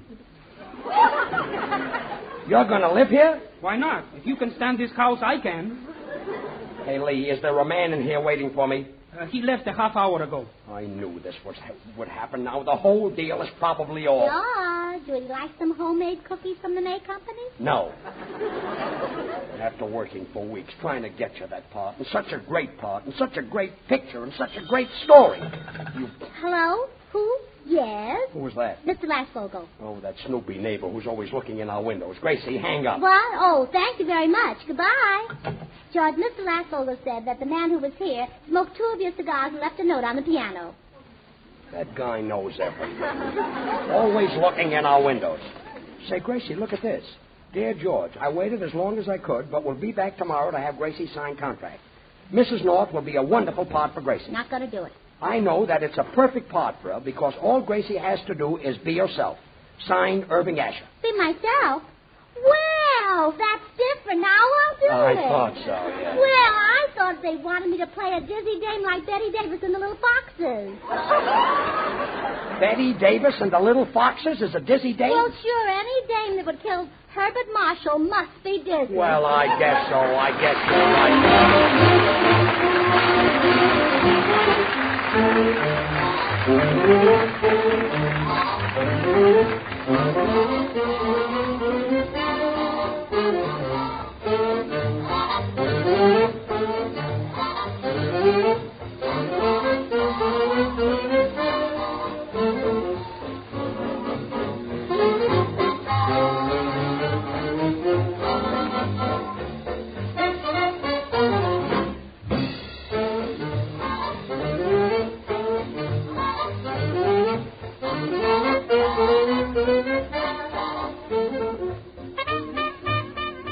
Remember, folks, buy Swan.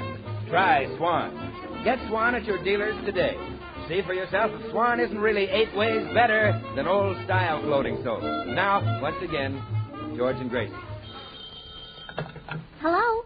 Oh, hello, Gracie. This is Mrs. Whiteman. Ask her how she liked the locket. How did you like the locket Paul gave you? Well, I traded it in. Well, I don't blame you. For what? Listen.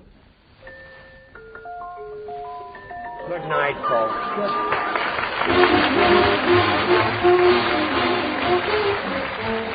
The makers of Swan, the new white floating soap, join George and Gracie in inviting you to tune in again next week, same time. Until then, this is Bill